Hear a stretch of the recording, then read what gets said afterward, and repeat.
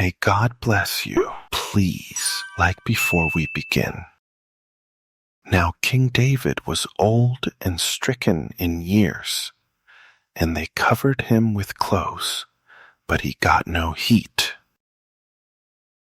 Why his servants said to him, Let there be sought for my lord the king a young virgin, and let her stand before the king, and let her cherish him, and let her lie in your bosom, that my lord the king may get heat. So they sought for a fair damsel throughout all the coasts of Israel, and found Abishag, a Shunammite, and brought her to the king. And the damsel was very fair, and cherished the king, and ministered to him, but the king knew her not. Then Adonijah, the son of Haggith, exalted himself, saying, I will be king. And he prepared him chariots and horsemen, and 50 men to run before him. And his father had not displeased him at any time in saying, Why have you done so? And he also was a very goodly man, and his mother bore him after Absalom. And he conferred with Joab, the son of Zeruiah, and with Abiathar the priest, and they following Adonijah helped him. But Zadok the priest, and Benaiah the son of Jehoiada, and Nathan the prophet, and Shimei, and Ray, and the mighty men which belonged to David, were not with Adonijah. And Adonijah slew sheep and oxen, and fat cattle by the stone of Zoheleth, which is by Enrogel, and called all his brothers the king's sons, and all the men of Judah the king's servants. But Nathan the prophet, and Benaiah, and the mighty men, and Solomon his brother, he called not. Why Nathan spoke to Bathsheba the mother of Solomon, saying, Have you not heard that Adonijah the son of Haggith does reign, and David our Lord knows it not? Now therefore come, let me, I pray you, give you counsel, that you may save your own life, and the life of your son Solomon. Go and get you in to King David, and say to him, Did not you, my lord, O king, swear to your handmaid, saying, Assuredly Solomon, your son, shall reign after me, and he shall sit on my throne?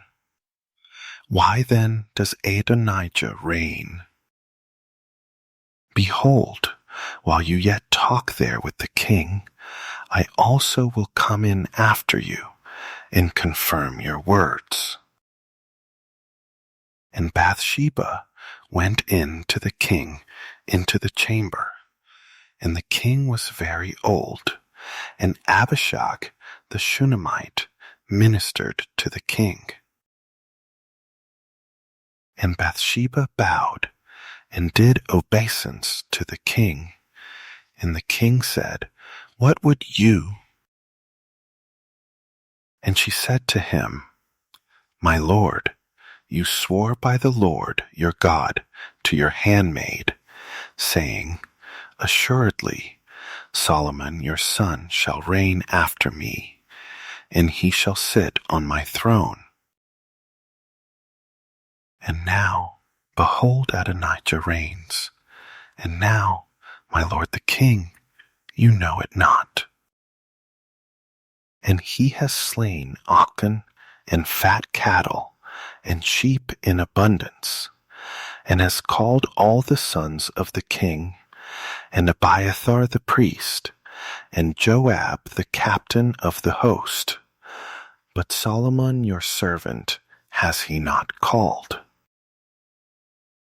And you, my lord, O king, the eyes of all Israel are on you, that you should tell them who shall sit on the throne of my lord the king after him. Otherwise it shall come to pass, when my lord the king shall sleep with his fathers, that I and my son Solomon shall be counted offenders. And see, while she yet talked with the king, Nathan the prophet also came in. And they told the king, saying, Behold Nathan the prophet. And when he was come in before the king, he bowed himself before the king with his face to the ground. And Nathan said, My lord, O king, have you said, Adonijah shall reign after me, and he shall sit on my throne? For he is gone down this day, and has slain oxen and fat cattle and sheep in abundance, and has called all the king's sons, and the captains of the host, and Abiathar the priest, and behold, they eat and drink before him, and say, God save King Adonijah. But me, even me, your servant, and Zadok the priest, and Benaiah the son of Jehoiada, and your servant Solomon, has he not called? Is this thing done by my lord the king? And you have not showed it to your servant, who should sit on the throne of my lord, O the king after him. Then King David answered and said, Call me Bathsheba. And she came into the king's presence, and stood before the king. And the king swore and said, As the Lord lives, that has redeemed my soul out of all distress, even as I swore to you by the Lord God of Israel, saying, Assuredly Solomon your son shall reign after me, and he shall sit on my throne in my stead. Even so will I certainly do this day. Then Bathsheba bowed with her face to the earth, and did reverence to the king, and said, Let my lord King David live forever. And King David said, Call me Zadok the priest, and Nathan the prophet, and Benaiah the son of Jehoiada.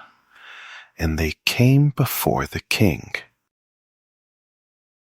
The king also said to them, Take with you the servants of your lord, and cause Solomon my son to ride on my own mule, and bring him down to Gihon. And let Zadok the priest and Nathan the prophet anoint him there king over Israel, and blow you with the trumpet, and say, God save King Solomon. Then you shall come up after him, that he may come and sit on my throne, for he shall be king in my stead, and I have appointed him to be ruler over Israel and over Judah. And Benaiah the son of Jehoiada answered the king and said, Amen. The Lord God of my lord, the king, say so too. As the Lord has been with my lord the king, even so be he with Solomon, and make his throne greater than the throne of my lord King David.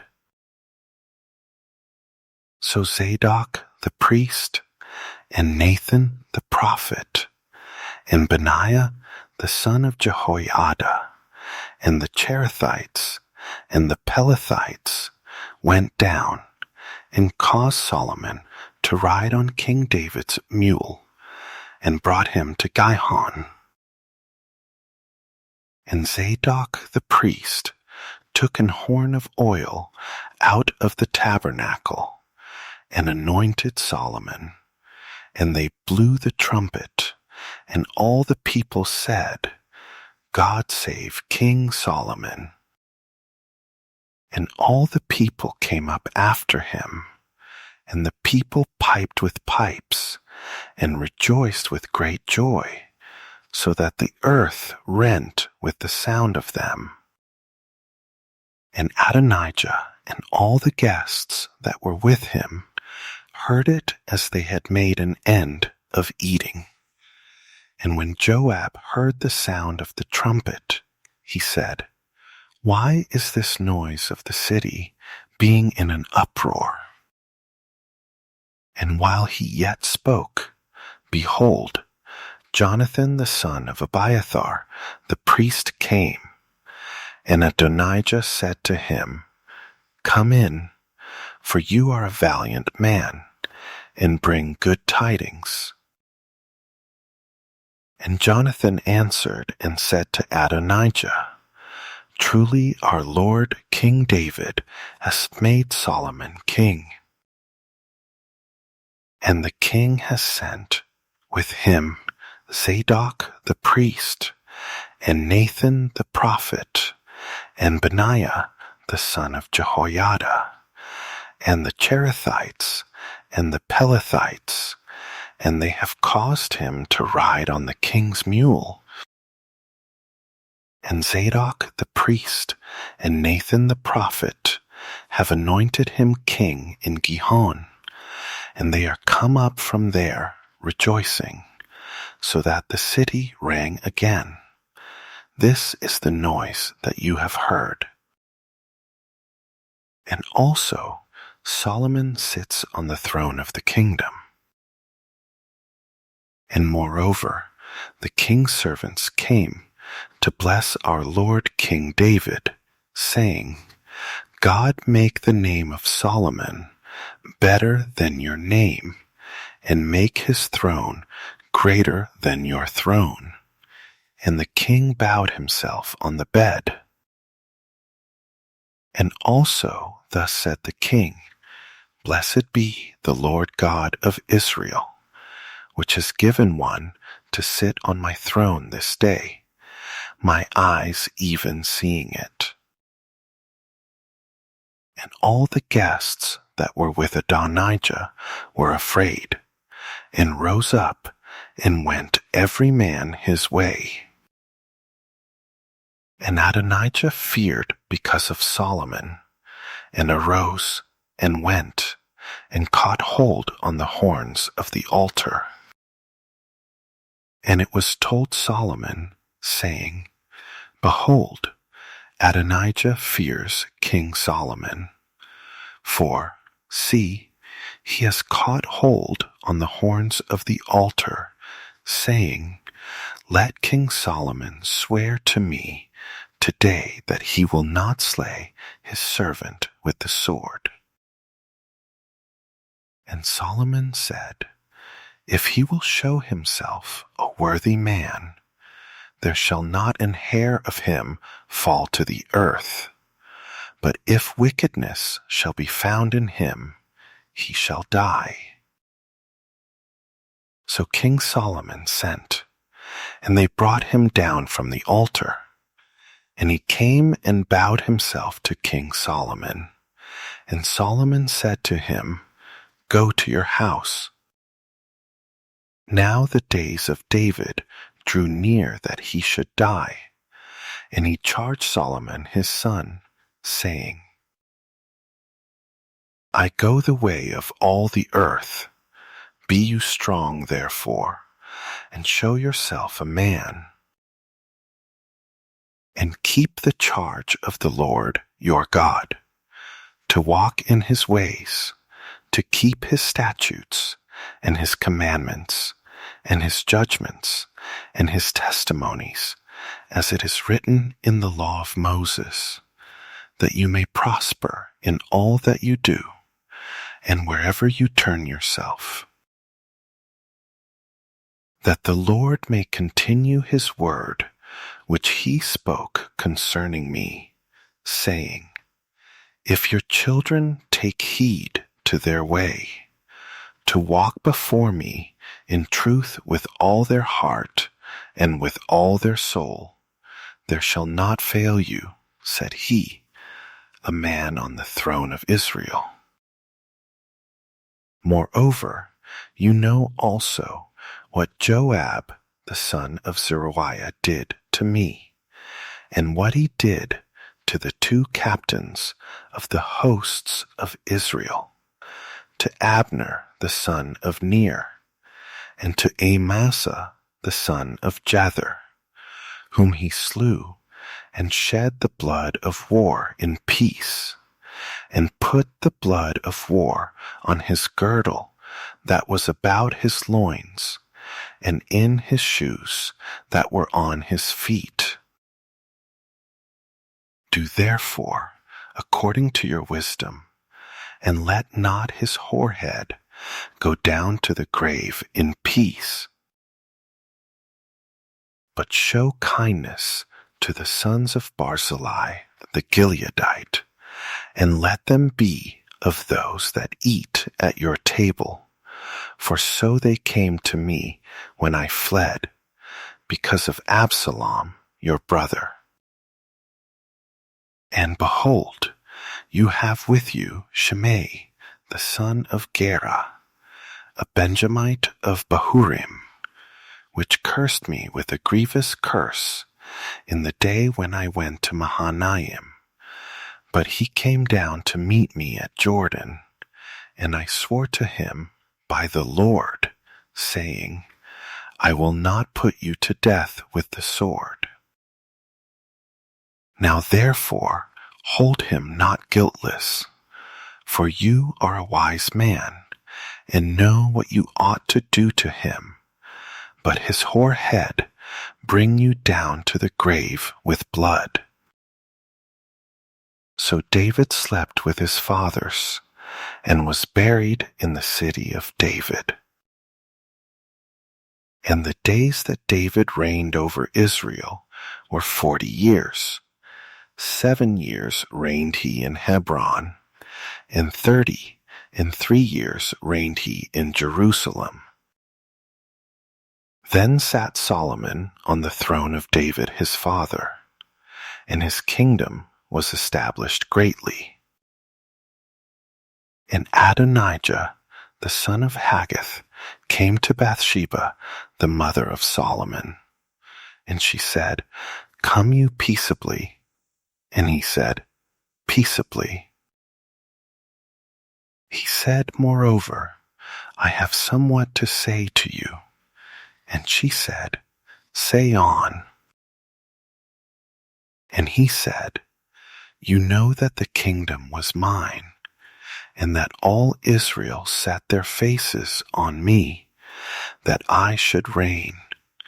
However, the kingdom is turned about, and is become my brother's, for it was his from the Lord. And now I ask one petition of you, deny me not. And she said to him, Say on.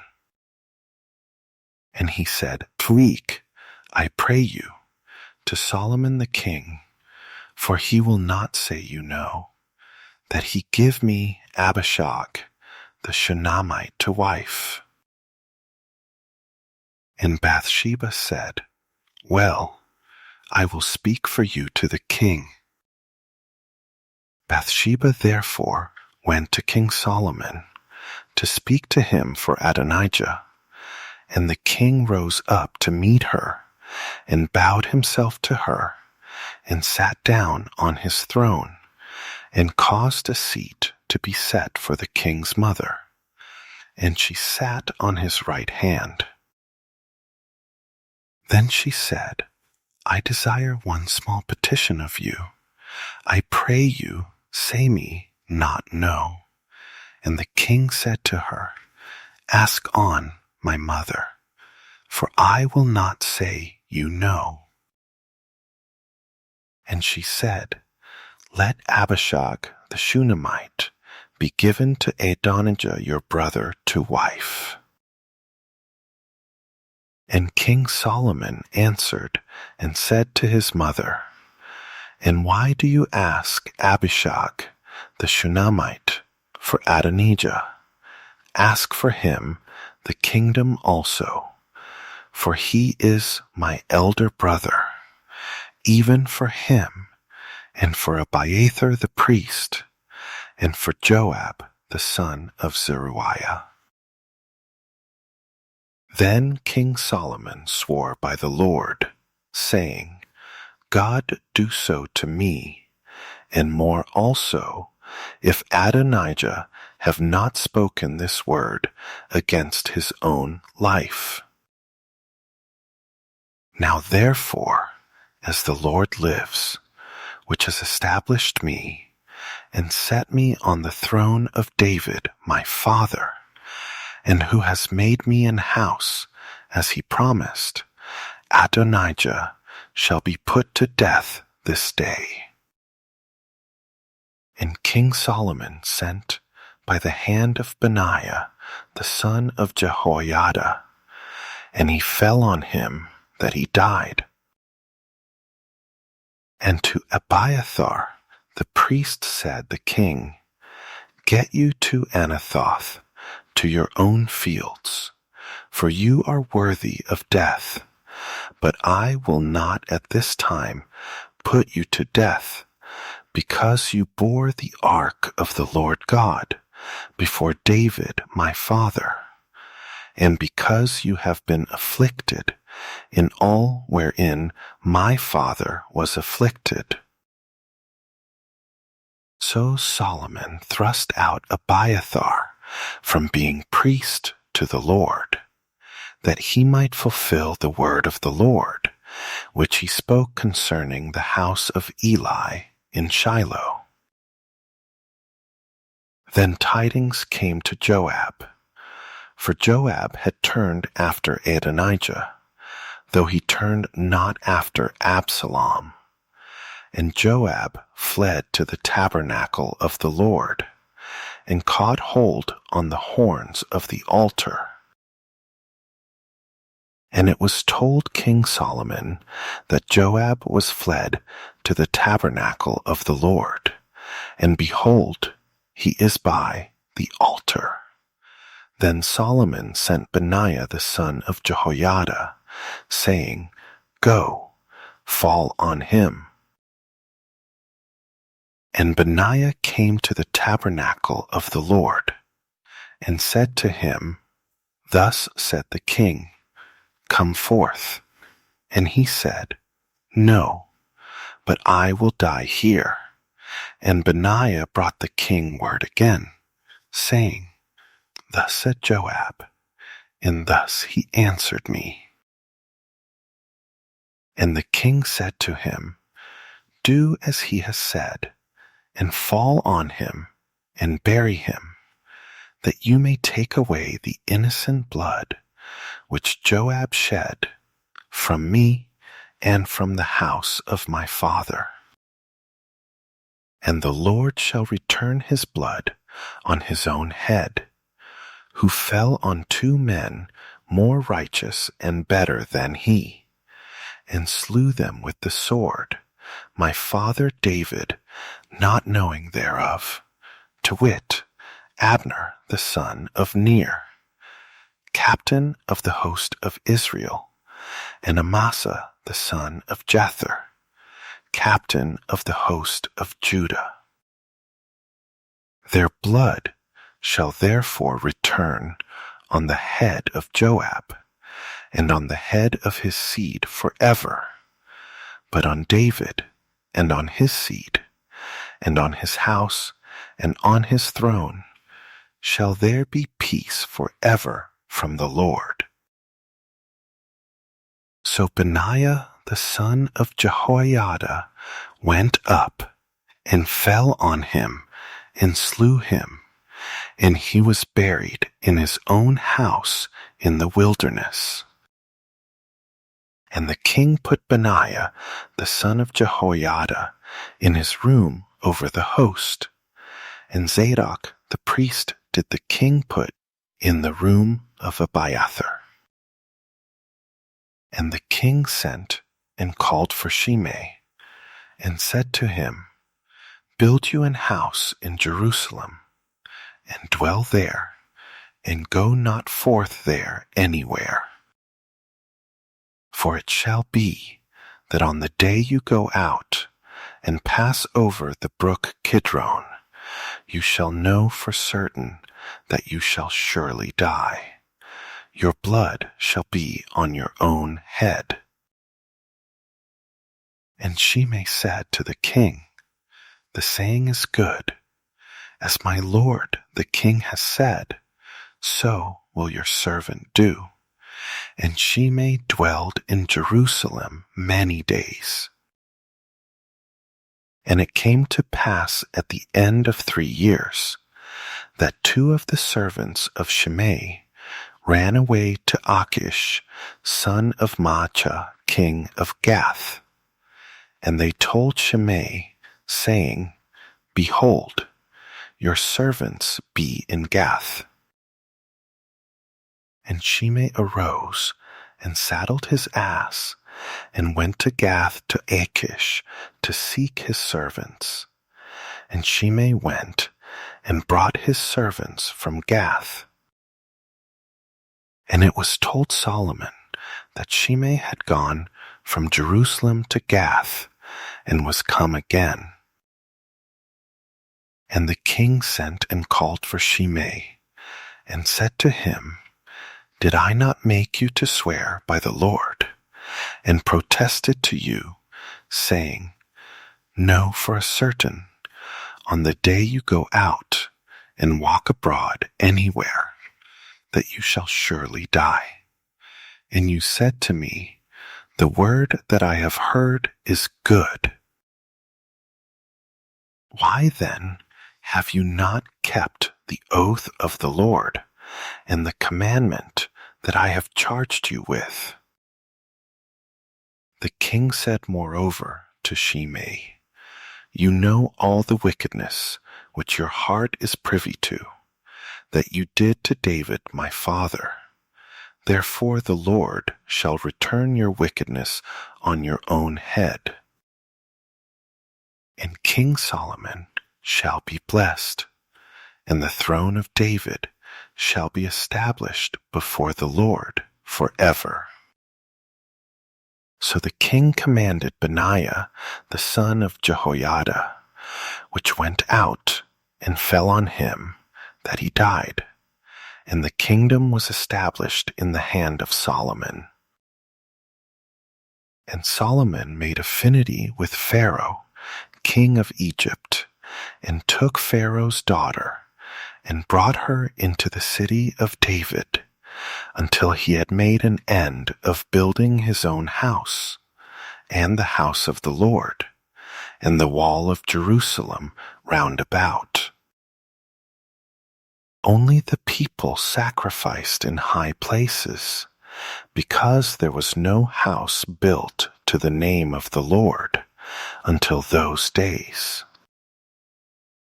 And Solomon loved the Lord, walking in the statutes of David his father. Only he sacrificed and burnt incense in high places.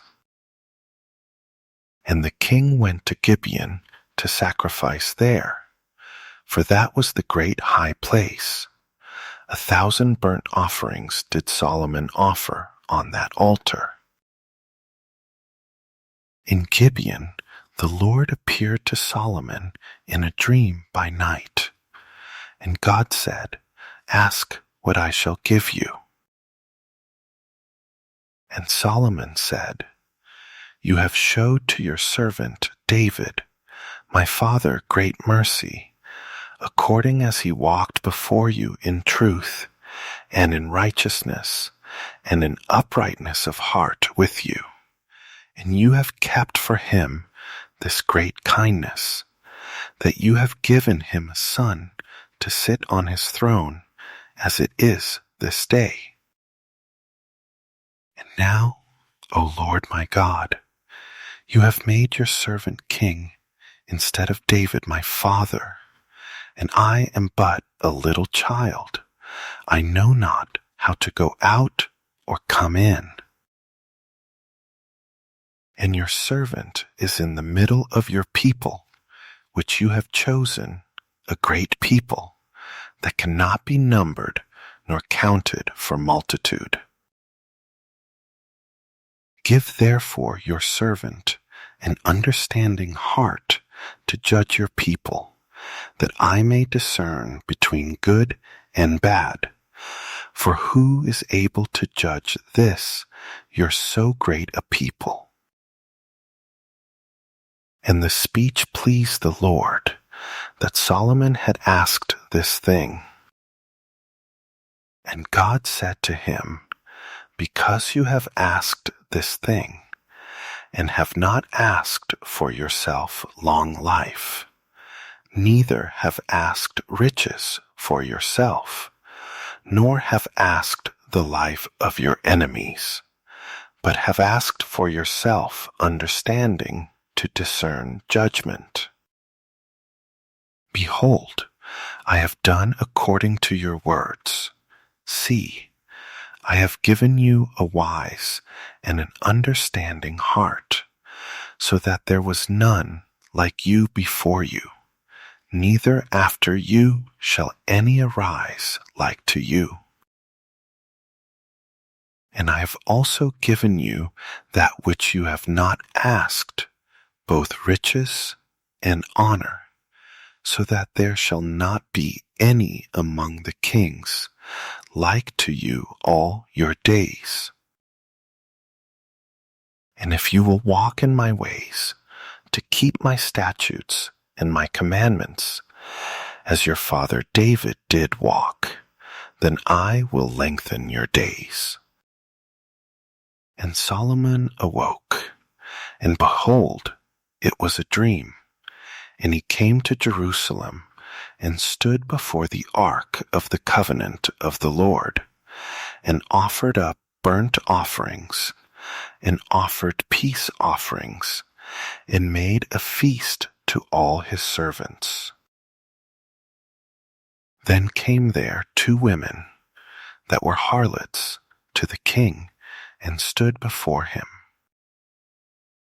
And the one woman said, O my lord, I and this woman dwell in one house, and I was delivered of a child with her in the house.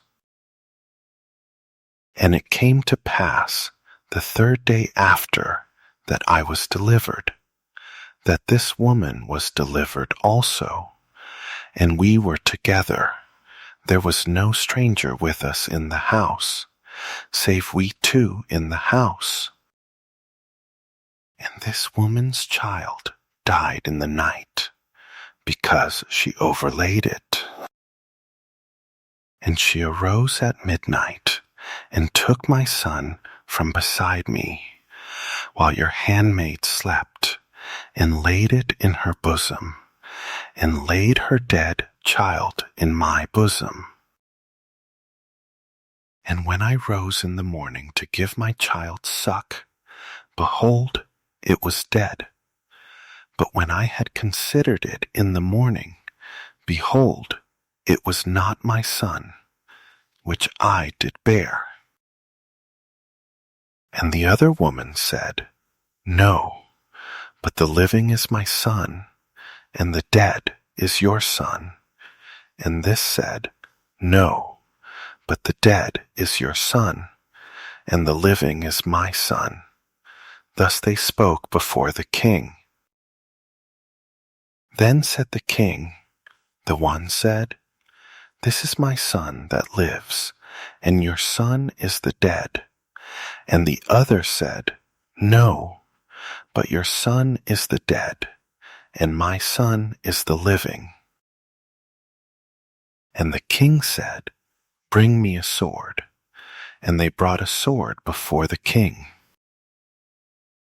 And the king said, Divide the living child in two, and give half to the one, and half to the other. Then spoke the woman, whose the living child was, to the king, for her bowels yearned on her son. And she said, O my lord, give her the living child, and in no wise slay it. But the other said, Let it be neither my nor yours, but divide it. Then the king answered and said, Give her the living child, and in no wise slay it. She is the mother thereof. And all Israel heard of the judgment which the king had judged, and they feared the king, for they saw that the wisdom of God was in him to do judgment. So King Solomon was king over all Israel. And these were the princes which he had: Azariah, the son of Zadok the priest; Elihoreph and Ahiah, the sons of Shisha, scribes; Jehoshaphat, the son of Ahilud, the recorder; and Benaiah the son of Jehoiada was over the host, and Zadok and Abiathar were the priests. And Azariah the son of Nathan was over the officers, and Zabud the son of Nathan was principal officer, and the king's friend. And Ahishur was over the household, and Adoniram the son of Abda was over the tribute. And Solomon had 12 officers over all Israel, which provided victuals for the king and his household. Each man his month in a year made provision. And these are their names: the son of Hur in Mount Ephraim, the son of Dekar in Maacaz, and in Shalbim, and Beth Shemesh, and Elon Bethanan, the son of Hesed in Aruboth. To him pertained Socho, and all the land of Hepher, the son of Abinadab, in all the region of Dor, which had Taphath, the daughter of Solomon, to wife; Baana, the son of Ahilud. To him pertained Tanach and Megiddo, and all Bethshean, which is by Zartana, beneath Jezreel, from Bethshean to Abel Meholah, even to the place that is beyond Jokneam. The son of Geber in Ramoth Gilead. To him pertained the towns of Jair, the son of Manasseh, which are in Gilead.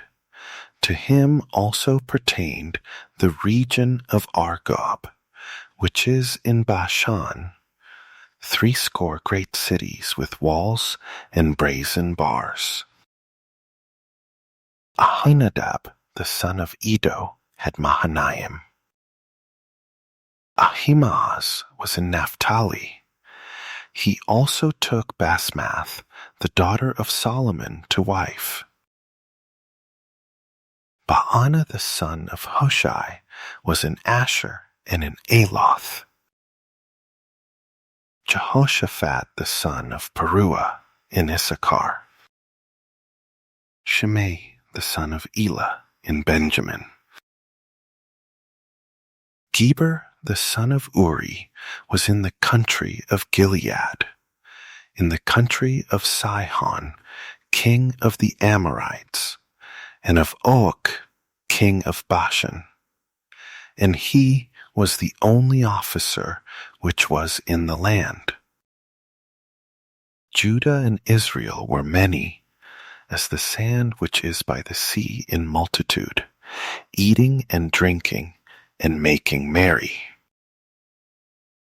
And Solomon reigned over all kingdoms, from the river to the land of the Philistines, and to the border of Egypt. They brought presents and served Solomon all the days of his life. And Solomon's provision for one day was 30 measures of fine flour, and 60 measures of meal, 10 fat oxen, and 20 oxen out of the pastures, and 100 sheep, beside harts, and roebucks, and fallow deer, and fatted fowl.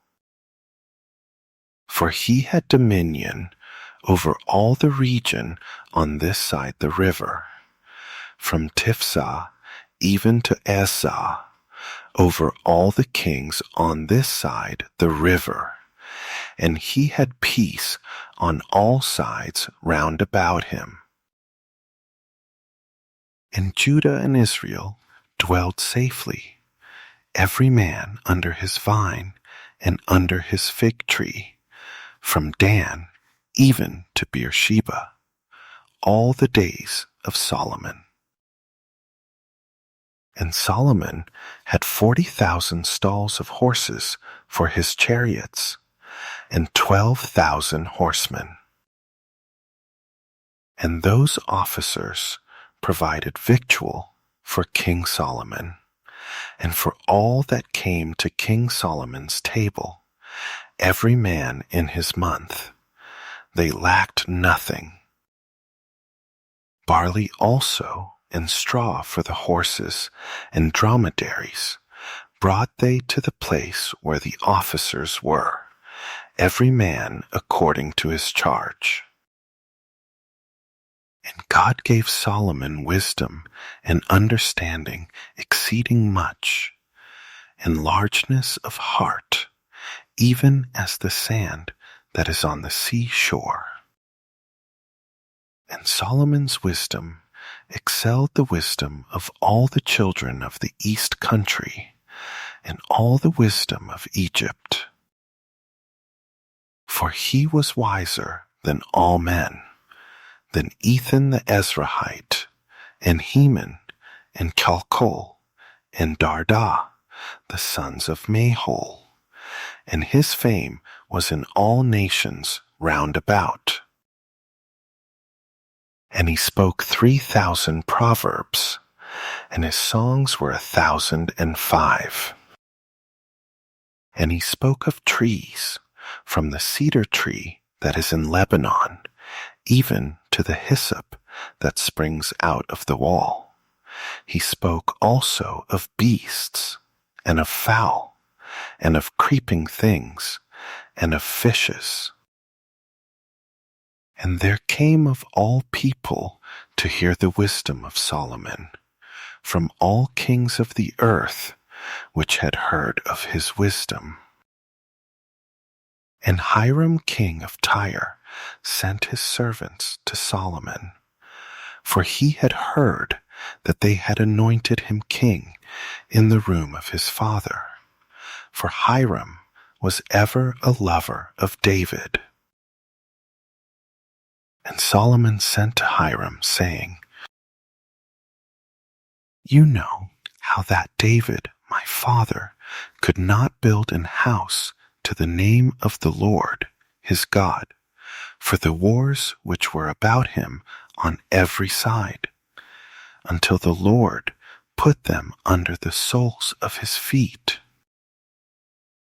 But now the Lord my God has given me rest on every side, so that there is neither adversary nor evil result.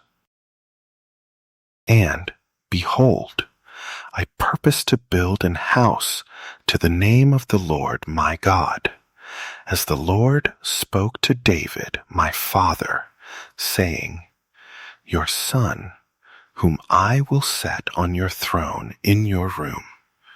He shall build an house to my name. Now therefore command you that they hew me cedar trees out of Lebanon, and my servants shall be with your servants, and to you will I give hire for your servants, according to all that you shall appoint. For you know that there is not among us any that can skill to hew timber, like to the Sidonians. And it came to pass, when Hiram heard the words of Solomon, that he rejoiced greatly, and said, Blessed be the Lord this day, which has given to David a wise son over this great people. And Hiram sent to Solomon, saying, I have considered the things which you sent to me for, and I will do all your desire concerning timber of cedar, and concerning timber of fir. My servants shall bring them down from Lebanon to the sea, and I will convey them by sea in floats to the place that you shall appoint me, and will cause them to be discharged there, and you shall receive them, and you shall accomplish my desire in giving food for my household. So Hiram gave Solomon cedar trees and fir trees according to all his desire.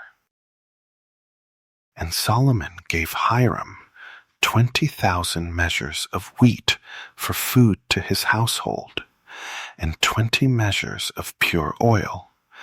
Thus gave Solomon to Hiram year by year. And the Lord gave Solomon wisdom, as he promised him, and there was peace between Hiram and Solomon, and they two made a league together. And King Solomon raised a levy out of all Israel, and the levy was 30,000 men. And he sent them to Lebanon, 10,000 a month by courses.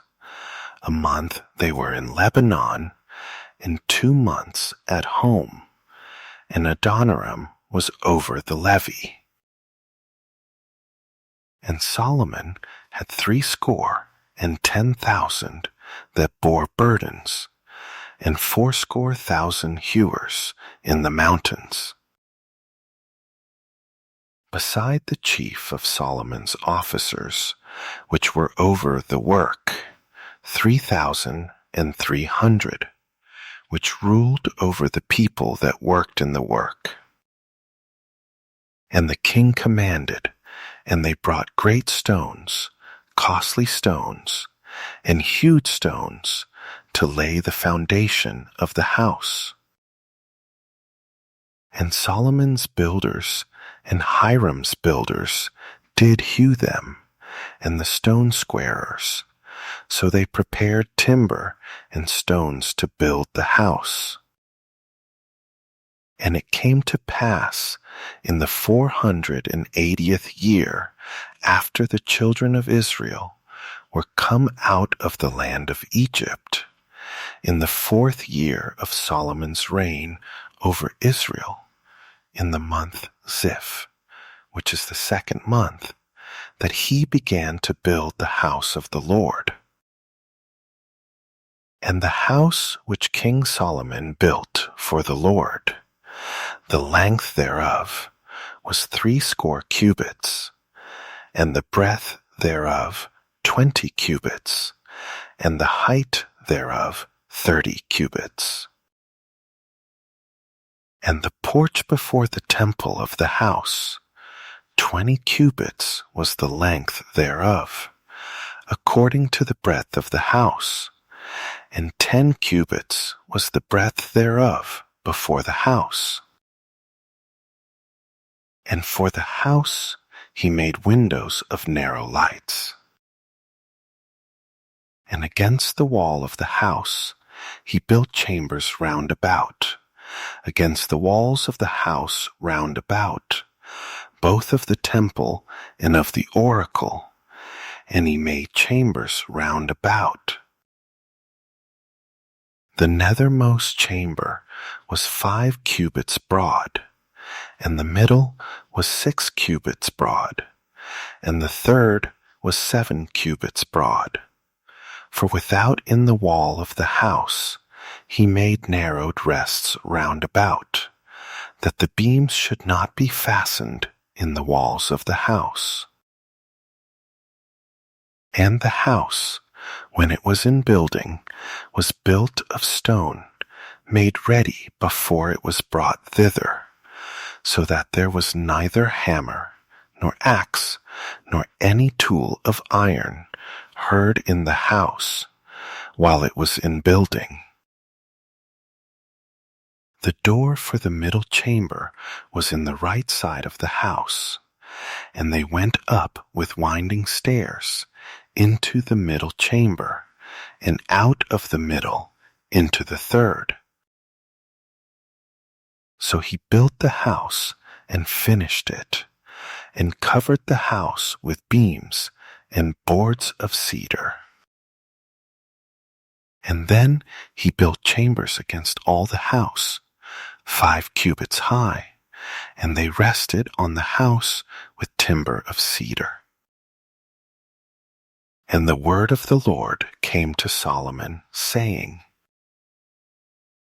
Concerning this house which you are in building, if you will walk in my statutes, and execute my judgments, and keep all my commandments to walk in them, then will I perform my word with you, which I spoke to David your father. And I will dwell among the children of Israel, and will not forsake my people Israel. So Solomon built the house and finished it.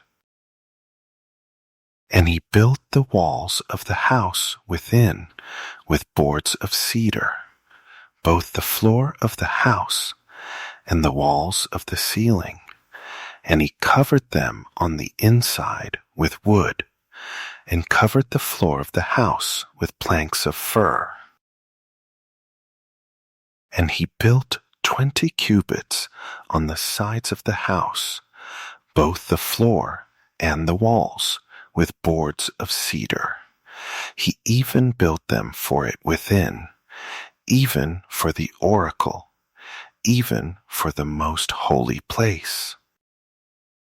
And the house, that is, the temple before it, was 40 cubits long. And the cedar of the house within was carved with knops and open flowers. All was cedar. There was no stone seen. And the oracle he prepared in the house within, to set there the oak of the covenant of the Lord. And the oracle in the forepart was 20 cubits in length, and 20 cubits in breadth, and 20 cubits in the height thereof. And he overlaid it with pure gold, and so covered the altar which was of cedar. So Solomon overlaid the house within with pure gold, and he made a partition by the chains of gold before the oracle, and he overlaid it with gold. And the whole house he overlaid with gold, until he had finished all the house. Also the whole altar that was by the oracle he overlaid with gold. And within the oracle he made 2 cherubim of olive tree, each 10 cubits high. And 5 cubits was the one wing of the cherub, and 5 cubits the other wing of the cherub. From the uttermost part of the one wing to the uttermost part of the other were 10 cubits, and the other cherub was 10 cubits. Both the cherubim were of one measure and one size. The height of the one cherub was 10 cubits, and so was it of the other cherub. And he set the cherubim within the inner house, and they stretched forth the wings of the cherubim, so that the wing of the one touched the one wall, and the wing of the other cherub touched the other wall, and their wings touched one another in the middle of the house. And he overlaid the cherubim with gold. And he carved all the walls of the house round about with carved figures of cherubim and palm trees and open flowers, within and without. And the floors of the house he overlaid with gold, within and without. And for the entering of the oracle he made doors of olive tree. The lintel and side posts were a fifth part of the wall. The 2 doors also were of olive tree, and he carved on them carvings of cherubim and palm trees and open flowers, and overlaid them with gold, and spread gold on the cherubim and on the palm trees. So also made he for the door of the temple posts of olive tree, a 4th part of the wall. And the 2 doors were of fir tree. The 2 leaves of the one door were folding, and the 2 leaves of the other door were folding. And he carved thereon cherubim and palm trees and open flowers, and covered them with gold fitted on the carved work. And he built the inner court with 3 rows of hewed stone and a row of cedar beams. In the 4th year was the foundation of the house of the Lord laid, in the month Ziph. And in the 11th year, in the month Bul, which is the 8th month, was the house finished throughout all the parts thereof, and according to all the fashion of it. So was he 7 years in building it. But Solomon was building his own house 13 years, and he finished all his house. He built also the house of the forest of Lebanon. The length thereof was 100 cubits, and the breadth thereof 50 cubits, and the height thereof 30 cubits, on 4 rows of cedar pillars, with cedar beams on the pillars. And it was covered with cedar above, on the beams, that lay on 45 pillars, 15 in a row. And there were windows in 3 rows, and light was against light in 3 ranks. And all the doors and posts were square, with the windows, and light was against light in 3 ranks. And he made a porch of pillars. The length thereof was 50 cubits, and the breadth thereof 30 cubits. And the porch was before them, and the other pillars and the thick beam were before them. Then he made a porch for the throne, where he might judge, even the porch of judgment. And it was covered with cedar from one side of the floor to the other. And his house where he dwelt had another court within the porch, which was of the like work. Solomon made also an house for Pharaoh's daughter, whom he had taken to wife, like to this porch. All these were of costly stones, according to the measures of hewed stones, sawed with saws, within and without, even from the foundation to the coping, and so on the outside toward the great court. And the foundation was of costly stones, even great stones, stones of 10 cubits, and stones of 8 cubits. And above were costly stones, after the measures of hewed stones and cedars. And the great court round about was with 3 rows of hewed stones, and a row of cedar beams, both for the inner court of the house of the Lord, and for the porch of the house. And King Solomon sent and fetched Hiram out of Tyre. He was a widow's son of the tribe of Naphtali, and his father was a man of Tyre, a worker in brass, and he was filled with wisdom and understanding and cunning to work all works in brass. And he came to King Solomon and worked all his work. For he cast 2 pillars of brass, of 18 cubits high apiece, and a line of 12 cubits did compass either of them about. And he made 2 capitals of molten brass, to set on the tops of the pillars. The height of the one capital was 5 cubits, and the height of the other capital was 5 cubits.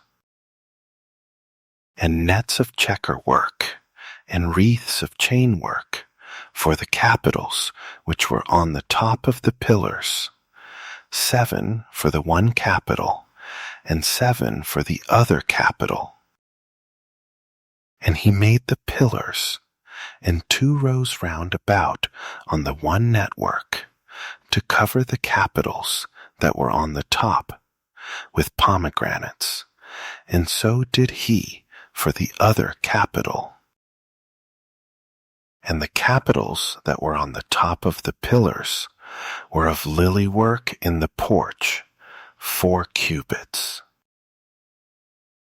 And the capitals on the 2 pillars had pomegranates also above, over against the belly, which was by the network. And the pomegranates were 200 in rows round about on the other capital. And he set up the pillars in the porch of the temple, and he set up the right pillar, and called the name thereof Jachin. And he set up the left pillar, and called the name thereof Boaz. And on the top of the pillars was lily work. So was the work of the pillars finished. And he made molten sea, 10 cubits from the one brim to the other. It was round all about, and his height was 5 cubits, and a line of 30 cubits did compass it round about. And under the brim of it, round about, there were knops compassing it, 10 in a cubit, compassing the sea round about. The knops were cast in 2 rows, when it was cast. It stood on 12 oxen, 3 looking toward the north, and 3 looking toward the west, and 3 looking toward the south, and 3 looking toward the east. And the sea was set above on them, and all their hinder parts were inward. And it was an handbreadth thick, and the brim thereof was worked like the brim of a cup, with flowers of lilies. It contained 2,000 baths. And he made 10 bases of brass.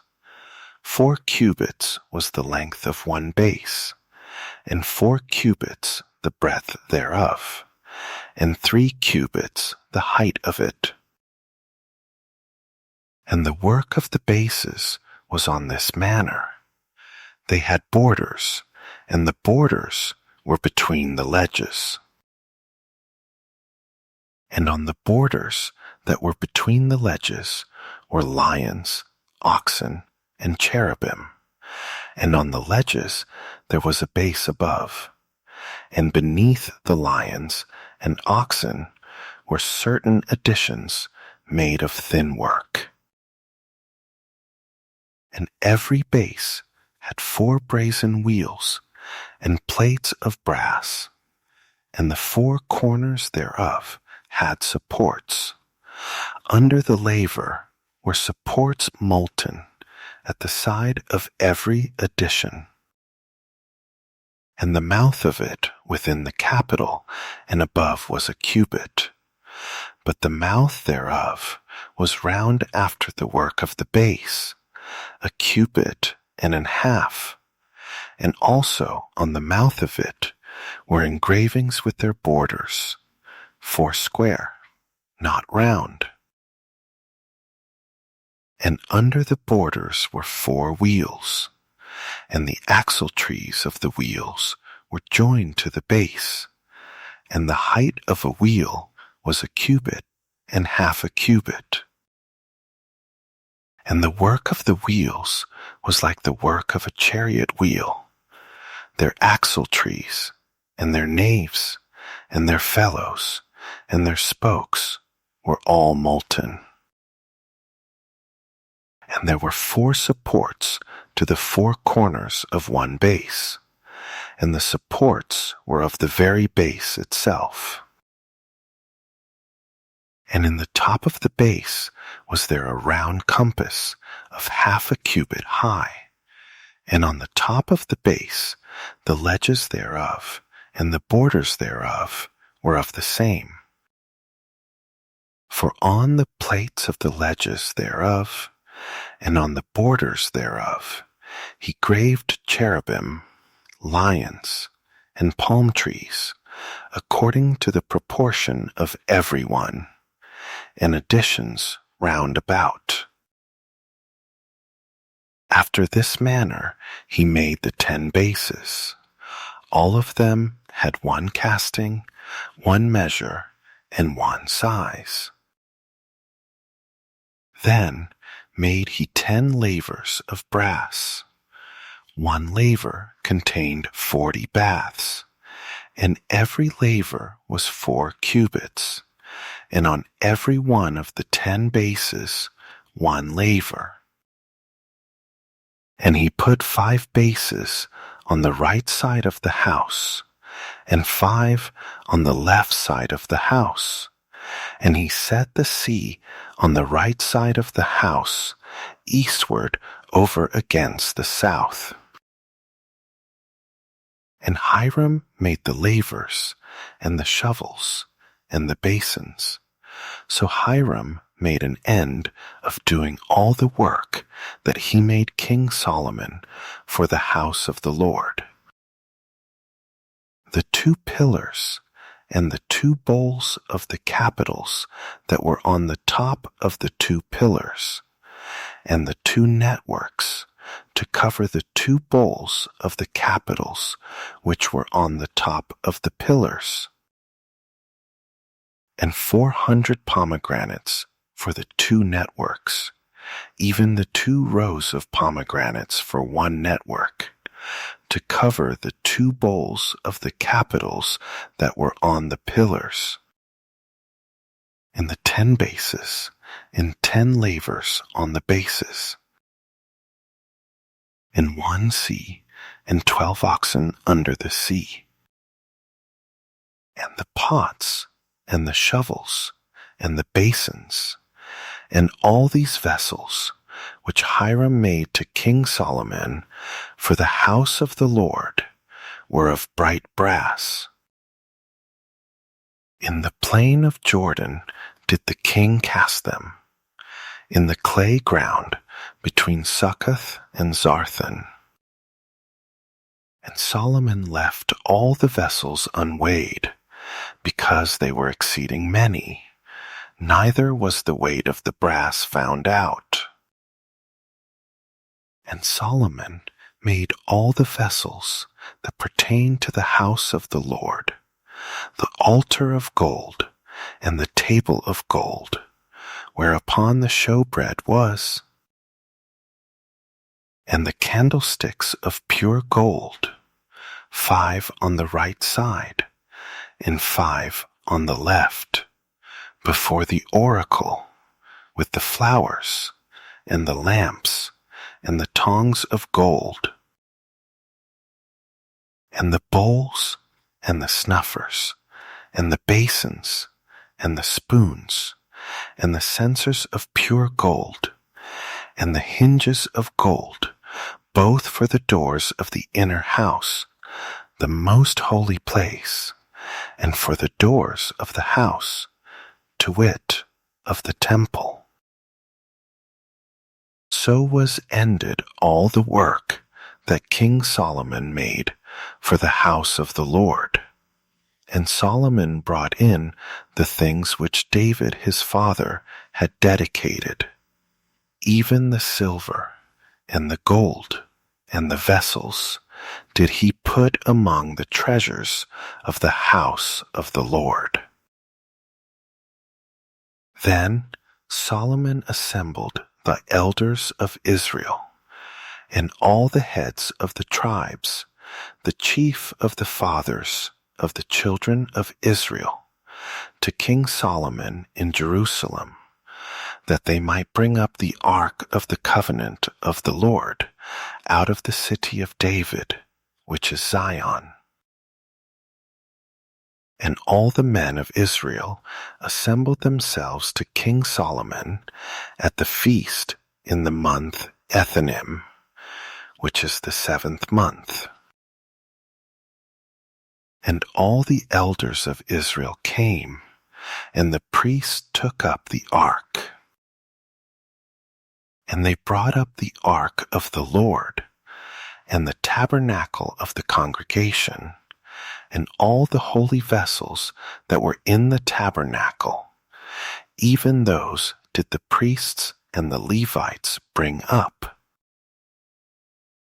And King Solomon and all the congregation of Israel that were assembled to him were with him before the ark, sacrificing sheep and oxen that could not be told nor numbered for multitude.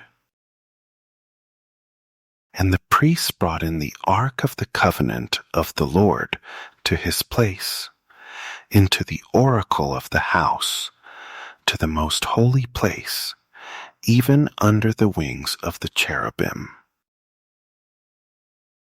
For the cherubim spread forth their 2 wings over the place of the ark, and the cherubim covered the ark and the staves thereof above.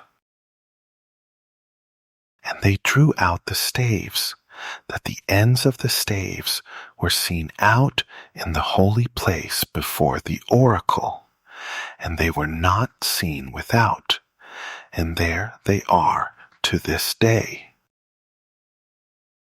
There was nothing in the ark save the 2 tables of stone, which Moses put there at Horeb, when the Lord made a covenant with the children of Israel, when they came out of the land of Egypt.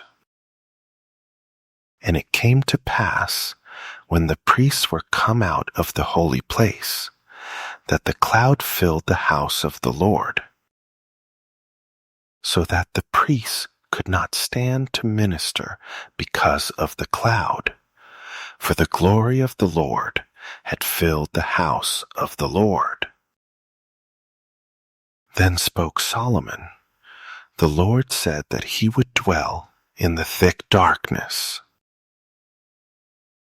I have surely built you an house to dwell in, a settled place for you to abide in forever. And the king turned his face about, and blessed all the congregation of Israel. And all the congregation of Israel stood. And he said, Blessed be the Lord God of Israel, which spoke with his mouth to David my father, and has with his hand fulfilled it, saying,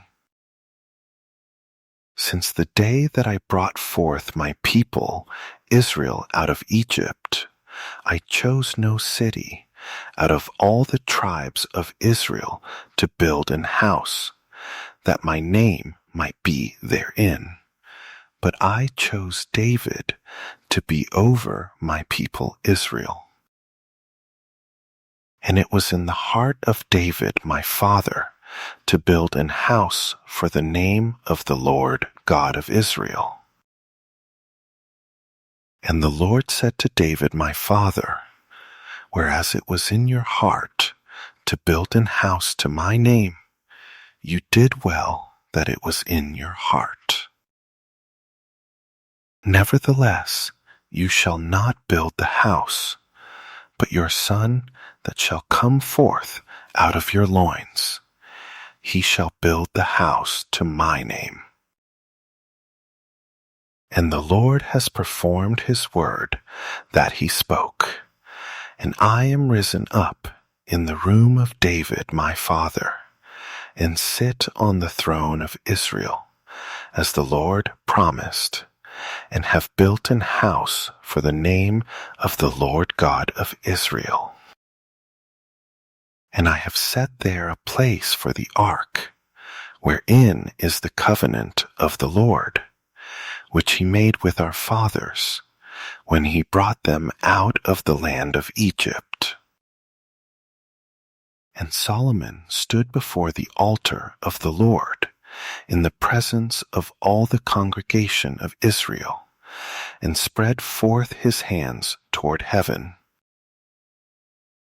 And he said, Lord God of Israel, there is no God like you, in heaven above, or on earth beneath, who keep covenant and mercy with your servants that walk before you with all their heart,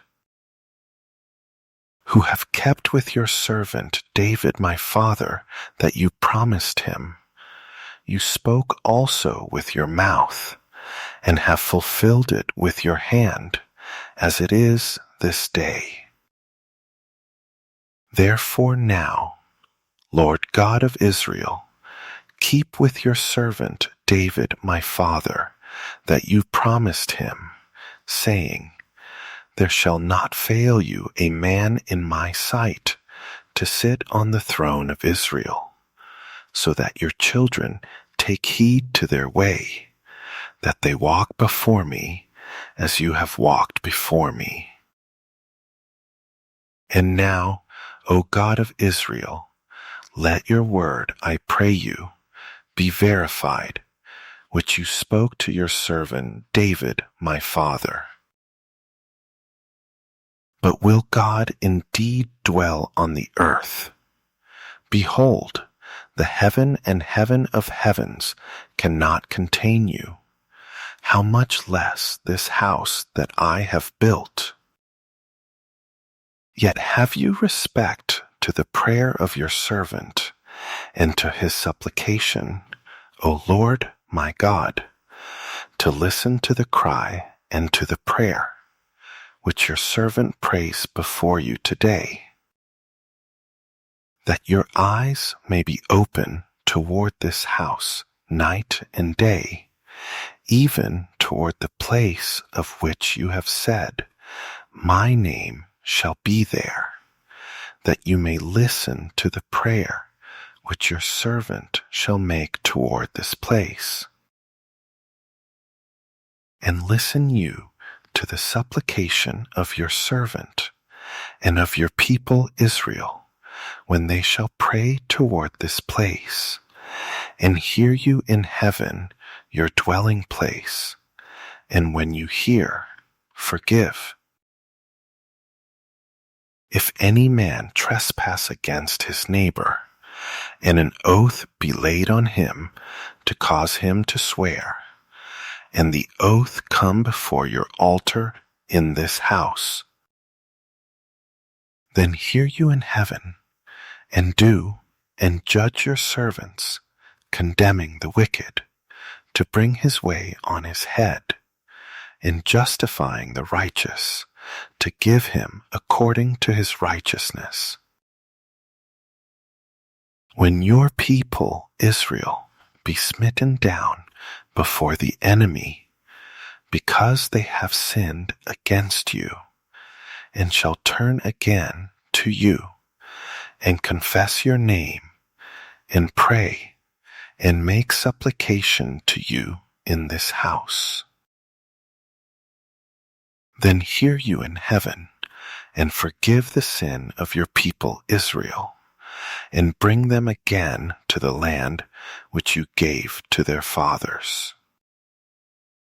When heaven is shut up, and there is no rain, because they have sinned against you, if they pray toward this place, and confess your name, and turn from their sin when you afflict them, then hear you in heaven, and forgive the sin of your servants, and of your people Israel, that you teach them the good way wherein they should walk, and give rain on your land, which you have given to your people for an inheritance. If there be in the land famine, if there be pestilence, blasting, mildew, locust, or if there be caterpillar, if their enemy besiege them in the land of their cities, whatever plague, whatever sickness there be, what prayer and supplication soever be made by any man, or by all your people Israel, which shall know every man the plague of his own heart, and spread forth his hands toward this house, then hear you in heaven, your dwelling place, and forgive, and do, and give to every man according to his ways, whose heart you know. For you, even you only, know the hearts of all the children of men, that they may fear you all the days that they live in the land which you gave to our fathers. Moreover, concerning a stranger that is not of your people Israel, but comes out of a far country for your name's sake, for they shall hear of your great name, and of your strong hand, and of your stretched out arm, when he shall come and pray toward this house. Hear you in heaven, your dwelling place, and do according to all that the stranger calls to you for, that all people of the earth may know your name, to fear you as do your people Israel, and that they may know that this house which I have built is called by your name. If your people go out to battle against their enemy, wherever you shall send them, and shall pray to the Lord toward the city which you have chosen, and toward the house that I have built for your name, then hear you in heaven their prayer and their supplication, and maintain their cause. If they sin against you, for there is no man that sins not, and you be angry with them, and deliver them to the enemy, so that they carry them away, captives to the land of the enemy, far or near. Yet if they shall bethink themselves in the land where they were carried captives, and repent, and make supplication to you in the land of them that carried them captives, saying, We have sinned and have done perversely. We have committed wickedness. And so return to you with all their heart and with all their soul in the land of their enemies, which led them away captive, and pray to you toward their land, which you gave to their fathers, the city which you have chosen, and the house which I have built for your name. Then hear you their prayer and their supplication in heaven, your dwelling place, and maintain their cause. And forgive your people that have sinned against you, and all their transgressions, wherein they have transgressed against you, and give them compassion before them who carried them captive, that they may have compassion on them. For they be your people, and your inheritance, which you brought forth out of Egypt, from the middle of the furnace of iron, that your eyes may be open to the supplication of your servant, and to the supplication of your people Israel, to listen to them in all that they call for to you. For you did separate them from among all the people of the earth, to be your inheritance, as you spoke by the hand of Moses, your servant, when you brought our fathers out of Egypt, O Lord God. And it was so that when Solomon had made an end of praying all this prayer and supplication to the Lord, he arose from before the altar of the Lord, from kneeling on his knees, with his hands spread up to heaven. And he stood and blessed all the congregation of Israel with a loud voice, saying, Blessed be the Lord, that has given rest to his people Israel, according to all that he promised. There has not failed one word of all his good promise, which he promised by the hand of Moses his servant. The Lord our God be with us, as he was with our fathers. Let him not leave us, nor forsake us, that he may incline our hearts to him, to walk in all his ways, and to keep his commandments, and his statutes, and his judgments, which he commanded our fathers.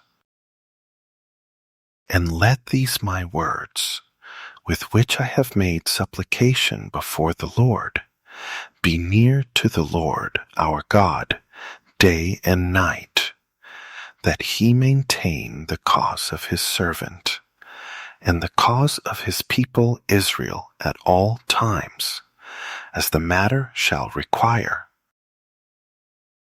that all the people of the earth may know that the Lord is God, and that there is none else. Let your heart therefore be perfect with the Lord our God, to walk in his statutes, and to keep his commandments, as at this day. And the king and all Israel with him offered sacrifice before the Lord. And Solomon offered a sacrifice of peace offerings, which he offered to the Lord, 22,000 oxen, and 120,000 sheep. So the king and all the children of Israel dedicated the house of the Lord. The same day did the king hallow the middle of the court that was before the house of the Lord, for there he offered burnt offerings and meat offerings, and the fat of the peace offerings, because the brazen altar that was before the Lord was too little to receive the burnt offerings, and meat offerings, and the fat of the peace offerings. And at that time Solomon held a feast, and all Israel with him, a great congregation, from the entering in of Hamath to the river of Egypt, before the Lord our God, 7 days and 7 days, even 14 days. On the 8th day he sent the people away, and they blessed the king and went to their tents, joyful and glad of heart, for all the goodness that the Lord had done for David his servant, and for Israel his people. And it came to pass, when Solomon had finished the building of the house of the Lord, and the king's house, and all Solomon's desire which he was pleased to do, that the Lord appeared to Solomon the second time, as he had appeared to him at Gibeon. And the Lord said to him, I have heard your prayer and your supplication that you have made before me. I have hallowed this house, which you have built, to put my name there forever, and my eyes and my heart shall be there perpetually. And if you will walk before me, as David your father walked, in integrity of heart and in uprightness, to do according to all that I have commanded you, and will keep my statutes and my judgments, then I will establish the throne of your kingdom on Israel forever, as I promised to David your father, saying, there shall not fail you a man on the throne of Israel. But if you shall at all turn from following me, you or your children, and will not keep my commandments and my statutes which I have set before you, but go and serve other gods, and worship them, then will I cut off Israel out of the land which I have given them, and this house which I have hallowed for my name will I cast out of my sight, and Israel shall be a proverb and a byword among all people. And at this house, which is high, every one that passes by it shall be astonished, and shall hiss, and they shall say, why has the Lord done thus to this land and to this house? And they shall answer, because they forsook the Lord their God, who brought forth their fathers out of the land of Egypt, and have taken hold on other gods, and have worshipped them and served them. Therefore has the Lord brought on them all this evil. And it came to pass at the end of 20 years, when Solomon had built the 2 houses, the house of the Lord and the king's house. Now Hiram the king of Tyre had furnished Solomon with cedar trees and fir trees, and with gold, according to all his desire, that then King Solomon gave Hiram 20 cities in the land of Galilee. And Hiram came out from Tyre to see the cities which Solomon had given him, and they pleased him not. And he said, what cities are these which you have given me, my brother?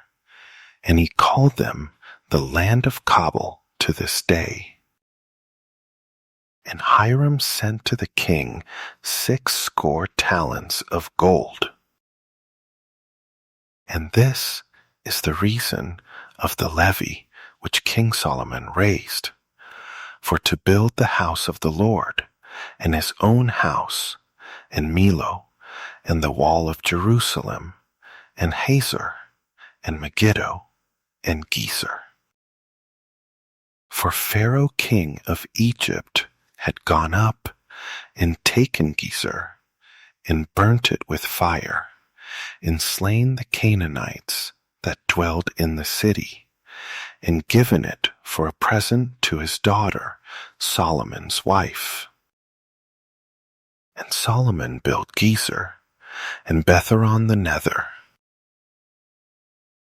and Baalath, and Tadmor in the wilderness, in the land, and all the cities of store that Solomon had, and cities for his chariots, and cities for his horsemen, and that which Solomon desired to build in Jerusalem, and in Lebanon, and in all the land of his dominion.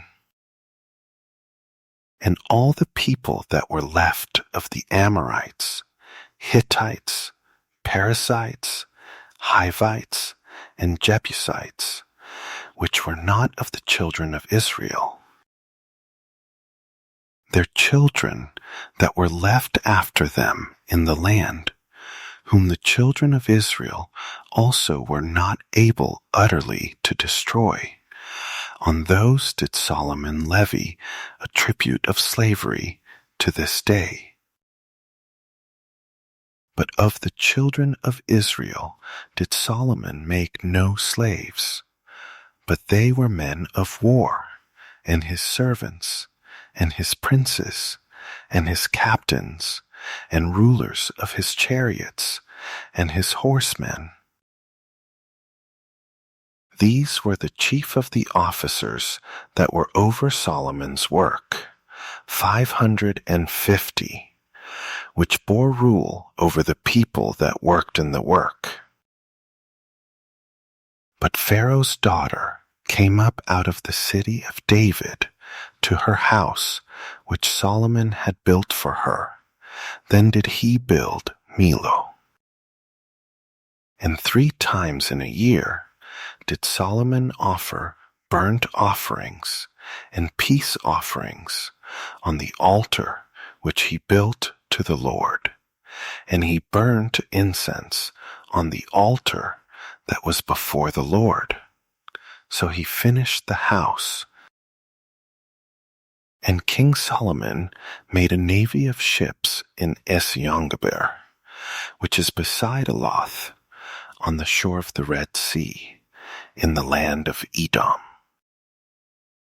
And Hiram sent in the navy his servants, shipmen that had knowledge of the sea, with the servants of Solomon. And they came to Ophir, and fetched from there gold, 420 talents, and brought it to King Solomon. And when the queen of Sheba heard of the fame of Solomon concerning the name of the Lord, she came to prove him with hard questions. And she came to Jerusalem with a very great train, with camels that bore spices, and very much gold, and precious stones. And when she was come to Solomon, she communed with him of all that was in her heart. And Solomon told her all her questions. There was not anything hid from the king, which he told her not. And when the queen of Sheba had seen all Solomon's wisdom, and the house that he had built, and the meat of his table, and the sitting of his servants, and the attendance of his ministers, and their apparel, and his cupbearers, and his ascent, by which he went up to the house of the Lord, there was no more spirit in her. And she said to the king, "It was a true report that I heard in my own land of your acts and of your wisdom. However, I believed not the words until I came, and my eyes had seen it. And behold, the half was not told me. Your wisdom and prosperity exceeds the fame which I heard. Happy are your men, happy are these your servants, which stand continually before you, and that hear your wisdom. Blessed be the Lord your God, which delighted in you to set you on the throne of Israel, because the Lord loved Israel forever. Therefore made he you king, to do judgment and justice." And she gave the king 120 talents of gold, and of spices, very great store, and precious stones. There came no more such abundance of spices as these which the queen of Sheba gave to King Solomon. And the navy also of Hiram, that brought gold from Ophir, brought in from Ophir great plenty of almug trees and precious stones. And the king made of the almug trees pillars for the house of the Lord, and for the king's house harps also and psalteries for singers. There came no such almug trees, nor were seen to this day. And King Solomon gave to the queen of Sheba all her desire, whatever she asked, beside that which Solomon gave her of his royal bounty. So she turned and went to her own country, she and her servants. Now the weight of gold that came to Solomon in 1 year was 660 talents of gold. Beside that, he had of the merchants, and of the traffic of the spice merchants, and of all the kings of Arabia, and of the governors of the country. And King Solomon made 200 targets of beaten gold. 600 shekels of gold went to one target. And he made 300 shields of beaten gold. 3 pounds of gold went to one shield, and the king put them in the house of the forest of Lebanon. Moreover, the king made a great throne of ivory, and overlaid it with the best gold. The throne had 6 steps, and the top of the throne was round behind, and there were stays on either side on the place of the seat, and 2 lions stood beside the stays. And 12 lions stood there on the one side, and on the other on the 6 steps. There was not the like made in any kingdom. And all King Solomon's drinking vessels were of gold, and all the vessels of the house of the forest of Lebanon were of pure gold. None were of silver. It was nothing accounted of in the days of Solomon. For the king had at sea a navy of Tarshish with the navy of Hiram. Once in 3 years came the navy of Tarshish, bringing gold and silver, ivory, and apes, and peacocks. So King Solomon exceeded all the kings of the earth for riches and for wisdom. And all the earth sought to Solomon to hear his wisdom, which God had put in his heart. And they brought every man his present, vessels of silver, and vessels of gold, and garments, and armor, and spices, horses, and mules, a rate year by year. And Solomon gathered together chariots and horsemen, and he had 1,400 chariots, and 12,000 horsemen, whom he bestowed in the cities for chariots, and with the king at Jerusalem. And the king made silver to be in Jerusalem as stones, and cedars made he to be as the sycamore trees that are in the vale, for abundance. And Solomon had horses brought out of Egypt, and linen yarn. The king's merchants received the linen yarn at a price. And a chariot came up and went out of Egypt for 600 shekels of silver, and an horse for 150. And so for all the kings of the Hittites and for the kings of Syria did they bring them out by their means.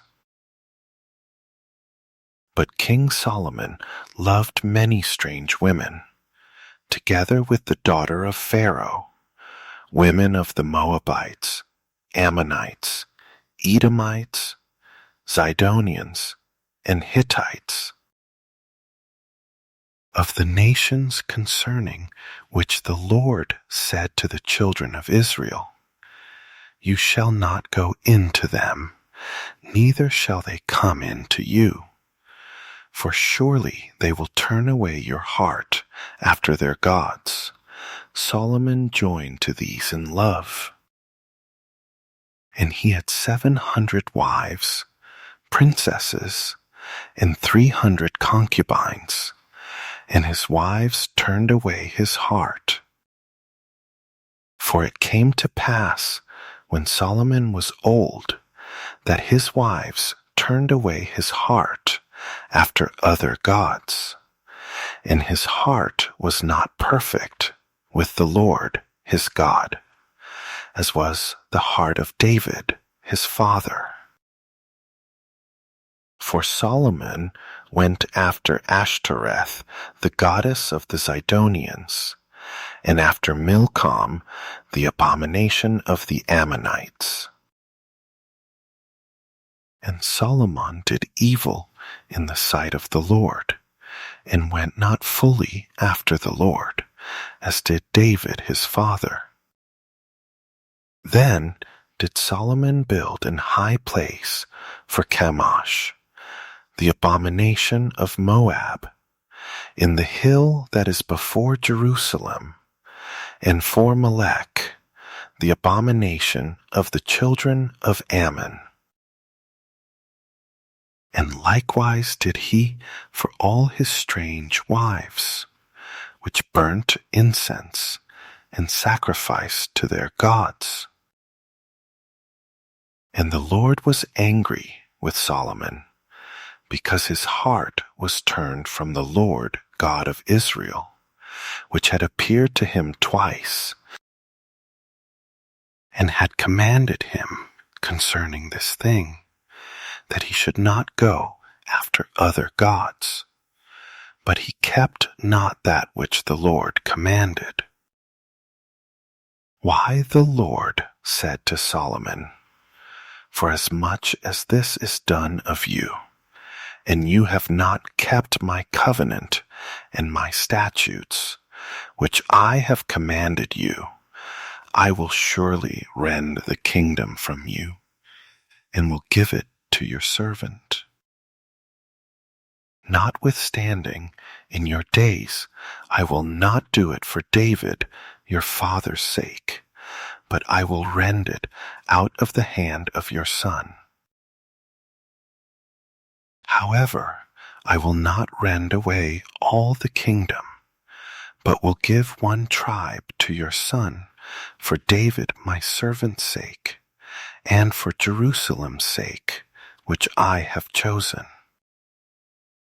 And the Lord stirred up an adversary to Solomon, Hadad the Edomite. He was of the king's seed in Edom.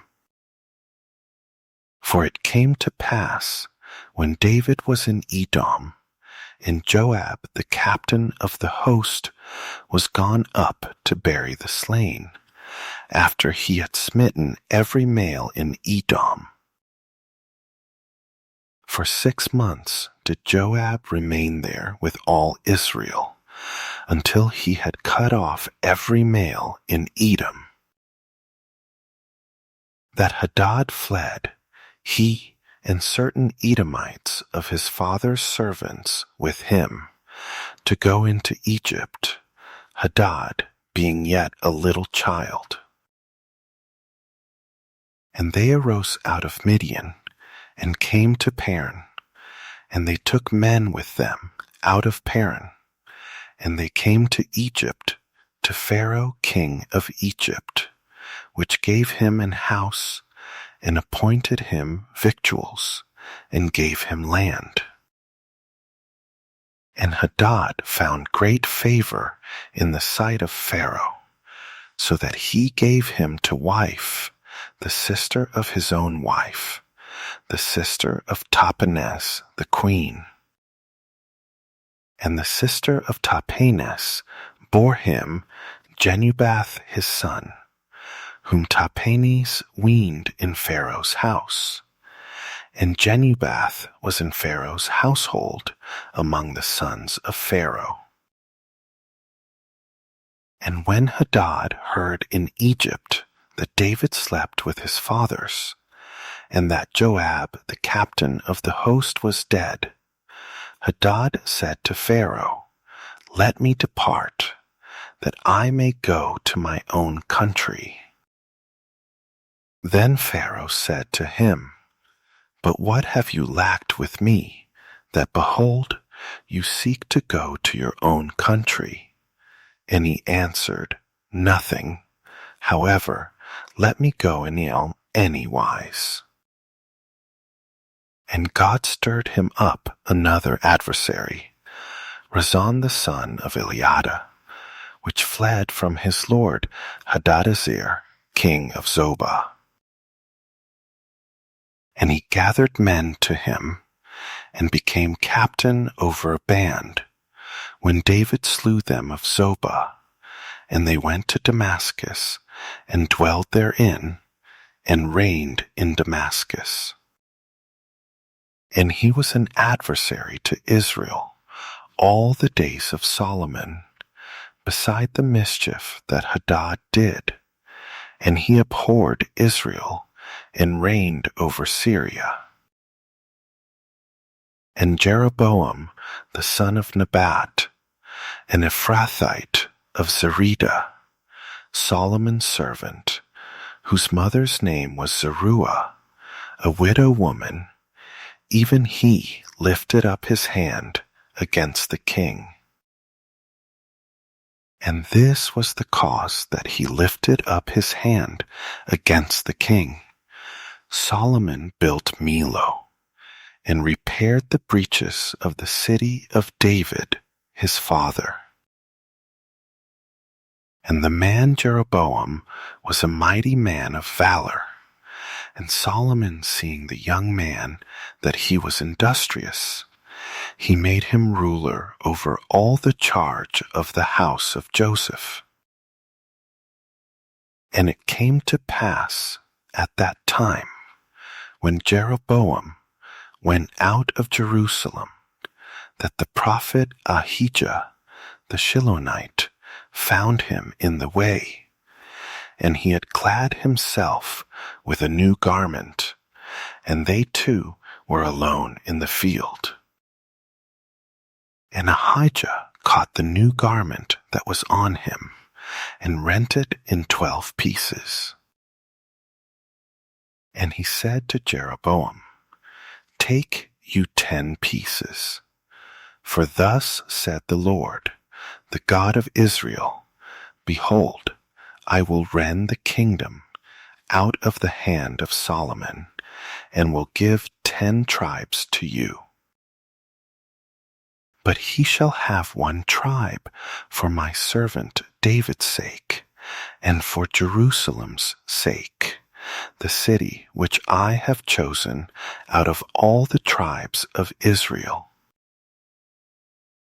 Because that they have forsaken me, and have worshipped Ashtoreth, the goddess of the Zidonians, Chemosh, the god of the Moabites, and Milcom, the god of the children of Ammon, and have not walked in my ways, to do that which is right in my eyes, and to keep my statutes and my judgments, as did David his father.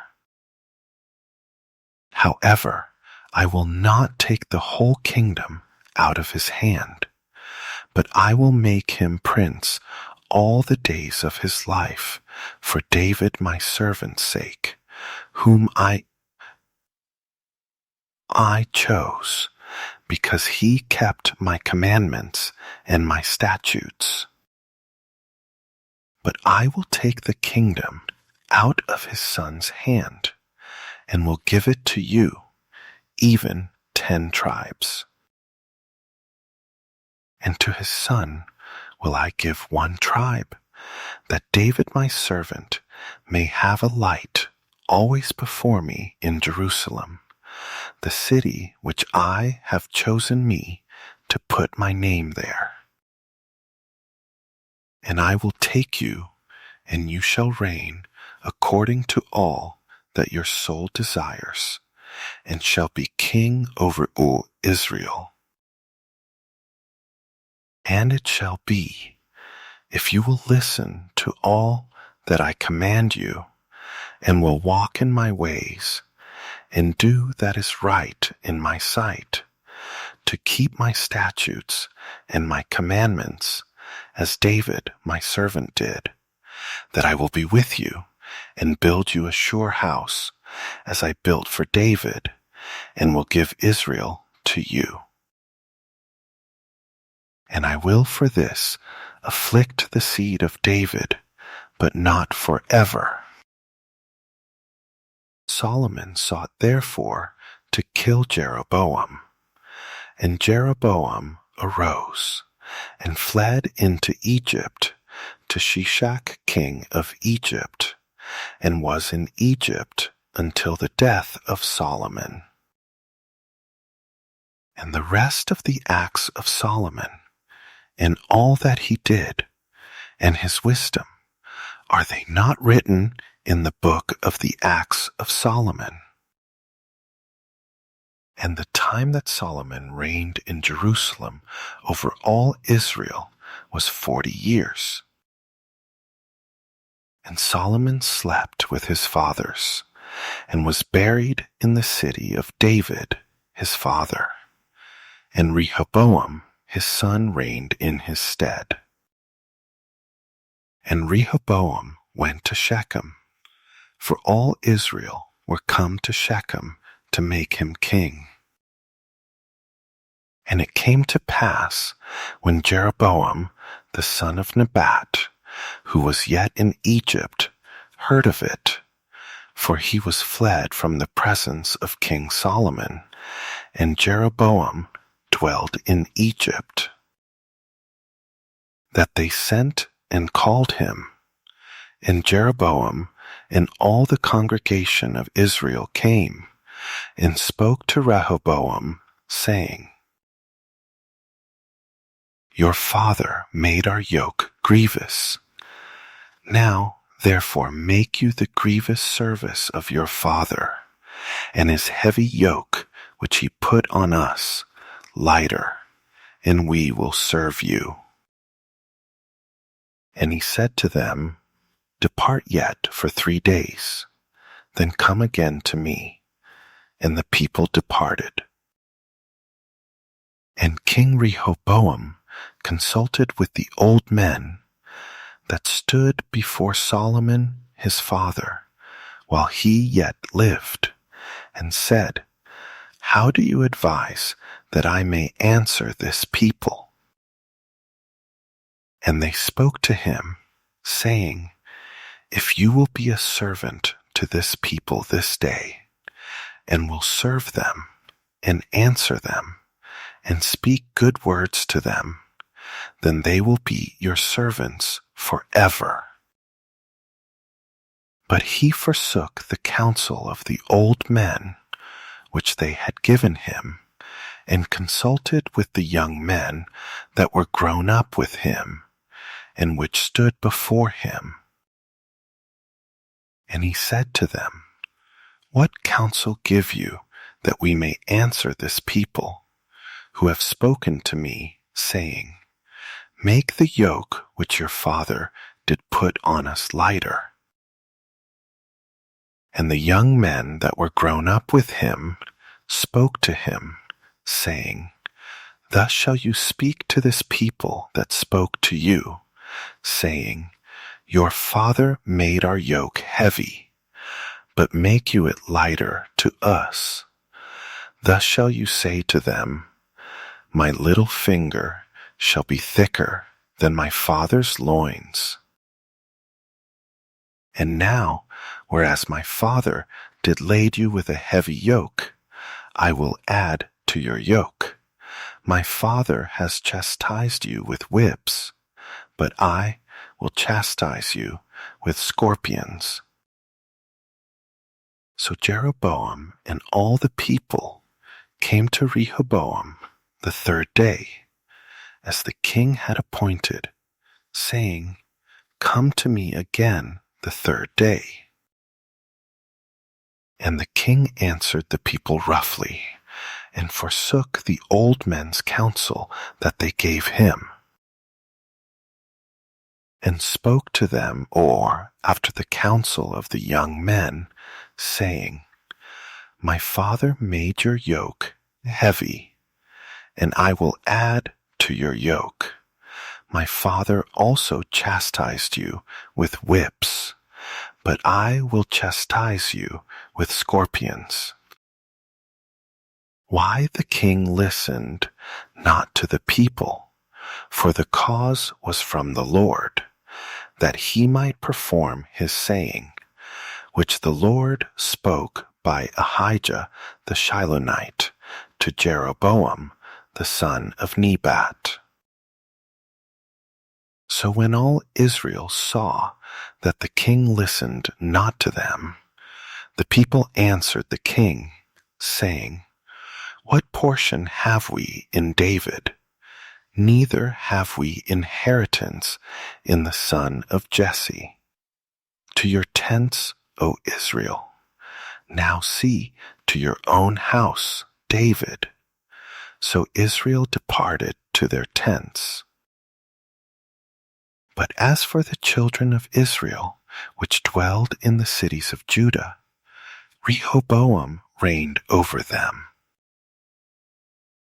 Then King Rehoboam sent Adoram, who was over the tribute, and all Israel stoned him with stones, that he died.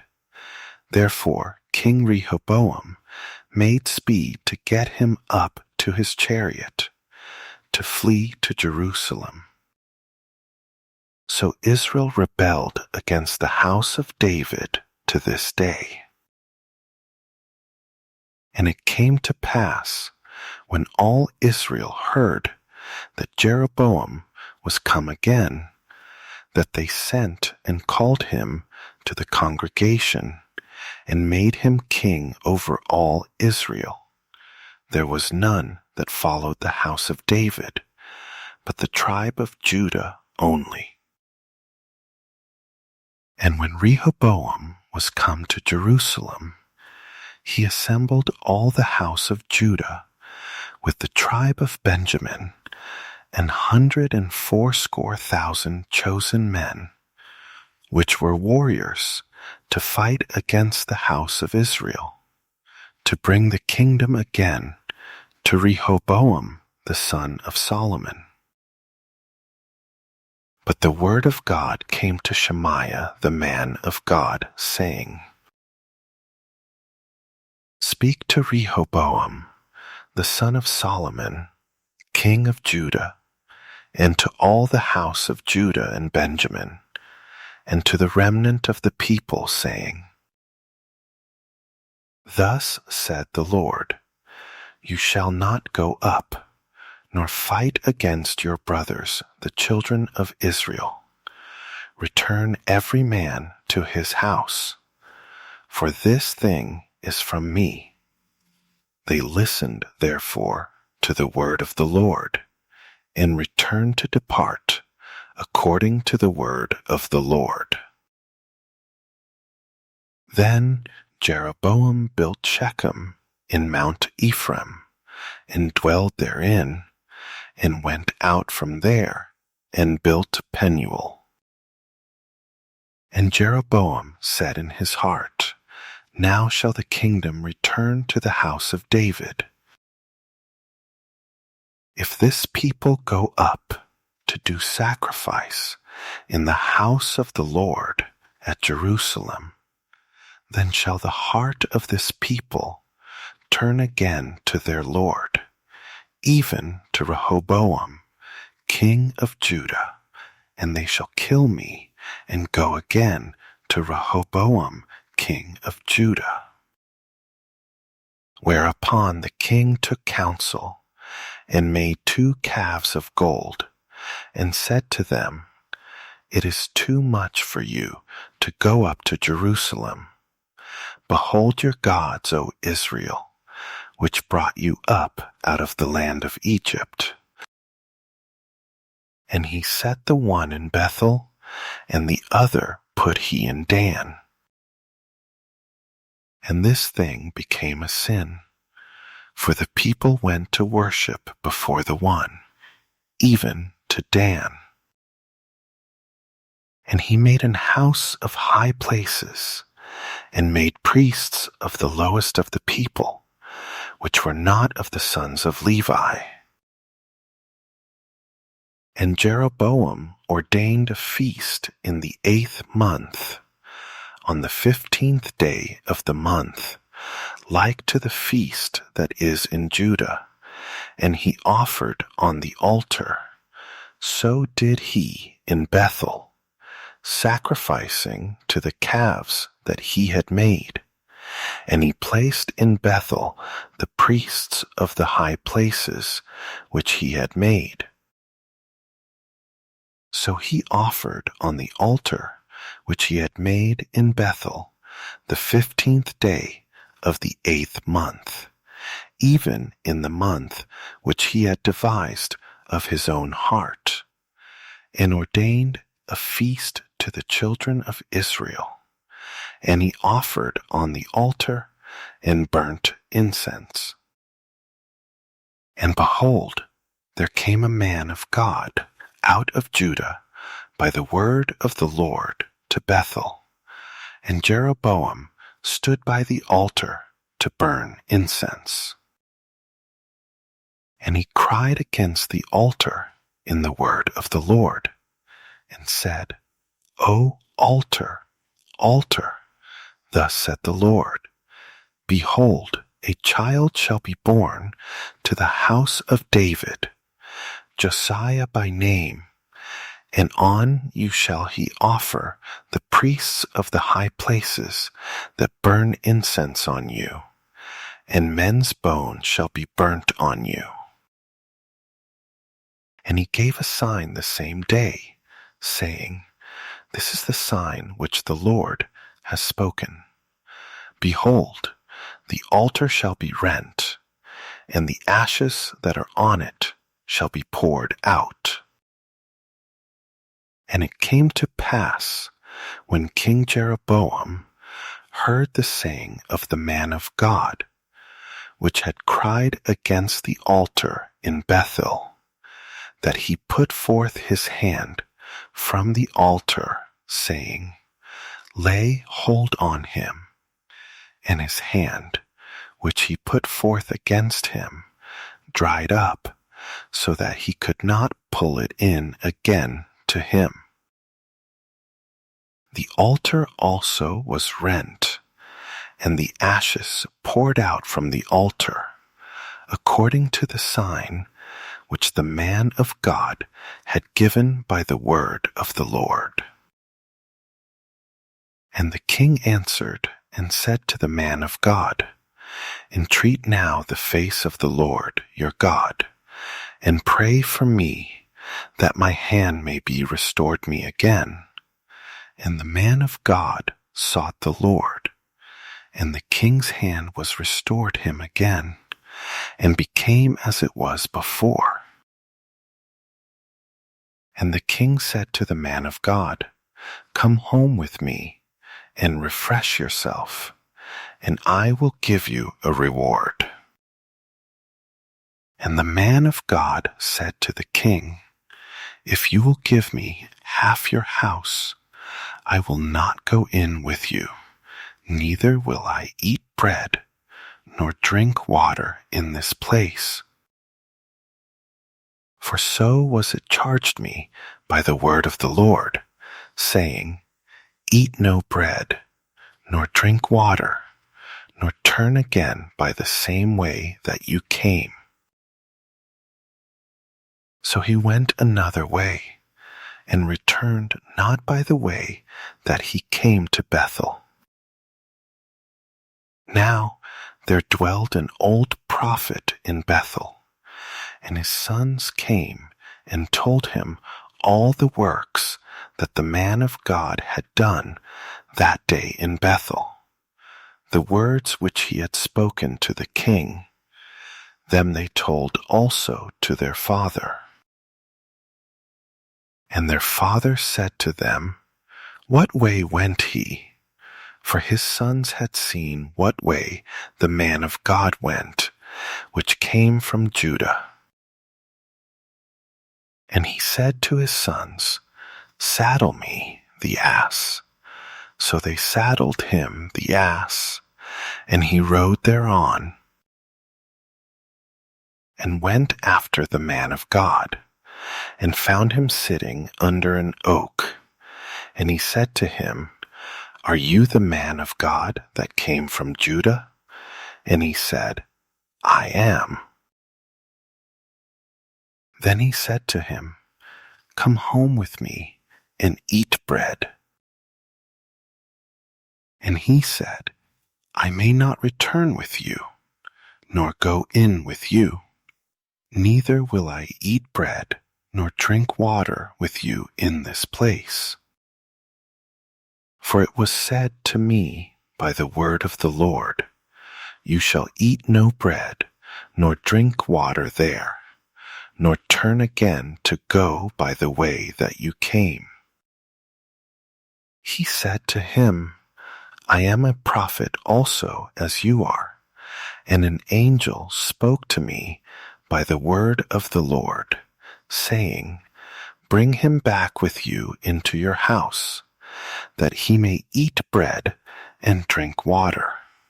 But he lied to him. So he went back with him, and did eat bread in his house, and drank water. And it came to pass, as they sat at the table, that the word of the Lord came to the prophet that brought him back. And he cried to the man of God that came from Judah, saying, Thus saith the Lord, Forasmuch as you have disobeyed the mouth of the Lord, and have not kept the commandment which the Lord your God commanded you, but came back and have eaten bread and drunk water in the place, of the which the Lord did say to you, Eat no bread and drink no water, your carcass shall not come to the sepulchre of your fathers. And it came to pass, after he had eaten bread, and after he had drunk, that he saddled for him the ass, to wit, for the prophet whom he had brought back. And when he was gone, a lion met him by the way, and slew him, and his carcass was cast in the way, and the ass stood by it. The lion also stood by the carcass. And behold, men passed by, and saw the carcass cast in the way, and the lion standing by the carcass. And they came and told it in the city where the old prophet dwelled. And when the prophet that brought him back from the way heard thereof, he said, It is the man of God, who was disobedient to the word of the Lord. Therefore the Lord has delivered him to the lion, which has torn him and slain him, according to the word of the Lord, which he spoke to him. And he spoke to his sons, saying, Saddle me the ass. And they saddled him. And he went and found his carcass cast in the way, and the ass and the lion standing by the carcass. The lion had not eaten the carcass, nor torn the ass. And the prophet took up the carcass of the man of God, and laid it on the ass, and brought it back. And the old prophet came to the city to mourn and to bury him. And he laid his carcass in his own grave, and they mourned over him, saying, Alas, my brother. And it came to pass, after he had buried him, that he spoke to his sons, saying, When I am dead, then bury me in the sepulchre, wherein the man of God is buried. Lay my bones beside his bones. For the saying which he cried by the word of the Lord against the altar in Bethel, and against all the houses of the high places which are in the cities of Samaria, shall surely come to pass. After this thing, Jeroboam returned, not from his evil way, but made again of the lowest of the people priests of the high places. Whoever would, he consecrated him, and he became one of the priests of the high places.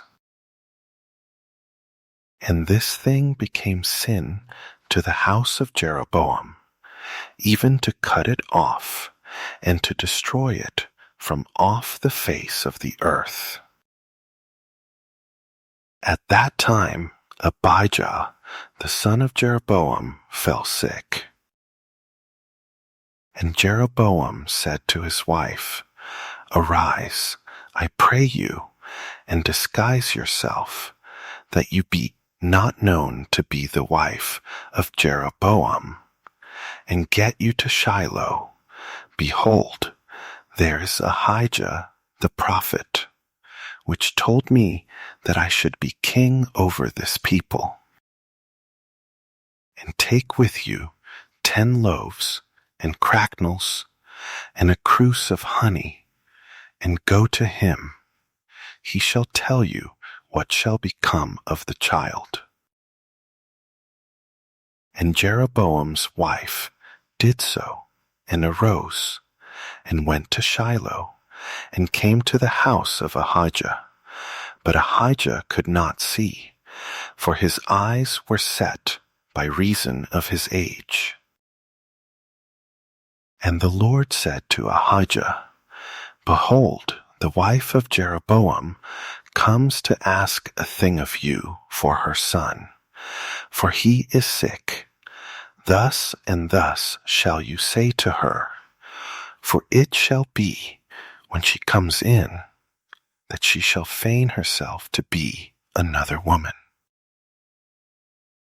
And it was so, when Ahijah heard the sound of her feet, as she came in at the door, that he said, Come in, you wife of Jeroboam. Why feign you yourself to be another? For I am sent to you with heavy tidings. Go, tell Jeroboam, Thus said the Lord, God of Israel. For as much as I exalted you from among the people, and made you prince over my people Israel, and rent the kingdom away from the house of David, and gave it you, and yet you have not been as my servant David, who kept my commandments, and who followed me with all his heart, to do that only which was right in my eyes, but have done evil above all that were before you. For you have gone and made you other gods, and molten images, to provoke me to anger, and have cast me behind your back. Therefore, behold, I will bring evil on the house of Jeroboam, and will cut off from Jeroboam him that urinates against the wall, and him that is shut up and left in Israel, and will take away the remnant of the house of Jeroboam, as a man takes away dung, till it be all gone. Him that dies of Jeroboam in the city shall the dogs eat, and him that dies in the field shall the fowls of the air eat, for the Lord has spoken it. Arise, rise you therefore, get you to your own house, and when your feet enter into the city, the child shall die. And all Israel shall mourn for him, and bury him, for he only of Jeroboam shall come to the grave, because in him there is found some good thing toward the Lord God of Israel in the house of Jeroboam. Moreover, the Lord shall raise him up a king over Israel, who shall cut off the house of Jeroboam that day. But what, even now? For the Lord shall smite Israel, as a reed is shaken in the water, and he shall root up Israel out of this good land, which he gave to their fathers, and shall scatter them beyond the river, because they have made their groves, provoking the Lord to anger. And he shall give Israel up because of the sins of Jeroboam, who did sin, and who made Israel to sin. And Jeroboam's wife arose and departed, and came to Tirzah. And when she came to the threshold of the door, the child died. And they buried him, and all Israel mourned for him, according to the word of the Lord, which he spoke by the hand of his servant Ahijah the prophet.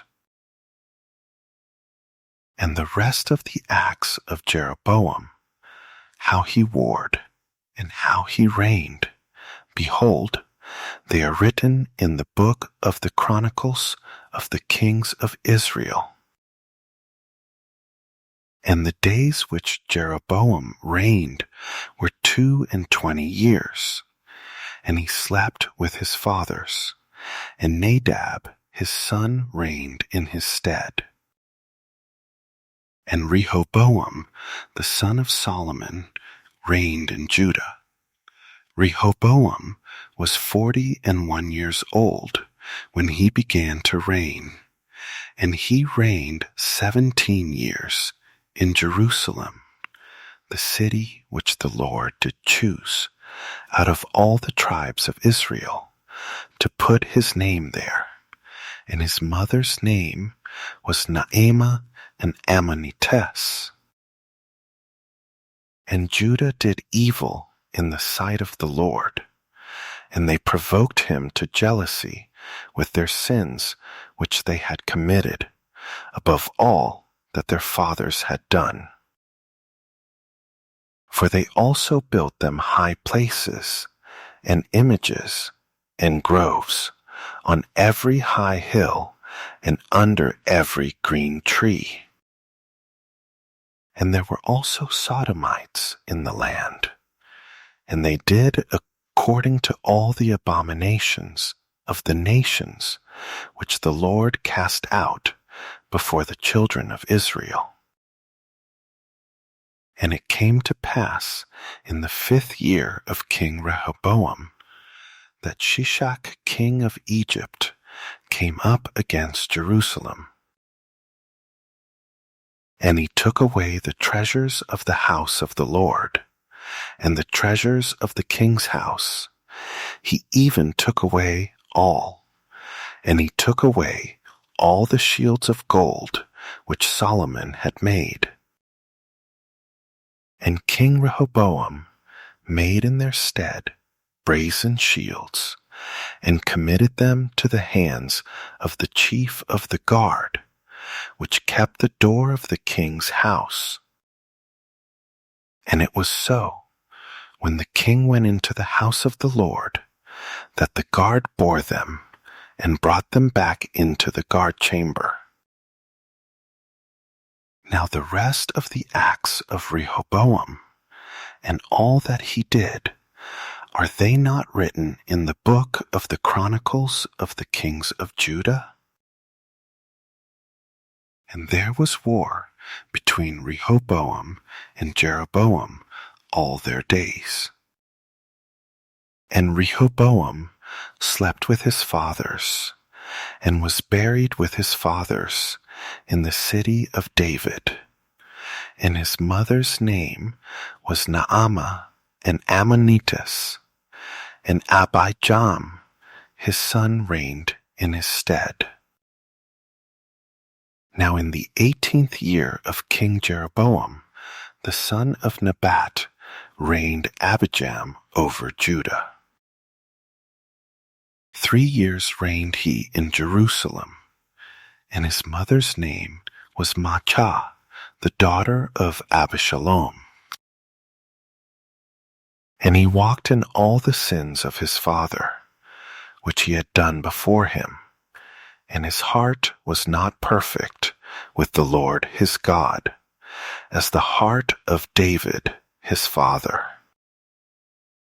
Nevertheless, for David's sake did the Lord his God give him a lamp in Jerusalem, to set up his son after him, and to establish Jerusalem. Because David did that which was right in the eyes of the Lord, and turned not aside from anything that he commanded him all the days of his life, save only in the matter of Uriah the Hittite. And there was war between Rehoboam and Jeroboam all the days of his life. Now the rest of the acts of Abijam, and all that he did, are they not written in the book of the Chronicles of the kings of Judah? And there was war between Abijam and Jeroboam. And Abijam slept with his fathers, and they buried him in the city of David, and Asa his son reigned in his stead. And in the 20th year of Jeroboam, king of Israel, reigned Asa over Judah. And 41 years reigned he in Jerusalem, and his mother's name was Maachah, the daughter of Abishalom. And Asa did that which was right in the eyes of the Lord, as did David his father. And he took away the Sodomites out of the land, and removed all the idols that his fathers had made. And also Maachah his mother, even her he removed from being queen, because she had made an idol in a grove. And Asa destroyed her idol, and burnt it by the brook Kidron. But the high places were not removed. Nevertheless, Asa's heart was perfect with the Lord all his days. And he brought in the things which his father had dedicated, and the things which himself had dedicated, into the house of the Lord, silver and gold and vessels. And there was war between Asa and Baasha, king of Israel, all their days. And Baasha, king of Israel, went up against Judah, and built Ramah, that he might not suffer any to go out or come in to Asa, king of Judah.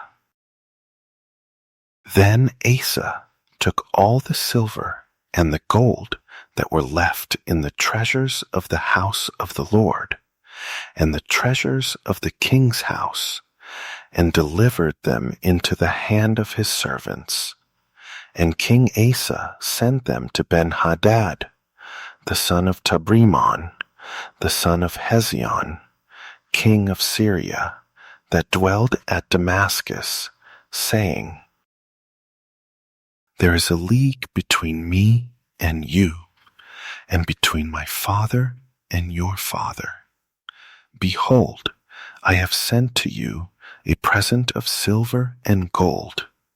Come and break your league with Baasha, king of Israel, that he may depart from me.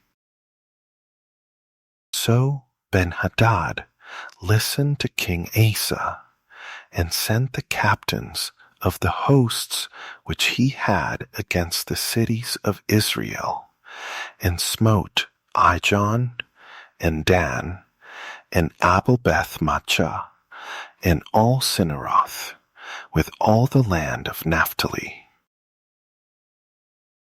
And it came to pass, when Baasha heard thereof, that he left off building of Ramah, and dwelled in Tirzah. Then King Asa made a proclamation throughout all Judah. None was exempted, and they took away the stones of Ramah, and the timber thereof, with which Baasha had built. And King Asa built with them Geba of Benjamin and Mizpah.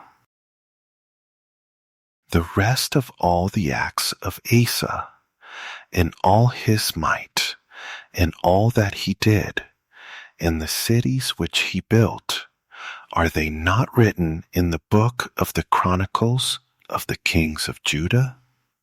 Nevertheless, in the time of his old age, he was diseased in his feet. And Asa slept with his fathers, and was buried with his fathers in the city of David his father. And Jehoshaphat his son reigned in his stead. And Nadab the son of Jeroboam began to reign over Israel in the 2nd year of Asa king of Judah, and reigned over Israel 2 years. And he did evil in the sight of the Lord, and walked in the way of his father, and in his sin with which he made Israel to sin. And Baasha, the son of Ahijah, of the house of Issachar, conspired against him, and Baasha smote him at Gibbethon, which belonged to the Philistines. For Nadab and all Israel laid siege to Gibbethon. Even in the 3rd year of Asa, king of Judah, did Baasha slay him, and reigned in his stead. And it came to pass, when he reigned, that he smote all the house of Jeroboam. He left not to Jeroboam any that breathed, until he had destroyed him, according to the saying of the Lord, which he spoke by his servant Ahijah the Shilonite. Because of the sins of Jeroboam, which he sinned, and which he made Israel sin, by his provocation with which he provoked the Lord God of Israel to anger. Now the rest of the acts of Nadab, in all that he did, are they not written in the book of the Chronicles of the kings of Israel? And there was war between Asa and Baasha, king of Israel, all their days. In the 3rd year of Asa, king of Judah, began Baasha, the son of Ahijah, to reign over all Israel in Tirzah, 24 years. And he did evil in the sight of the Lord, and walked in the way of Jeroboam, and in his sin with which he made Israel to sin. Then the word of the Lord came to Jehu, the son of Hanani, against Baasha, saying, Forasmuch as I exalted you out of the dust, and made you prince over my people Israel, and you have walked in the way of Jeroboam, and have made my people Israel to sin, to provoke me to anger with their sins. Behold, I will take away the posterity of Baasha, and the posterity of his house, and will make your house like the house of Jeroboam, the son of Nebat. Him that dies of Baasha in the city shall the dogs eat, and him that dies of his in the fields shall the fowls of the air eat. Now the rest of the acts of Baasha, and what he did, and his might, are they not written in the book of the Chronicles of the kings of Israel? So Baasha slept with his fathers, and was buried in Tirzah, and Elah his son reigned in his stead. And also by the hand of the prophet Jehu, the son of Hanani, came the word of the Lord against Baasha, and against his house, even for all the evil that he did in the sight of the Lord, in provoking him to anger with the work of his hands, in being like the house of Jeroboam, and because he killed him. In the 26th year of Asa, king of Judah, began Elah the son of Baasha to reign over Israel in Tirzah 2 years. And his servant Zimri, captain of half his chariots, conspired against him as he was in Tirzah, drinking himself drunk in the house of Arsa, steward of his house in Tirzah. And Zimri went in and smote him and killed him in the 27th year of Asa, king of Judah, and reigned in his stead. And it came to pass, when he began to reign, as soon as he sat on his throne, that he slew all the house of Baasha. He left him not one that urinates against a wall, neither of his kinfolks, nor of his friends. Thus did Zimri destroy all the house of Baasha, according to the word of the Lord, which he spoke against Baasha by Jehu the prophet. For all the sins of Baasha, and the sins of Elah his son, by which they sinned, and by which they made Israel to sin, in provoking the Lord God of Israel to anger with their vanities.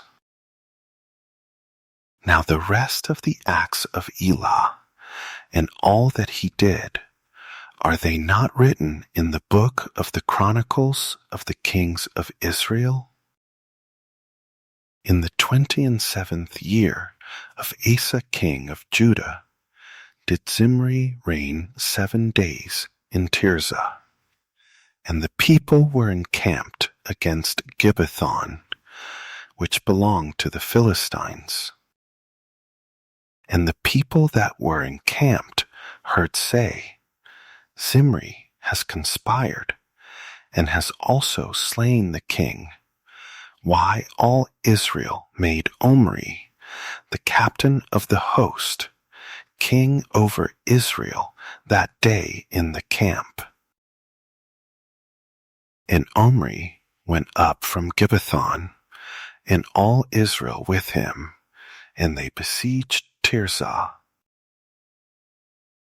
And it came to pass, when Zimri saw that the city was taken, that he went into the palace of the king's house, and burned the king's house over him with fire, and died. For his sins, which he sinned in doing evil in the sight of the Lord, in walking in the way of Jeroboam, and in his sin which he did, to make Israel to sin. Now the rest of the acts of Zimri, and his treason that he worked, are they not written in the book of the Chronicles of the Kings of Israel?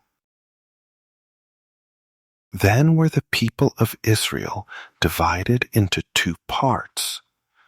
Half of the people followed Tibni, the son of Ginath, to make him king, and half followed Omri. But the people that followed Omri prevailed against the people that followed Tibni, the son of Ginath. So Tibni died, and Omri reigned. In the 31st year of Asa king of Judah began Omri to reign over Israel. 12 years, 6 years reigned he in Tirzah. And he bought the hill Samaria of Shemer for 2 talents of silver, and built on the hill, and called the name of the city which he built after the name of Shemer, owner of the hill Samaria. But Omri worked evil in the eyes of the Lord, and did worse than all that were before him. For he walked in all the way of Jeroboam, the son of Nebat, and in his sin with which he made Israel to sin, to provoke the Lord God of Israel to anger with their vanities. Now the rest of the acts of Omri, which he did, and his might that he showed, are they not written in the book of the Chronicles of the Kings of Israel? So Omri slept with his fathers, and was buried in Samaria, and Ahab his son reigned in his stead. And in the 38th year of Asa, king of Judah, began Ahab the son of Omri to reign over Israel. And Ahab the son of Omri reigned over Israel in Samaria 22 years. And Ahab the son of Omri did evil in the sight of the Lord, above all that were before him. And it came to pass, as if it had been a light thing, for him to walk in the sins of Jeroboam, the son of Nebat, that he took to wife Jezebel, the daughter of Ethbaal, king of the Zidonians, and went and served Baal, and worshipped him. And he reared up an altar for Baal in the house of Baal, which he had built in Samaria. And Ahab made a grove, and Ahab did more to provoke the Lord God of Israel to anger than all the kings of Israel that were before him. In his days did Heel the Bethelite build Jericho. He laid the foundation thereof in Abiram his firstborn, and set up the gates thereof in his youngest son Segub, according to the word of the Lord, which he spoke by Joshua the son of Nun. And Elijah the Tishbite, who was of the inhabitants of Gilead, said to Ahab, As the Lord God of Israel lives, before whom I stand, there shall not be dew nor rain these years, but according to my word. And the word of the Lord came to him, saying, Get you hence, and turn you eastward, and hide yourself by the brook Cherith, that is before Jordan. And it shall be that you shall drink of the brook, and I have commanded the ravens to feed you there. So he went and did according to the word of the Lord. For he went and dwelled by the brook Cherith, that is before Jordan. And the ravens brought him bread and flesh in the morning, and bread and flesh in the evening, and he drank of the brook. And it came to pass after a while that the brook dried up, because there had been no rain in the land. And the word of the Lord came to him, saying, Arise, get you to Zarephath, which belongs to Zidon, and dwell there. Behold, I have commanded a widow woman there to sustain you. So he arose and went to Zarephath. And when he came to the gate of the city, behold, the widow woman was there, gathering of sticks. And he called to her and said, Fetch me, I pray you, a little water in a vessel, that I may drink. And as she was going to fetch it, he called to her and said, Bring me, I pray you, a morsel of bread in your hand. And she said, As the Lord your God lives, I have not a cake, but an handful of meal in a barrel, and a little oil in a cruse. And behold, I am gathering 2 sticks, that I may go in and dress it for me and my son, that we may eat it and die. And Elijah said to her, Fear not, go and do as you have said, but make me thereof a little cake first, and bring it to me, and after make for you and for your son. For thus said the Lord God of Israel, The barrel of meal shall not waste, neither shall the cruse of oil fail, until the day that the Lord sends rain on the earth. And she went and did according to the saying of Elijah, and she and he and her house did eat many days. And the barrel of meal wasted not, neither did the cruse of oil fail, according to the word of the Lord, which he spoke by Elijah.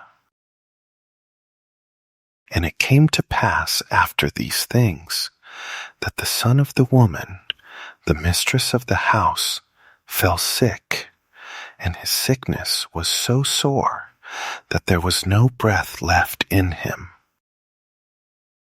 And she said to Elijah, "What have I to do with you, O you man of God? Are you come to me to call my sin to remembrance and to slay my son?" And he said to her, "Give me your son." And he took him out of her bosom and carried him up into a loft, where he stayed and laid him on his own bed.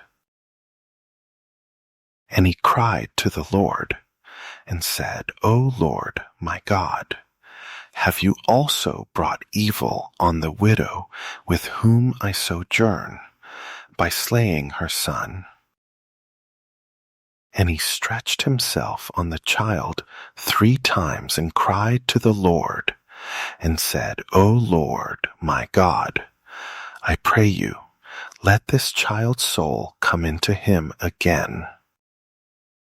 And the Lord heard the voice of Elijah, and the soul of the child came into him again, and he revived. And Elijah took the child and brought him down out of the chamber into the house and delivered him to his mother. And Elijah said, "See, your son lives." And the woman said to Elijah, "Now by this I know that you are a man of God, and that the word of the Lord in your mouth is truth."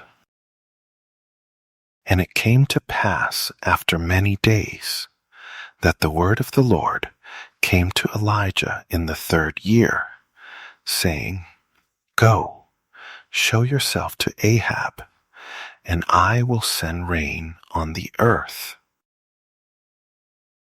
And Elijah went to show himself to Ahab, and there was a sore famine in Samaria. And Ahab called Obadiah, which was the governor of his house. Now Obadiah feared the Lord greatly. For it was so, when Jezebel cut off the prophets of the Lord, that Obadiah took 100 prophets and hid them by 50 in a cave and fed them with bread and water. And Ahab said to Obadiah, "Go into the land, to all fountains of water, and to all brooks. Peradventure we may find grass to save the horses and mules alive, that we lose not all the beasts." So they divided the land between them to pass throughout it. Ahab went one way by himself, and Obadiah went another way by himself. And as Obadiah was in the way, behold, Elijah met him, and he knew him, and fell on his face, and said, "Are you that my lord Elijah?" And he answered him, "I am. Go, tell your lord, behold, Elijah is here." And he said, "What have I sinned, that you would deliver your servant into the hand of Ahab to slay me? As the Lord your God lives, there is no nation or kingdom where my Lord has not sent to seek you." And when they said, "He is not there," he took an oath of the kingdom and nation, that they found you not. And now you say, "Go, tell your Lord, behold, Elijah is here." And it shall come to pass, as soon as I am gone from you, that the Spirit of the Lord shall carry you where I know not. And so, when I come and tell Ahab, and he cannot find you, he shall slay me. But I, your servant, fear the Lord from my youth. Was it not told my Lord what I did when Jezebel slew the prophets of the Lord? How I hid 100 men of the Lord's prophets by 50 in a cave, and fed them with bread and water? And now you say, Go, tell your Lord, behold, Elijah is here, and he shall slay me. And Elijah said, As the Lord of hosts lives, before whom I stand, I will surely show myself to him today. So Obadiah went to meet Ahab and told him, and Ahab went to meet Elijah. And it came to pass, when Ahab saw Elijah, that Ahab said to him, Are you he that troubles Israel? And he answered, I have not troubled Israel, but you and your father's house, in that you have forsaken the commandments of the Lord, and you have followed Baalim. Now therefore send, and gather to me all Israel to Mount Carmel, and the prophets of Baal 450, and the prophets of the groves 400, which eat at Jezebel's table. So Ahab sent to all the children of Israel, and gathered the prophets together to Mount Carmel. And Elijah came to all the people and said, How long halt you between two opinions? If the Lord be God, follow him. But if Baal, then follow him. And the people answered him not a word. Then said Elijah to the people, I, even I only, remain a prophet of the Lord, but Baal's prophets are 450 men. Let them therefore give us 2 bullocks, and let them choose 1 bullock for themselves, and cut it in pieces, and lay it on wood, and put no fire under. And I will dress the other bullock, and lay it on wood, and put no fire under. And call you on the name of your gods, and I will call on the name of the Lord. And the God that answers by fire, let him be God. And all the people answered and said, It is well spoken. And Elijah said to the prophets of Baal, Choose you 1 bullock for yourselves, and dress it first, for you are many, and call on the name of your gods, but put no fire under. And they took the bullock, which was given them, and they dressed it, and called on the name of Baal from morning even until noon, saying, O Baal, hear us. But there was no voice, nor any that answered, and they leaped on the altar which was made. And it came to pass at noon that Elijah mocked them, and said, Cry aloud, for he is a god. Either he is talking, or he is pursuing, or he is in a journey, or peradventure he sleeps and must be awaked. And they cried aloud, and cut themselves after their manner with knives and lancets, till the blood gushed out on them. And it came to pass, when midday was past, and they prophesied until the time of the offering of the evening sacrifice, that there was neither voice, nor any to answer, nor any that regarded.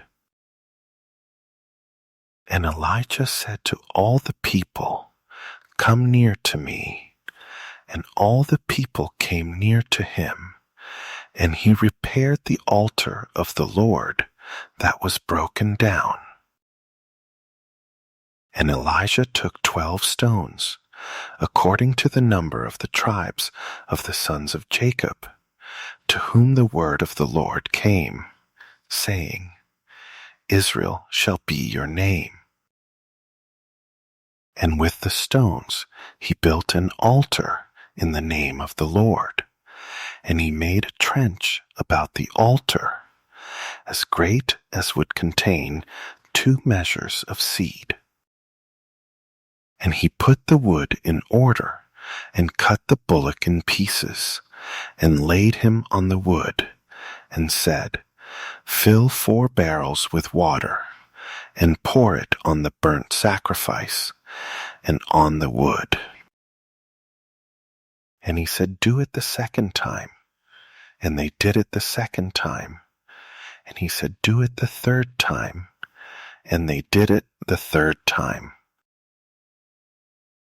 And the water ran round about the altar, and he filled the trench also with water. And it came to pass at the time of the offering of the evening sacrifice, that Elijah the prophet came near and said, Lord, God of Abraham, Isaac, and of Israel, let it be known this day that you are God in Israel, and that I am your servant, and that I have done all these things at your word. Hear me, O Lord, hear me, that this people may know that you are the Lord God, and that you have turned their heart back again. Then the fire of the Lord fell, and consumed the burnt sacrifice, and the wood, and the stones, and the dust, and licked up the water that was in the trench. And when all the people saw it, they fell on their faces, and they said, The Lord, He is the God. The Lord, He is the God. And Elijah said to them, Take the prophets of Baal. Let not one of them escape. And they took them, and Elijah brought them down to the brook Kishon, and slew them there. And Elijah said to Ahab, Get you up, eat and drink, for there is a sound of abundance of rain. So Ahab went up to eat and to drink, and Elijah went up to the top of Carmel, and he cast himself down on the earth, and put his face between his knees,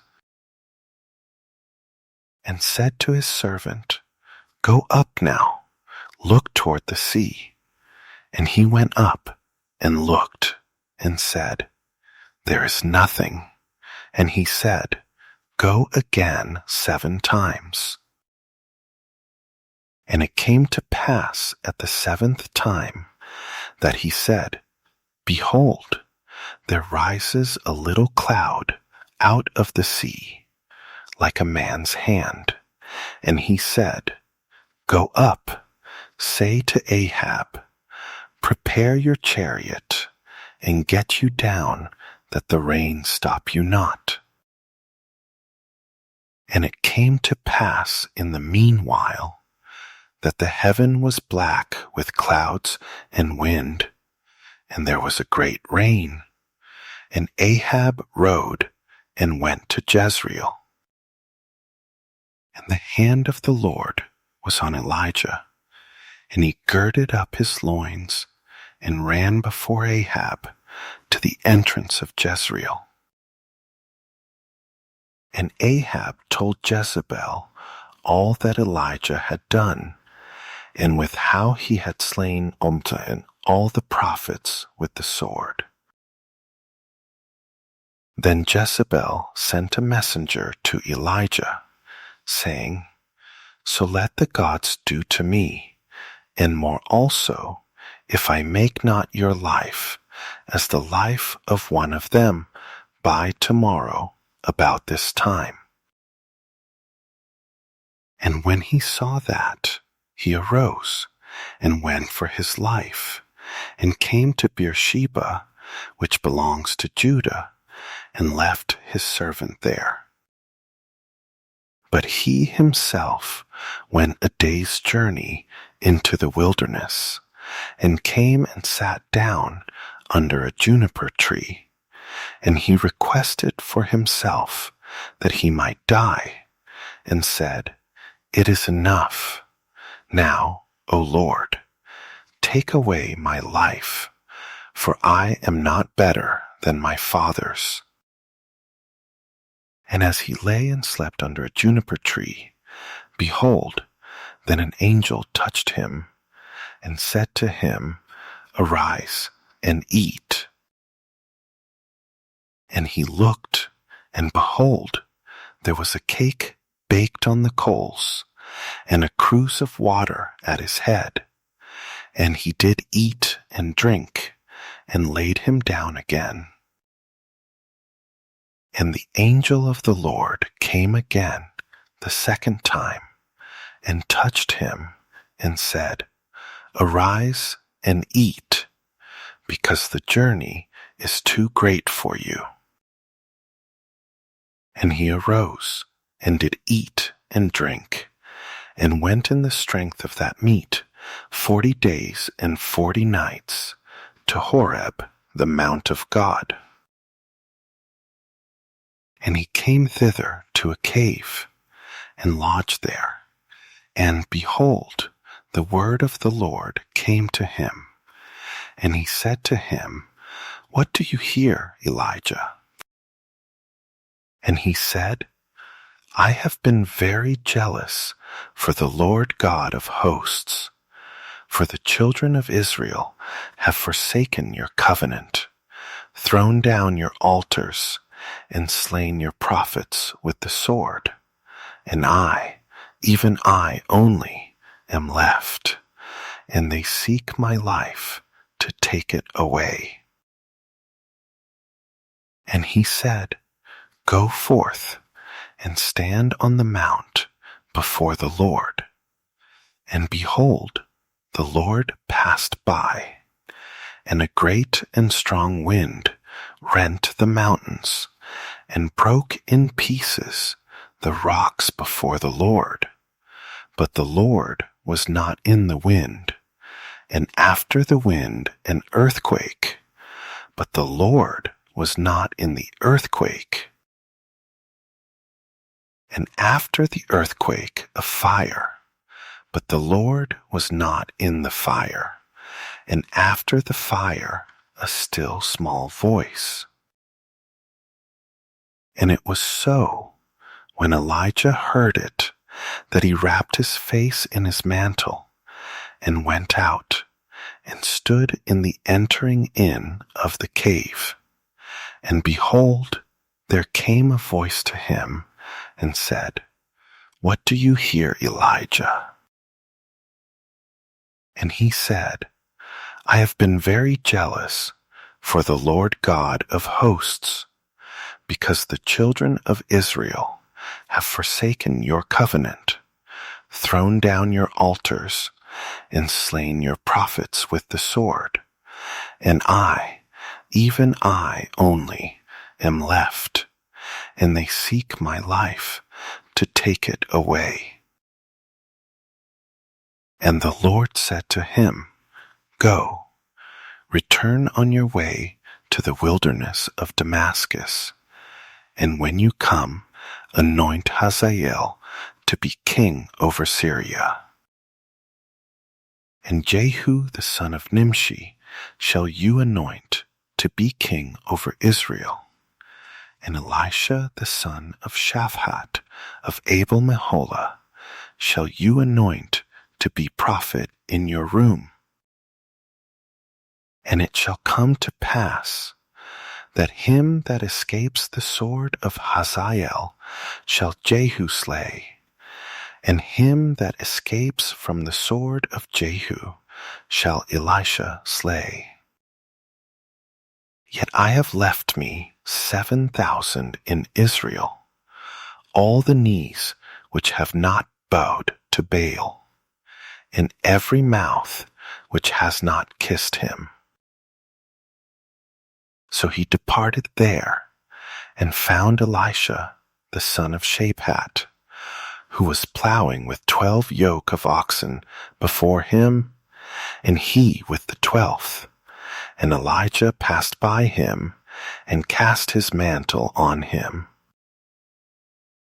And he left the oxen, and ran after Elijah, and said, Let me, I pray you, kiss my father and my mother, and then I will follow you. And he said to him, Go back again, for what have I done to you? And he returned back from him, and took a yoke of oxen, and slew them, and boiled their flesh with the instruments of the oxen, and gave to the people, and they did eat. Then he arose, and went after Elijah, and ministered to him. And Ben-Hadad the king of Syria gathered all his host together, and there were 32 kings with him, and horses and chariots, and he went up and besieged Samaria, and warred against it. And he sent messengers to Ahab, king of Israel, into the city, and said to him, Thus said Ben-Hadad, Your silver and your gold is mine, your wives also and your children, even the best, are mine. And the king of Israel answered and said, My lord, O king, according to your saying, I am yours, and all that I have.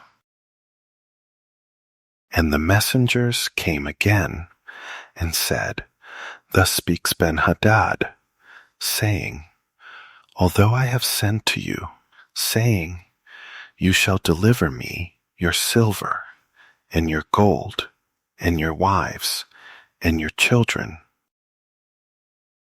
yet I will send my servants to you tomorrow about this time, and they shall search your house, and the houses of your servants.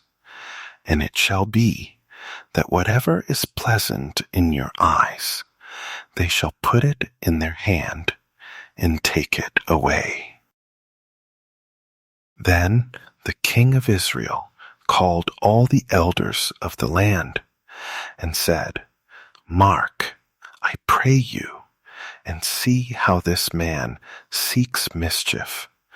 For he sent to me for my wives, and for my children, and for my silver, and for my gold, and I denied him not.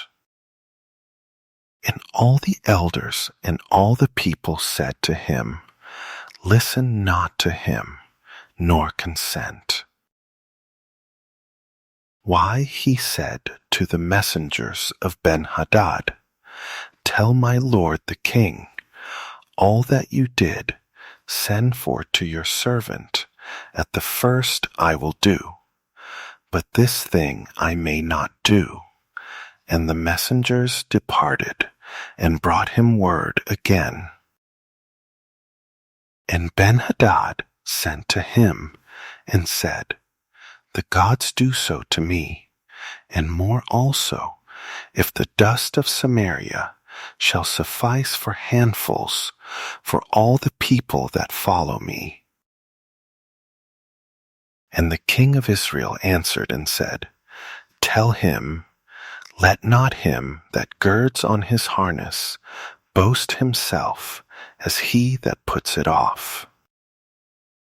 And it came to pass, when Ben-Hadad heard this message, as he was drinking, he and the kings in the pavilions, that he said to his servants, "Set yourselves in array."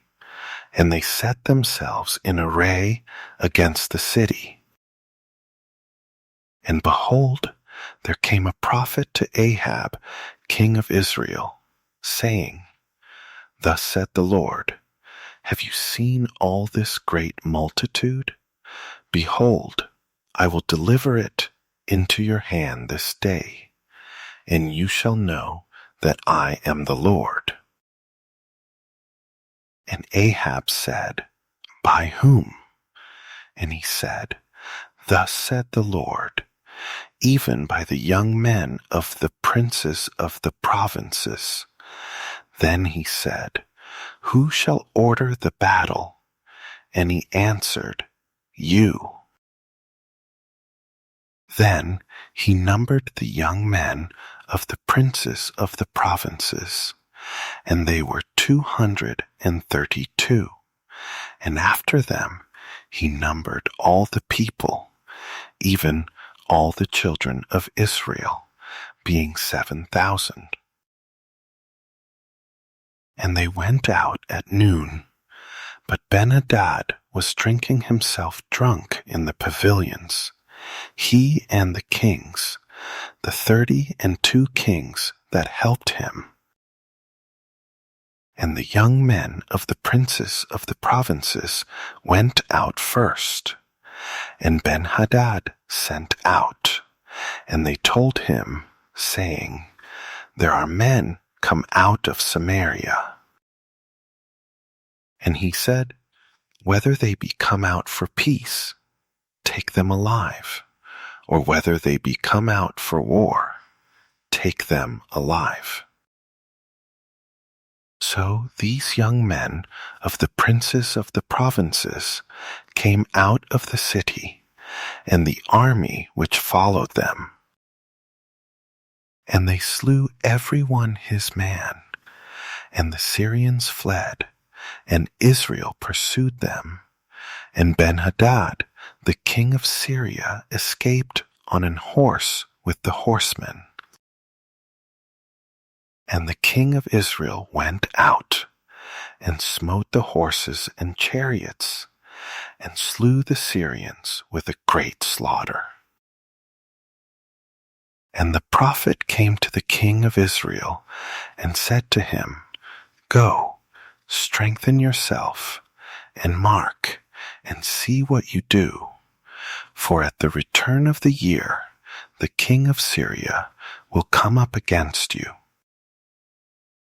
And the servants of the king of Syria said to him, "Their gods are gods of the hills, therefore they were stronger than we. But let us fight against them in the plain, and surely we shall be stronger than they. And do this thing, take the kings away, every man out of his place, and put captains in their rooms.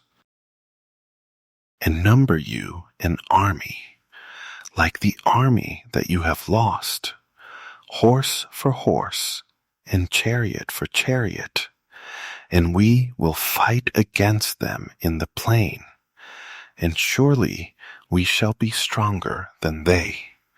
And he listened to their voice, and did so.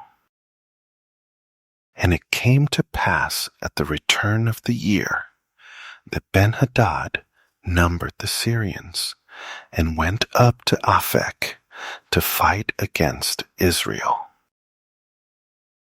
And the children of Israel were numbered, and were all present, and went against them. And the children of Israel pitched before them like 2 little flocks of kids. But the Syrians filled the country.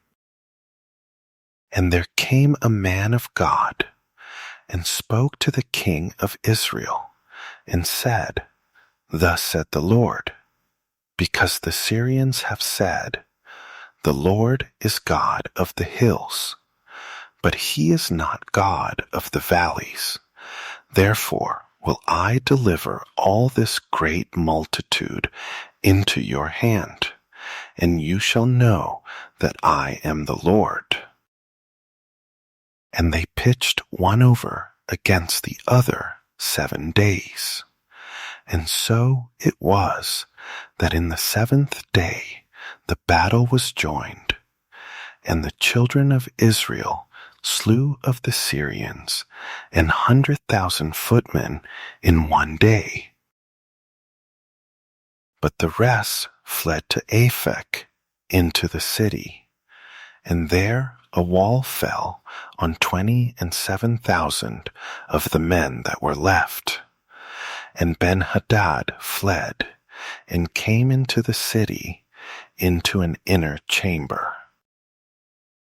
And his servant said to him, "Behold now, we have heard that the kings of the house of Israel are merciful kings. Let us, I pray you, put sackcloth on our loins and ropes on our heads, and go out to the king of Israel. Peradventure he will save your life." So they girded sackcloth on their loins, and put ropes on their heads, and came to the king of Israel, and said, "Your servant Ben-Hadad said, I pray you, let me live." And he said, "Is he yet alive? He is my brother." Now the men did diligently observe whether anything would come from him, and did hastily catch it. And they said, "Your brother Ben-Hadad." Then he said, "Go you, bring him." Then Ben-Hadad came forth to him, and he caused him to come up into the chariot. And Ben-Hadad said to him, "The cities which my father took from your father I will restore, and you shall make streets for you in Damascus, as my father made in Samaria." Then said Ahab, "I will send you away with this covenant." So he made a covenant with him and sent him away. And a certain man of the sons of the prophets said to his neighbor in the word of the Lord, "Smite me, I pray you." And the man refused to smite him. Then said he to him, "Because you have not obeyed the voice of the Lord, behold, as soon as you are departed from me, a lion shall slay you." And as soon as he was departed from him, a lion found him and slew him. Then he found another man and said, "Smite me, I pray you." And the man smote him, so that in smiting he wounded him.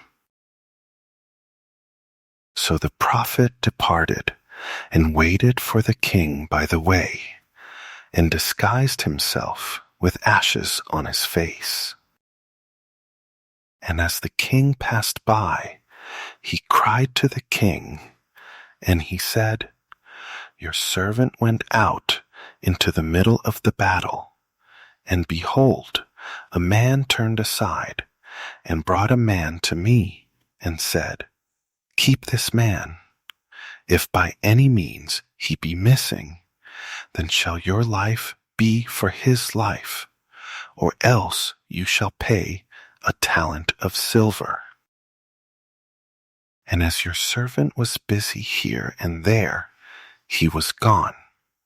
And the king of Israel said to him, 'So shall your judgment be. Yourself have decided it.' And he hurried and took the ashes away from his face. And the king of Israel discerned him that he was of the prophets. And he said to him, 'Thus said the Lord, because you have let go out of your hand a man whom I appointed to utter destruction, therefore your life shall go for his life, and your people for his people. And the king of Israel went to his house heavy and displeased, and came to Samaria. And it came to pass after these things, that Naboth the Jezreelite had a vineyard, which was in Jezreel, hard by the palace of Ahab, king of Samaria. And Ahab spoke to Naboth, saying, Give me your vineyard, that I may have it for a garden of herbs, because it is near to my house, and I will give you for it a better vineyard than it. Or, if it seem good to you, I will give you the worth of it in money. And Naboth said to Ahab, The Lord forbid it me, that I should give the inheritance of my fathers to you. And Ahab came into his house, heavy and displeased, because of the word which Naboth the Jezreelite had spoken to him. For he had said, I will not give you the inheritance of my fathers. And he laid him down on his bed, and turned away his face, and would eat no bread. But Jezebel his wife came to him, and said to him, Why is your spirit so sad, that you eat no bread? And he said to her, Because I spoke to Naboth the Jezreelite, and said to him, Give me your vineyard for money, or else, if it please you, I will give you another vineyard for it. And he answered, I will not give you my vineyard. And Jezebel his wife said to him, Do you now govern the kingdom of Israel? Arise, and eat bread, and let your heart be merry. I will give you the vineyard of Naboth the Jezreelite. So she wrote letters in Ahab's name, and sealed them with his seal, and sent the letters to the elders and to the nobles that were in his city, dwelling with Naboth. And she wrote in the letters, saying, Proclaim a fast, and set Naboth on high among the people. And set 2 men, sons of Belial, before him, to bear witness against him, saying, You did blaspheme God and the king, and then carry him out, and stone him, that he may die. And the men of his city, even the elders and the nobles, who were the inhabitants in his city, did as Jezebel had sent to them, and as it was written in the letters which she had sent to them. They proclaimed a fast, and set Naboth on high among the people. And there came in 2 men, children of Belial, and sat before him, and the men of Belial witnessed against him, even against Naboth, in the presence of the people, saying, Naboth did blaspheme God and the king. Then they carried him forth out of the city, and stoned him with stones, that he died. Then they sent to Jezebel, saying, Naboth is stoned, and is dead. And it came to pass, when Jezebel heard that Naboth was stoned, and was dead, that Jezebel said to Ahab, Arise, take possession of the vineyard of Naboth the Jezreelite, which he refused to give you for money. For Naboth is not alive, but dead. And it came to pass, when Ahab heard that Naboth was dead, that Ahab rose up to go down to the vineyard of Naboth the Jezreelite, to take possession of it. And the word of the Lord came to Elijah the Tishbite, saying, Arise, go down to meet Ahab, king of Israel, which is in Samaria. Behold, he is in the vineyard of Naboth, where he is gone down to possess it. And you shall speak to him, saying, Thus said the Lord, Have you killed and also taken possession? And you shall speak to him, saying, Thus said the Lord, In the place where dogs lick the blood of Naboth shall dogs lick your blood, even yours. And Ahab said to Elijah, Have you found me, O my enemy? And he answered, I have found you, because you have sold yourself to work evil in the sight of the Lord. Behold, I will bring evil on you, and will take away your posterity, and will cut off from Ahab him that urinates against the wall, and him that is shut up and left in Israel, and will make your house like the house of Jeroboam the son of Nebat, and like the house of Baasha the son of Ahijah, for the provocation with which you have provoked me to anger and made Israel to sin. And of Jezebel also spoke the Lord, saying, The dogs shall eat Jezebel by the wall of Jezreel. Him that dies of Ahab in the city the dogs shall eat, and him that dies in the field shall the fowls of the air eat. But there was none like to Ahab, which did sell himself to work wickedness in the sight of the Lord, whom Jezebel his wife stirred up. And he did very abominably in following idols, according to all things as did the Amorites, whom the Lord cast out before the children of Israel. And it came to pass, when Ahab heard those words, that he rent his clothes, and put sackcloth on his flesh, and fasted, and lay in sackcloth, and went softly. And the word of the Lord came to Elijah the Tishbite, saying,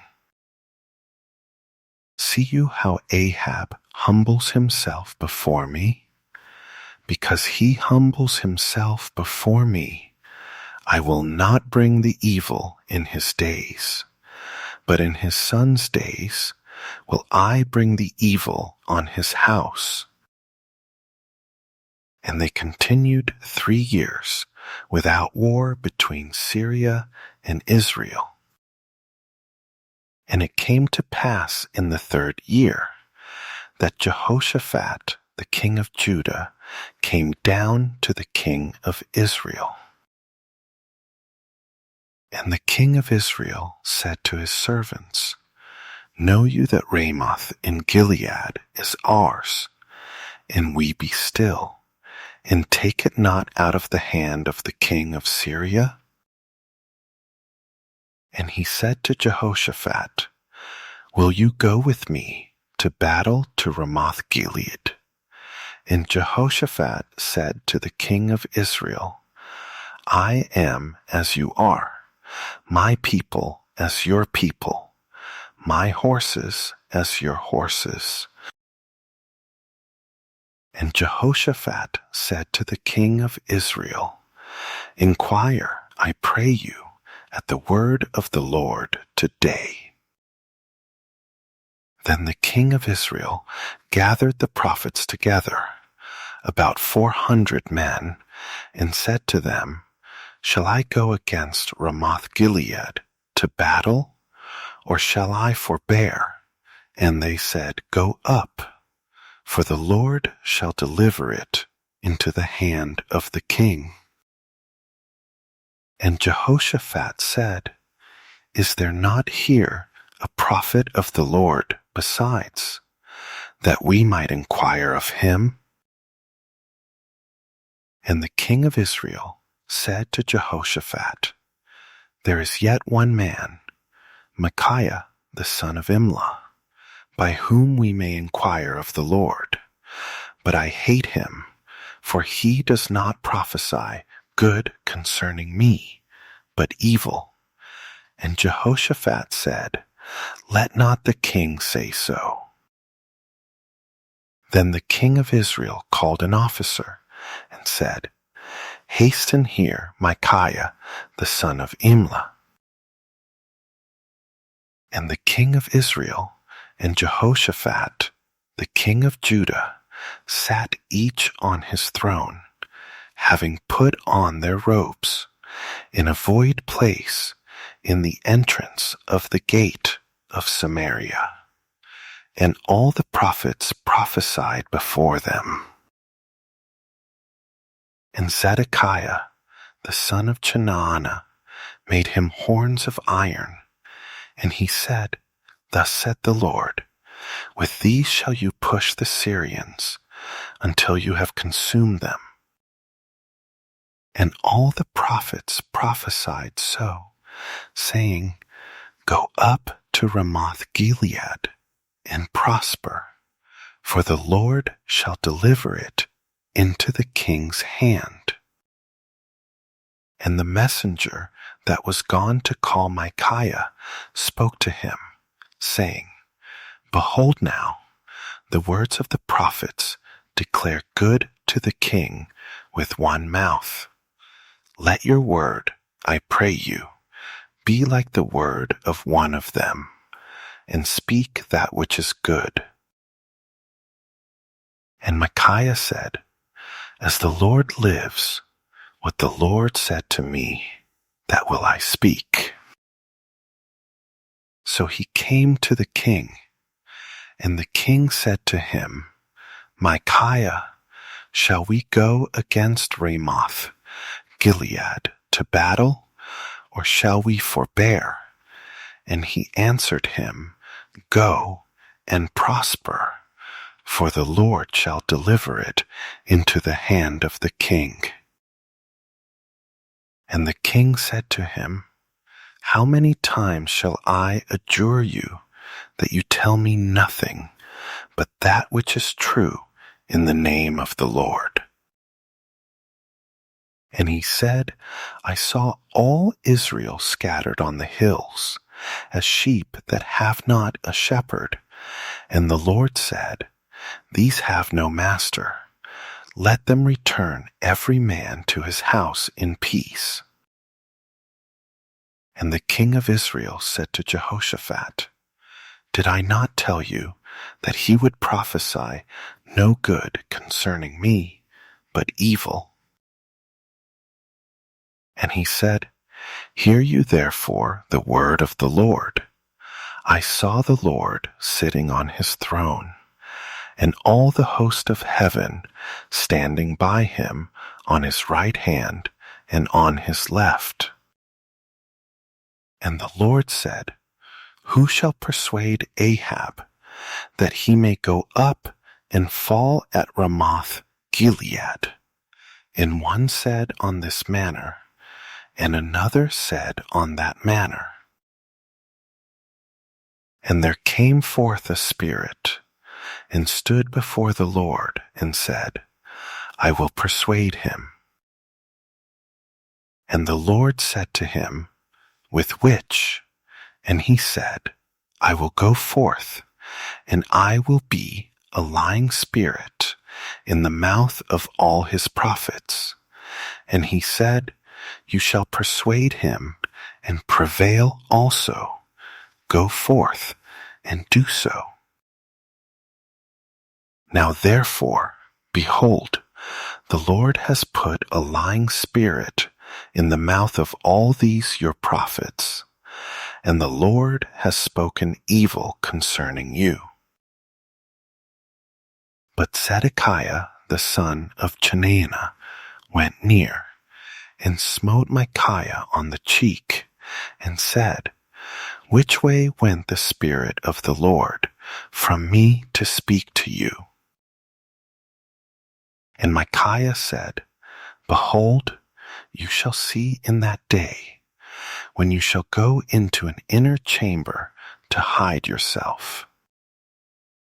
And the king of Israel said, Take Micaiah, and carry him back to Amon, the governor of the city, and to Joash the king's son. And say, Thus said the king, Put this fellow in the prison, and feed him with bread of affliction, and with water of affliction, until I come in peace. And Micaiah said, If you return at all in peace, the Lord has not spoken by me. And he said, Listen, O people, every one of you. So the king of Israel and Jehoshaphat, the king of Judah, went up to Ramoth-Gilead. And the king of Israel said to Jehoshaphat, I will disguise myself and enter into the battle, but put you on your robes. And the king of Israel disguised himself and went into the battle. But the king of Syria commanded his 32 captains that had rule over his chariots, saying, Fight neither with small nor great, save only with the king of Israel. And it came to pass, when the captains of the chariots saw Jehoshaphat, that they said, Surely it is the king of Israel. And they turned aside to fight against him. And Jehoshaphat cried out. And it came to pass, when the captains of the chariots perceived that it was not the king of Israel, that they turned back from pursuing him. And a certain man drew a bow at a venture, and smote the king of Israel between the joints of the harness. Why, he said to the driver of his chariot, Turn your hand, and carry me out of the host, for I am wounded. And the battle increased that day, and the king was stayed up in his chariot against the Syrians, and died at even, and the blood ran out of the wound into the middle of the chariot. And there went a proclamation throughout the host about the going down of the sun, saying, Every man to his city, and every man to his own country. So the king died, and was brought to Samaria, and they buried the king in Samaria. And one washed the chariot in the pool of Samaria, and the dogs licked up his blood, and they washed his armor, according to the word of the Lord, which he spoke.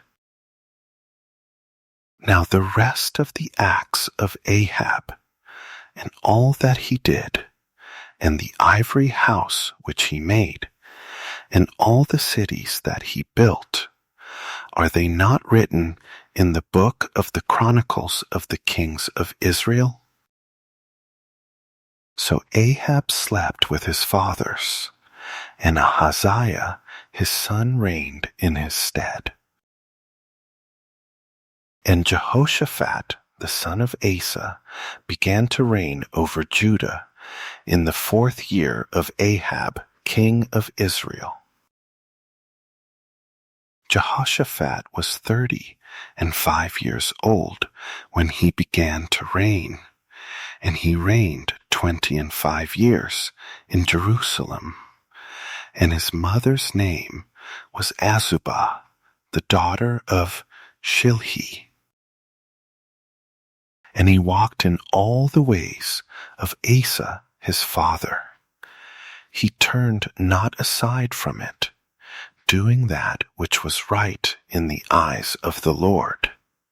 Nevertheless, the high places were not taken away, for the people offered and burnt incense yet in the high places. And Jehoshaphat made peace with the king of Israel. Now the rest of the acts of Jehoshaphat, and his might that he showed, and how he warred, are they not written in the book of the Chronicles of the kings of Judah? And the remnant of the Sodomites, which remained in the days of his father Asa, he took out of the land. There was then no king in Edom. A deputy was king. Jehoshaphat made ships of Tharshish to go to Ophir for gold, but they went not, for the ships were broken at Esion-Geber.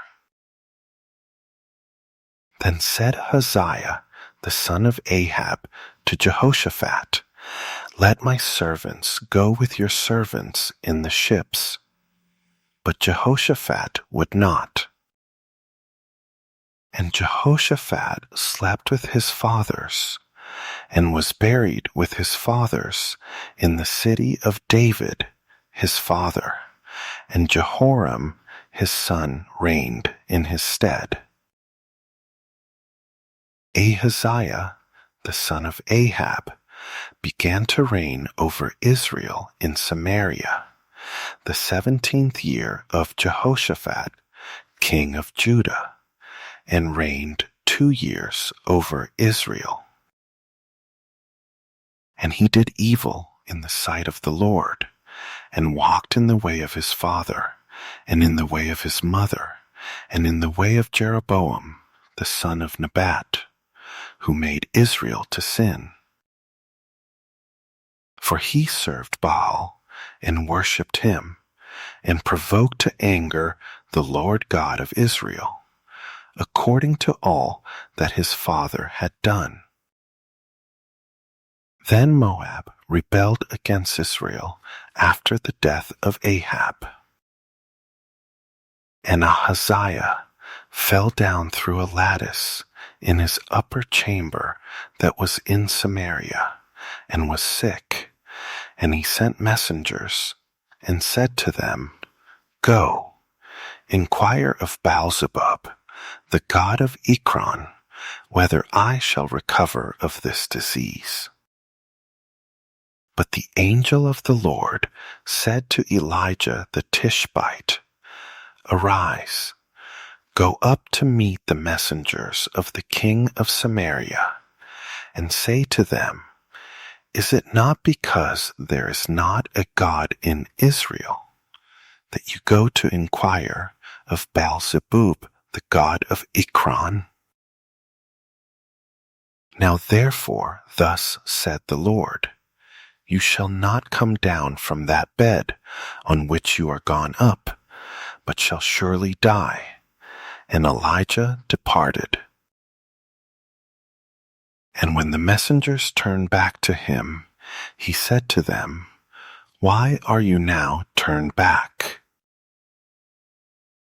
And they said to him, There came a man up to meet us, and said to us, Go, turn again to the king that sent you, and say to him, Thus said the Lord, Is it not because there is not a God in Israel that you send to inquire of Baalzebub, the god of Ekron?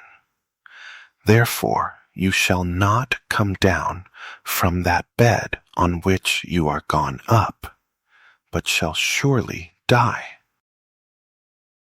And he said to them, What manner of man was he which came up to meet you, and told you these words? And they answered him, He was an hairy man, engirt with a girdle of leather about his loins.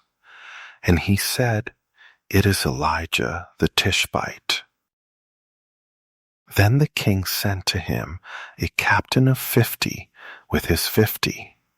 And he went up to him, and behold, he sat on the top of an hill. And he spoke to him, You man of God, the king has said, Come down. And Elijah answered and said to the captain of 50, If I be a man of God, then let fire come down from heaven and consume you and your 50. And there came down fire from heaven and consumed him and his 50. Again also he sent to him another captain of 50 with his 50. And he answered and said to him, O man of God, thus has the king said, Come down quickly. And Elijah answered and said to them, If I be a man of God, let fire come down from heaven and consume you and your 50. And the fire of God came down from heaven and consumed him and his 50. And he sent again a captain of the third 50 with his 50. And the third captain of 50 went up and came and fell on his knees before Elijah and sought him and said to him, O man of God, I pray you, let my life and the life of these 50 your servants be precious in your sight. Behold, there came fire down from heaven and burnt up the 2 captains of the former 50s with their 50s. Therefore, let my life now be precious in your sight. And the angel of the Lord said to Elijah, Go down with him, be not afraid of him. And he arose and went down with him to the king. And he said to him, Thus said the Lord, For as much as you have sent messengers to inquire of Baalzebub, the god of Ekron, is it not because there is no God in Israel to inquire of his word? Therefore you shall not come down off that bed on which you are gone up, but shall surely die. So he died according to the word of the Lord, which Elijah had spoken. And Jehoram reigned in his stead in the 2nd year of Jehoram, the son of Jehoshaphat, king of Judah, because he had no son. Now the rest of the acts of Ahaziah, which he did, are they not written in the book of the Chronicles of the kings of Israel? And it came to pass, when the Lord would take up Elijah into heaven by a whirlwind, that Elijah went with Elisha from Gilgal. And Elijah said to Elisha, Tarry here, I pray you, for the Lord has sent me to Bethel. And Elisha said to him, As the Lord lives, and as your soul lives, I will not leave you. So they went down to Bethel. And the sons of the prophets that were at Bethel came forth to Elisha and said to him, Know you that the Lord will take away your master from your head today? And he said, Yes, I know it. Hold you your peace. And Elijah said to him, Elisha, tarry here, I pray you, for the Lord has sent me to Jericho. And he said, As the Lord lives, and as your soul lives, I will not leave you.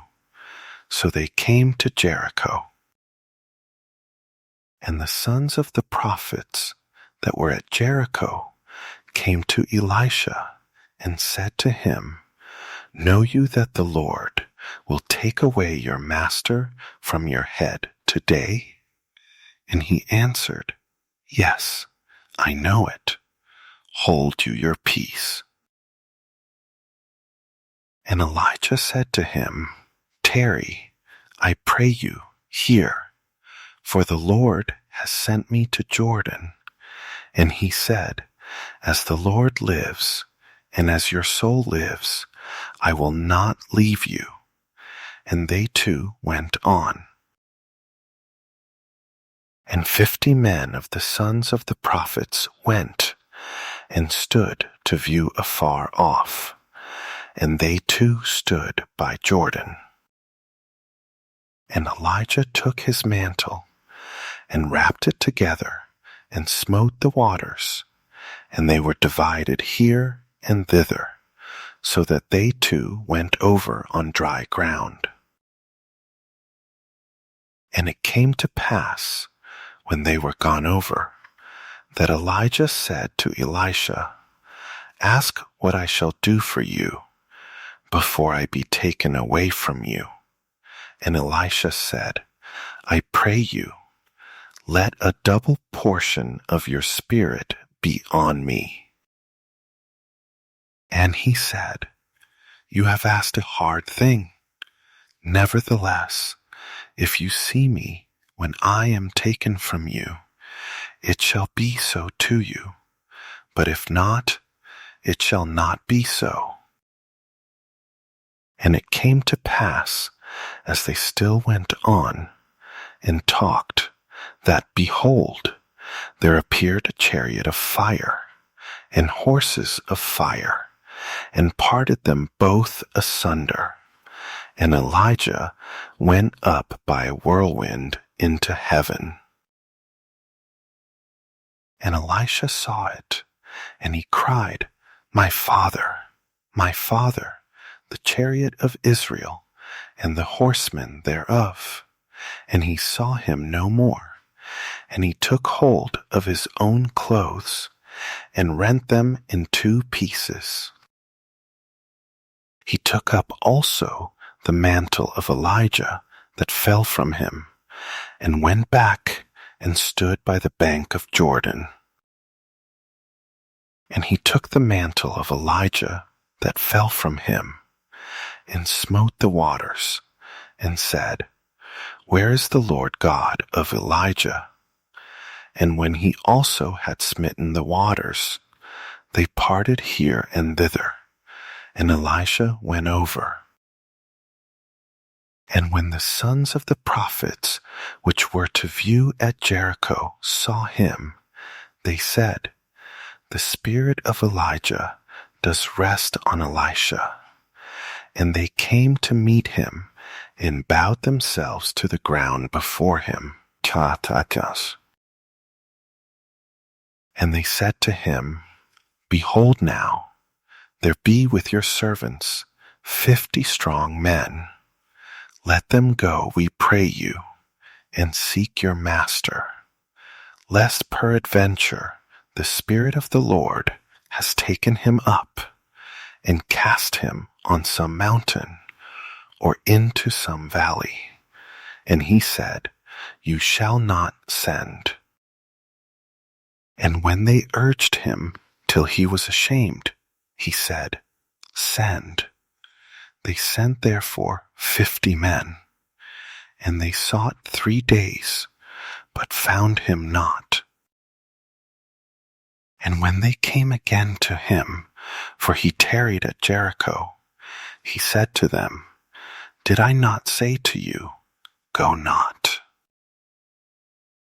And the men of the city said to Elisha, Behold, I pray you, the situation of this city is pleasant, as my Lord sees, but the water is not, and the ground barren. And he said, Bring me a new cruse, and put salt therein. And they brought it to him. And he went forth to the spring of the waters, and cast the salt in there, and said, Thus said the Lord, I have healed these waters. There shall not be from there any more death or barren land. So the waters were healed to this day, according to the saying of Elisha which he spoke. And he went up from there to Bethel, and as he was going up by the way, there came forth little children out of the city, and mocked him, and said to him, Go up, you bald head. Go up, you bald head. And he turned back and looked on them, and cursed them in the name of the Lord. And there came forth 2 she-bears out of the wood, and tare 42 children of them. And he went from there to Mount Carmel, and from there he returned to Samaria. Now Jehoram the son of Ahab began to reign over Israel in Samaria the 18th year of Jehoshaphat, king of Judah, and reigned 12 years. And he worked evil in the sight of the Lord, but not like his father and like his mother, for he put away the image of Baal that his father had made. Nevertheless, he joined to the sins of Jeroboam, the son of Nebat, which made Israel to sin. He departed not therefrom. And Mesha king of Moab was a sheepmaster, and rendered to the king of Israel 100,000 lambs, and 100,000 rams, with the wool. But it came to pass, when Ahab was dead, that the king of Moab rebelled against the king of Israel. And King Jehoram went out of Samaria the same time, and numbered all Israel. And he went and sent to Jehoshaphat, the king of Judah, saying, The king of Moab has rebelled against me. Will you go with me against Moab to battle? And he said, I will go up. I am as you are, my people as your people, and my horses as your horses. And he said, Which way shall we go up? And he answered, The way through the wilderness of Edom. So the king of Israel went, and the king of Judah, and the king of Edom, and they fetched a compass of 7 days' journey, and there was no water for the host, and for the cattle that followed them.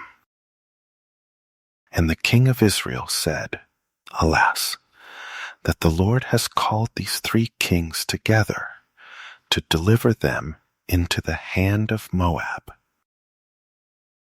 But Jehoshaphat said, Is there not here a prophet of the Lord, that we may inquire of the Lord by him?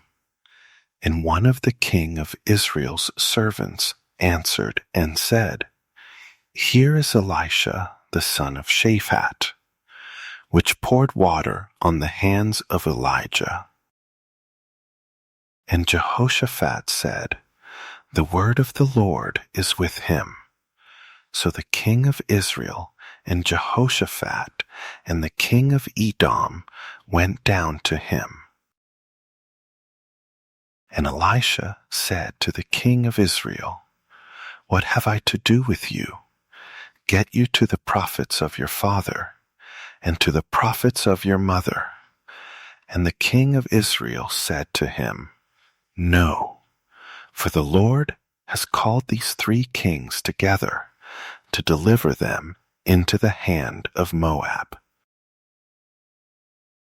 And Elisha said, as the Lord of hosts lives, before whom I stand, surely, were it not that I regard the presence of Jehoshaphat, the king of Judah, I would not look toward you, nor see you. But now bring me a minstrel. And it came to pass, when the minstrel played, that the hand of the Lord came on him. And he said, Thus said the Lord, make this valley full of ditches.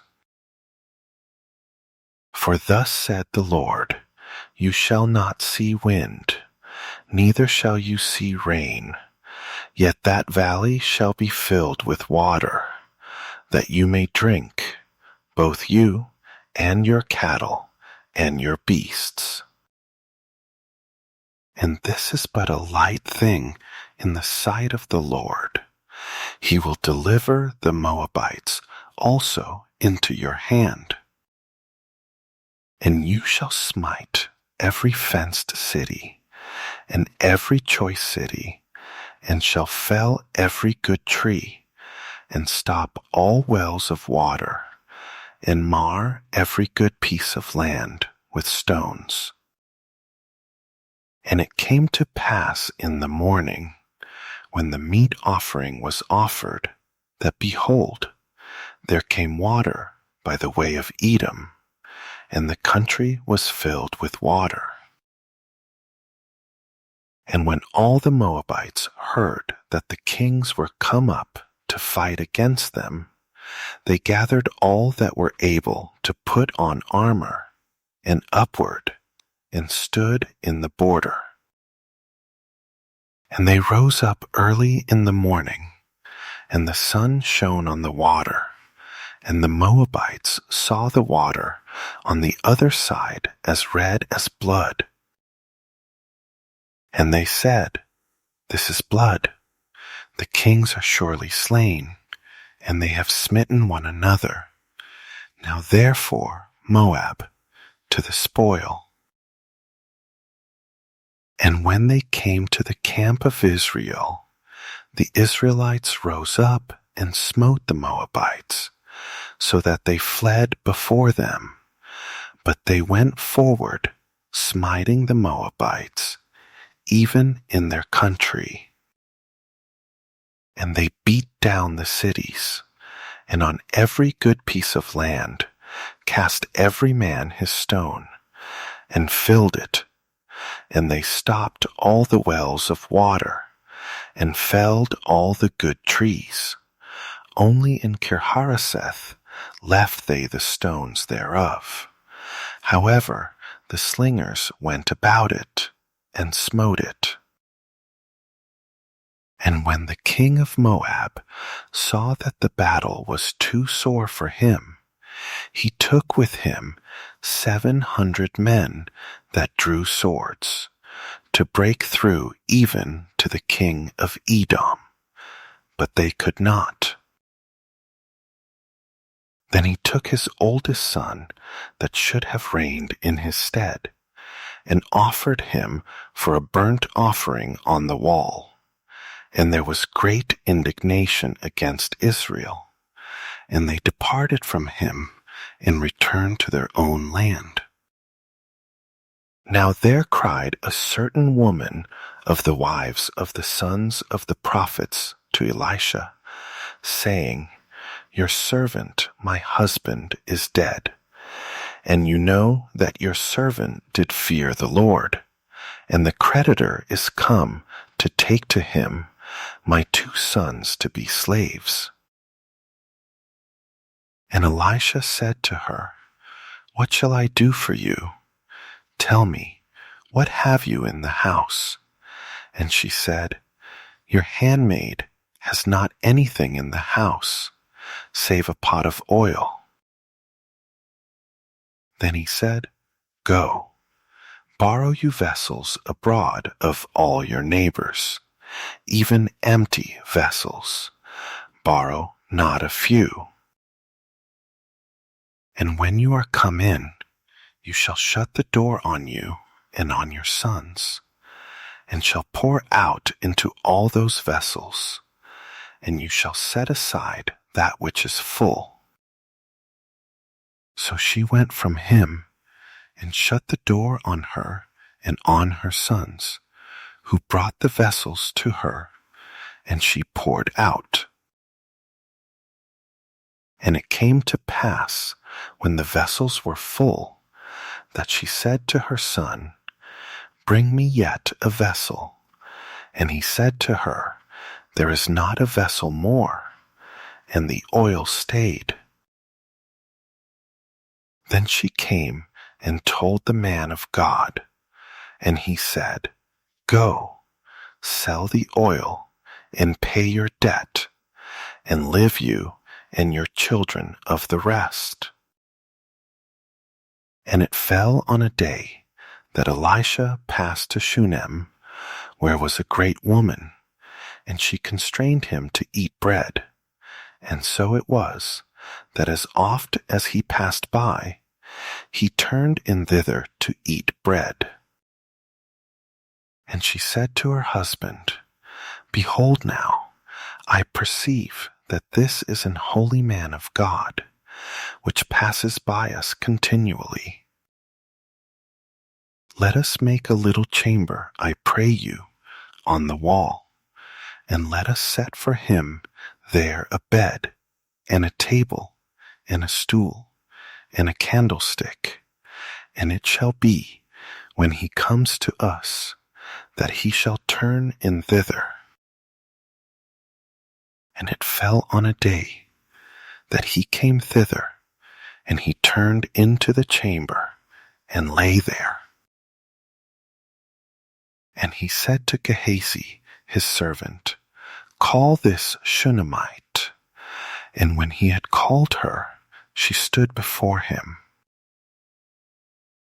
And he said to him, "Say now to her, Behold, you have been careful for us with all this care. What is to be done for you? Would you be spoken for to the king, or to the captain of the host?" And she answered, "I dwell among my own people." And he said, "What then is to be done for her?" And Gehazi answered, "Truly she has no child, and her husband is old." And he said, "Call her." And when he had called her, she stood in the door. And he said, "About this season, according to the time of life, you shall embrace a son." And she said, "No, my lord, you man of God, do not lie to your handmaid." And the woman conceived, and bore a son at that season that Elisha had said to her, according to the time of life. And when the child was grown, it fell on a day that he went out to his father to the reapers. And he said to his father, "My head, my head." And he said to a lad, "Carry him to his mother." And when he had taken him and brought him to his mother, he sat on her knees till noon, and then died. And she went up and laid him on the bed of the man of God, and shut the door on him, and went out.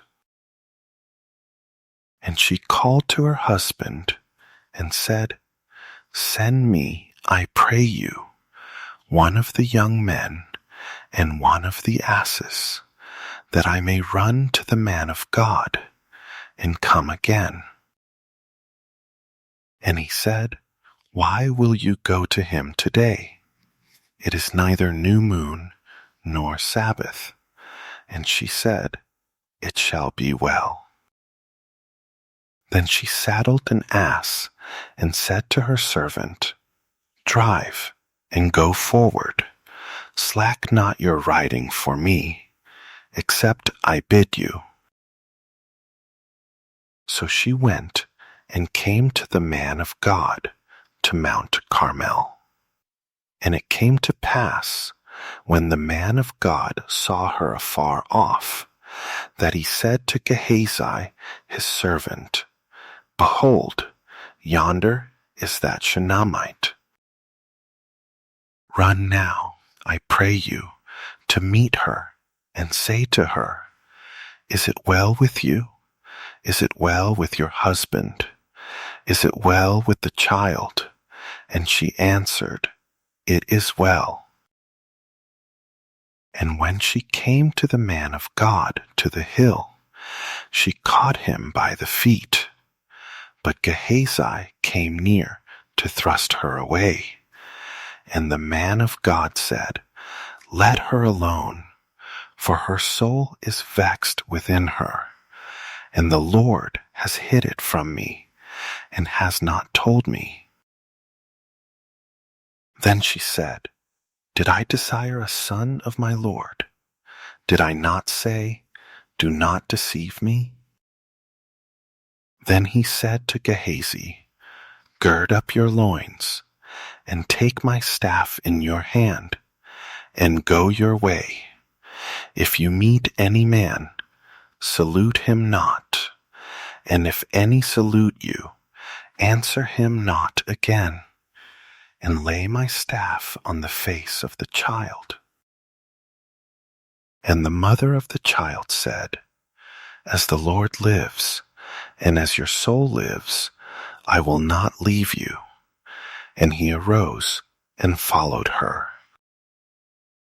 And Gehazi passed on before them, and laid the staff on the face of the child, but there was neither voice nor hearing. Why, he went again to meet him, and told him, saying, The child is not awaked. And when Elisha was come into the house, behold, the child was dead, and laid on his bed. He went in therefore, and shut the door on them too, and prayed to the Lord. And he went up, and lay on the child, and put his mouth on his mouth, and his eyes on his eyes, and his hands on his hands, and stretched himself on the child, and the flesh of the child waxed warm.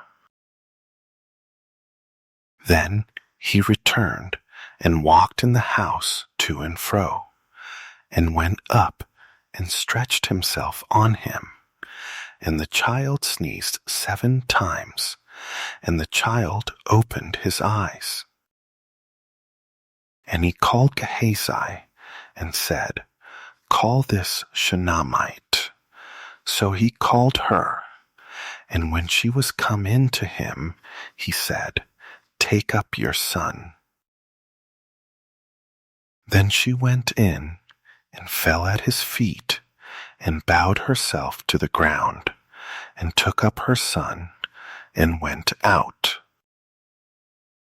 And Elisha came again to Gilgal, and there was a dearth in the land, and the sons of the prophets were sitting before him.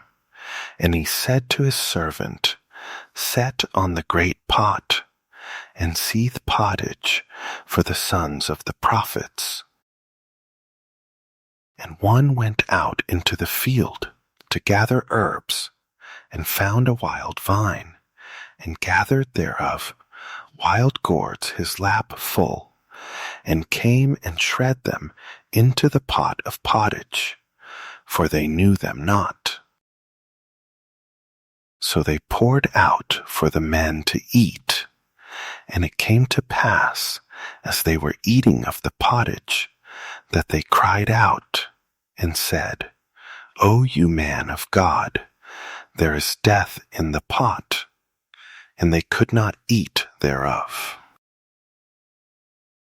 But he said, Then bring meal.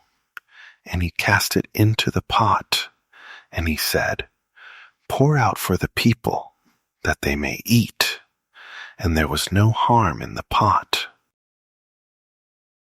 And there came a man from Baal-shalisha, and brought the man of God bread of the first fruits, 20 loaves of barley, and full ears of corn in the husk thereof. And he said, Give to the people, that they may eat. And his servitor said, What? Should I set this before 100 men? He said again, Give the people, that they may eat. For thus said the Lord, They shall eat, and shall leave thereof.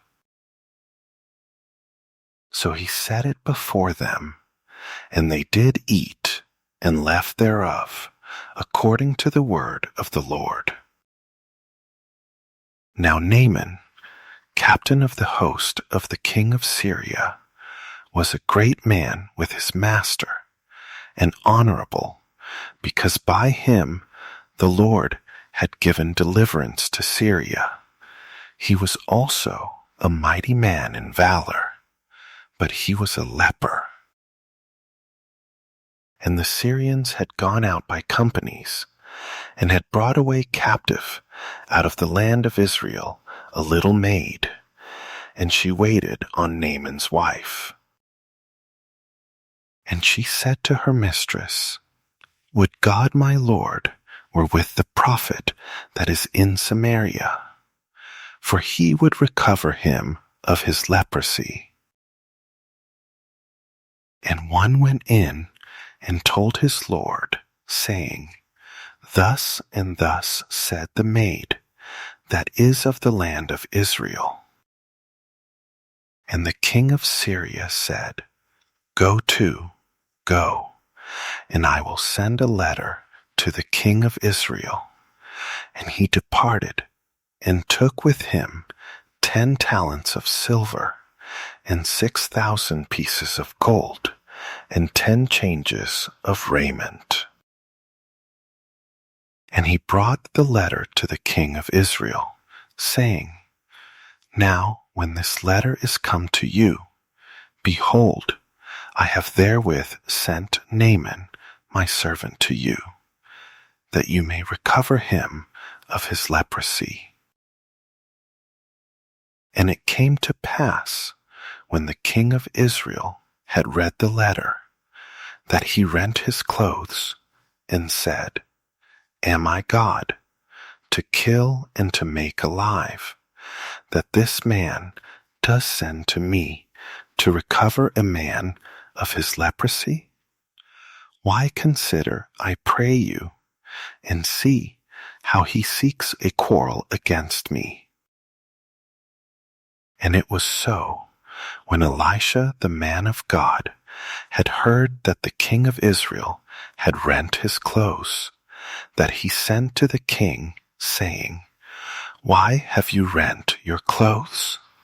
Let him come now to me, and he shall know that there is a prophet in Israel. So Naaman came with his horses and with his chariot, and stood at the door of the house of Elisha. And Elisha sent a messenger to him, saying, Go and wash in Jordan 7 times, and your flesh shall come again to you, and you shall be clean. But Naaman was wroth, and went away, and said, Behold, I thought, he will surely come out to me, and stand, and call on the name of the Lord his God, and strike his hand over the place, and recover the leper. Are not Abana and Pharpar, rivers of Damascus, better than all the waters of Israel? May I not wash in them, and be clean? So he turned and went away in a rage.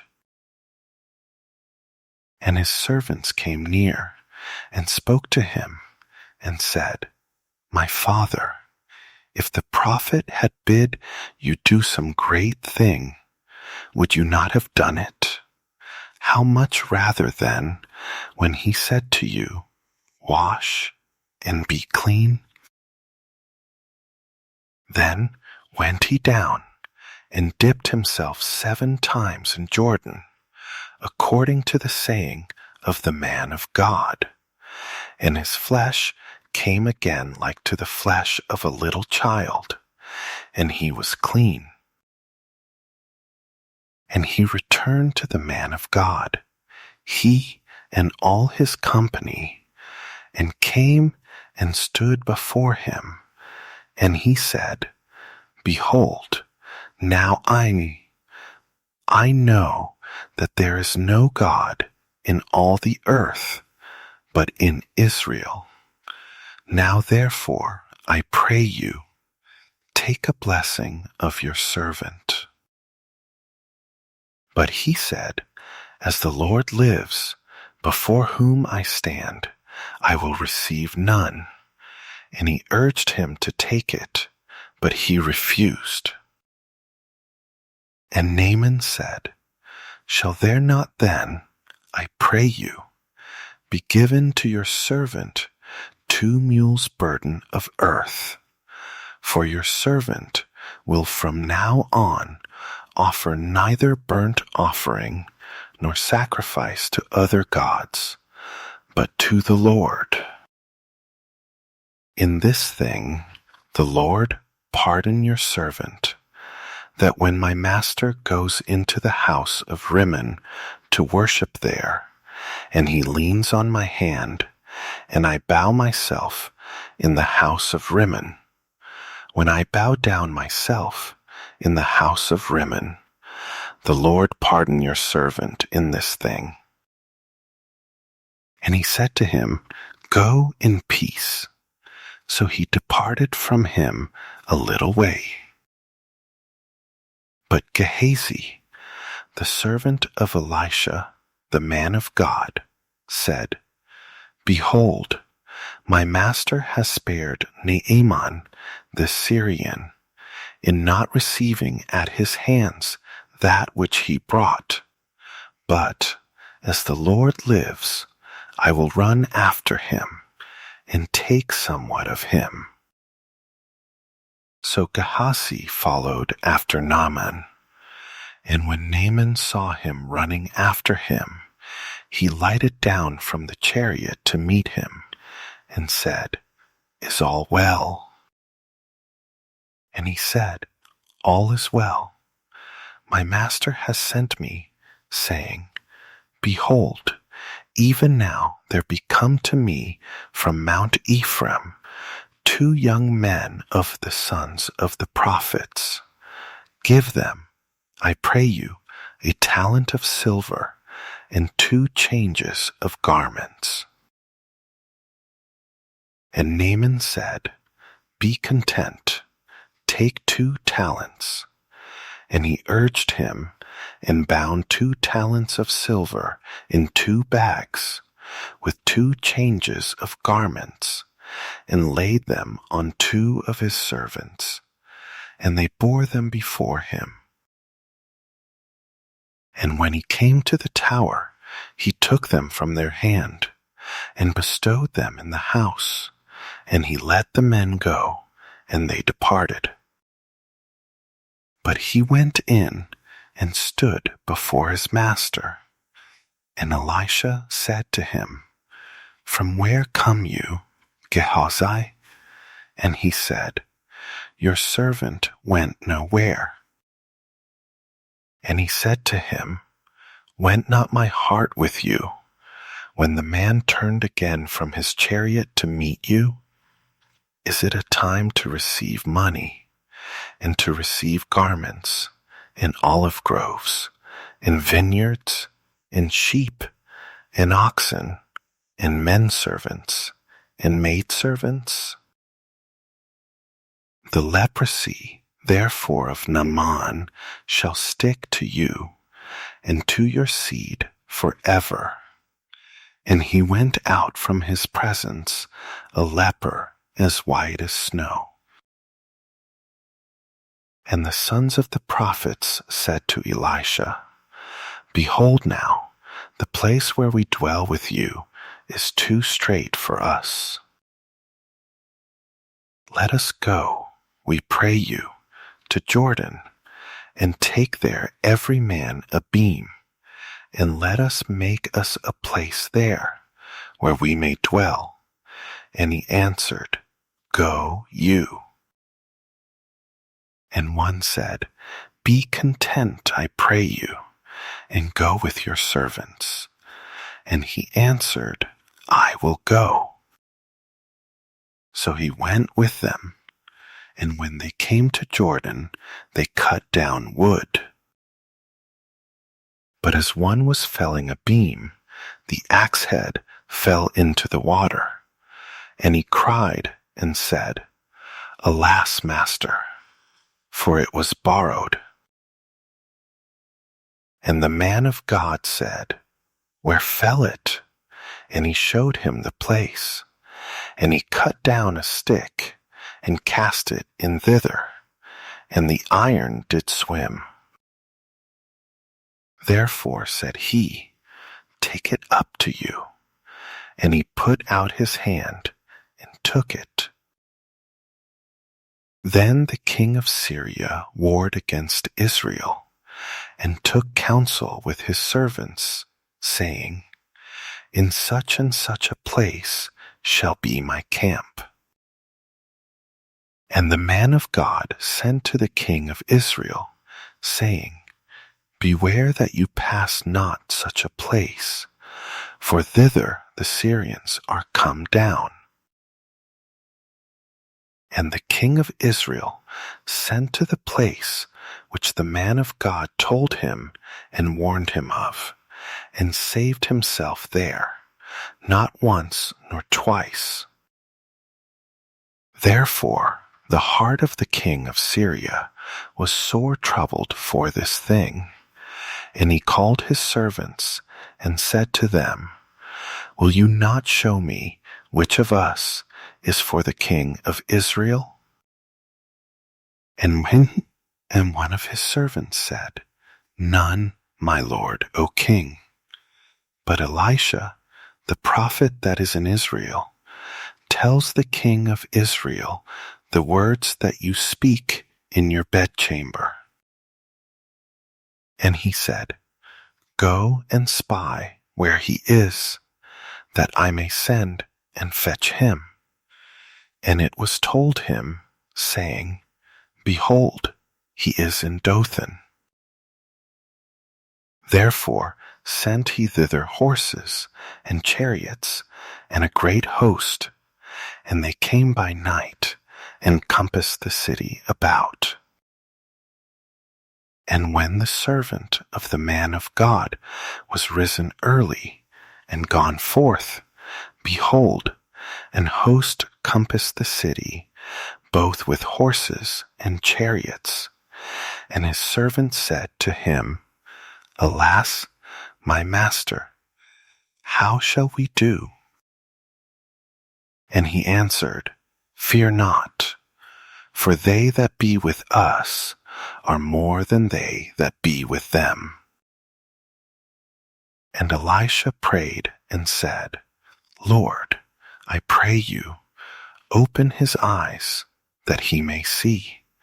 And the Lord opened the eyes of the young man, and he saw, and behold, the mountain was full of horses and chariots of fire round about Elisha.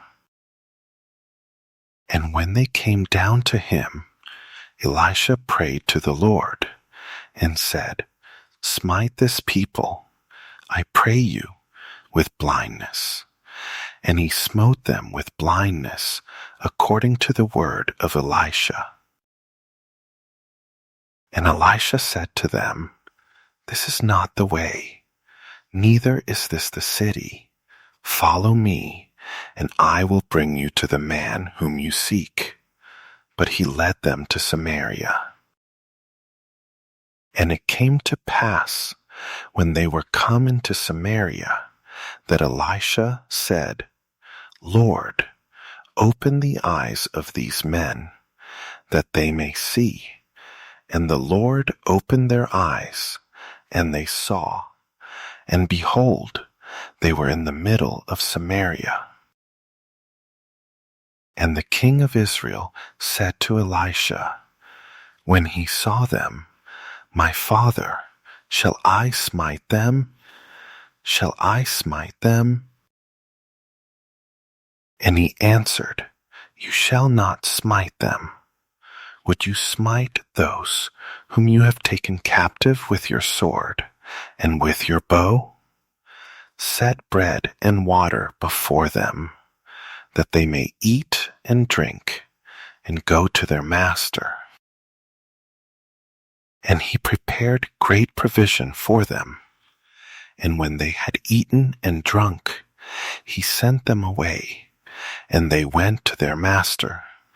So the bands of Syria came no more into the land of Israel. And it came to pass after this, that Ben-Hadad, king of Syria, gathered all his host, and went up and besieged Samaria. And there was a great famine in Samaria, and behold, they besieged it, until an ass's head was sold for 80 pieces of silver, and the 4th part of a cab of dove's dung for 5 pieces of silver. And as the king of Israel was passing by on the wall, there cried a woman to him, saying, help, my lord, O king. And he said, if the Lord do not help you, from where shall I help you? Out of the barn floor, or out of the winepress? And the king said to her, what ails you? And she answered, this woman said to me, give your son, that we may eat him today, and we will eat my son tomorrow. So we boiled my son, and did eat him. And I said to her on the next day, give your son, that we may eat him. And she has hid her son. And it came to pass, when the king heard the words of the woman, that he rent his clothes, and he passed by on the wall, and the people looked, and behold, he had sackcloth within on his flesh. Then he said, God do so and more also to me, if the head of Elisha, the son of Shaphat, shall stand on him this day. But Elisha sat in his house, and the elders sat with him. And the king sent a man from before him. But ere the messenger came to him, he said to the elders, see you how this son of a murderer has sent to take away my head? Look, when the messenger comes, shut the door, and hold him fast at the door. Is not the sound of his master's feet behind him? And while he yet talked with them, behold, the messenger came down to him. And he said, behold, this evil is of the Lord. What should I wait for the Lord any longer? Then Elisha said, hear you the word of the Lord. Thus said the Lord, tomorrow about this time shall a measure of fine flour be sold for a shekel, and 2 measures of barley for a shekel, in the gate of Samaria. Then a lord on whose hand the king leaned answered the man of God, and said, behold, if the Lord would make windows in heaven, might this thing be? And he said, behold, you shall see it with your eyes, but shall not eat thereof. And there were 4 leprous men at the entering in of the gate. And they said one to another, Why sit we here until we die? If we say, We will enter into the city, then the famine is in the city, and we shall die there. And if we sit still here, we die also. Now, therefore come, and let us fall to the host of the Syrians. If they save us alive, we shall live, and if they kill us, we shall but die. And they rose up in the twilight to go to the camp of the Syrians. And when they were come to the uttermost part of the camp of Syria, behold, there was no man there.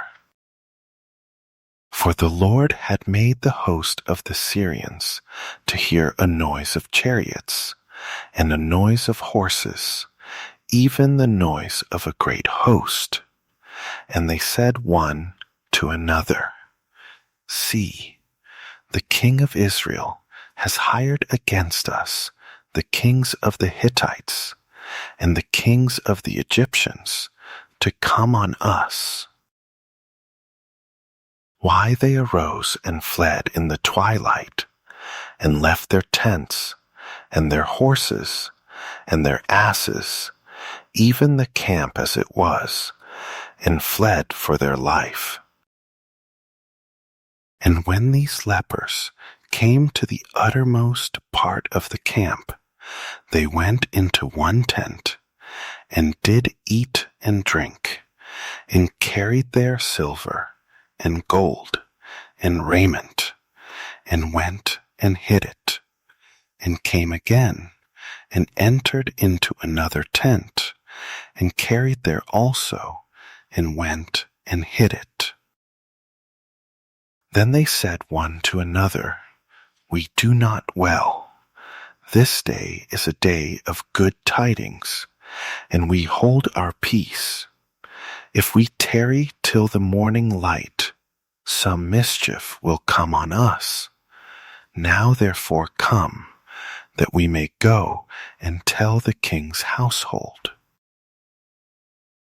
So they came and called to the porter of the city, and they told them, saying, We came to the camp of the Syrians, and behold, there was no man there, neither voice of man, but horses tied, and asses tied, and the tents as they were. And he called the porters, and they told it to the king's house within. And the king arose in the night, and said to his servants, I will now show you what the Syrians have done to us. They know that we be hungry. Therefore are they gone out of the camp to hide themselves in the field, saying, When they come out of the city, we shall catch them alive, and get into the city. And one of his servants answered and said, Let some take, I pray you, 5 of the horses that remain, which are left in the city. Behold, they are as all the multitude of Israel that are left in it.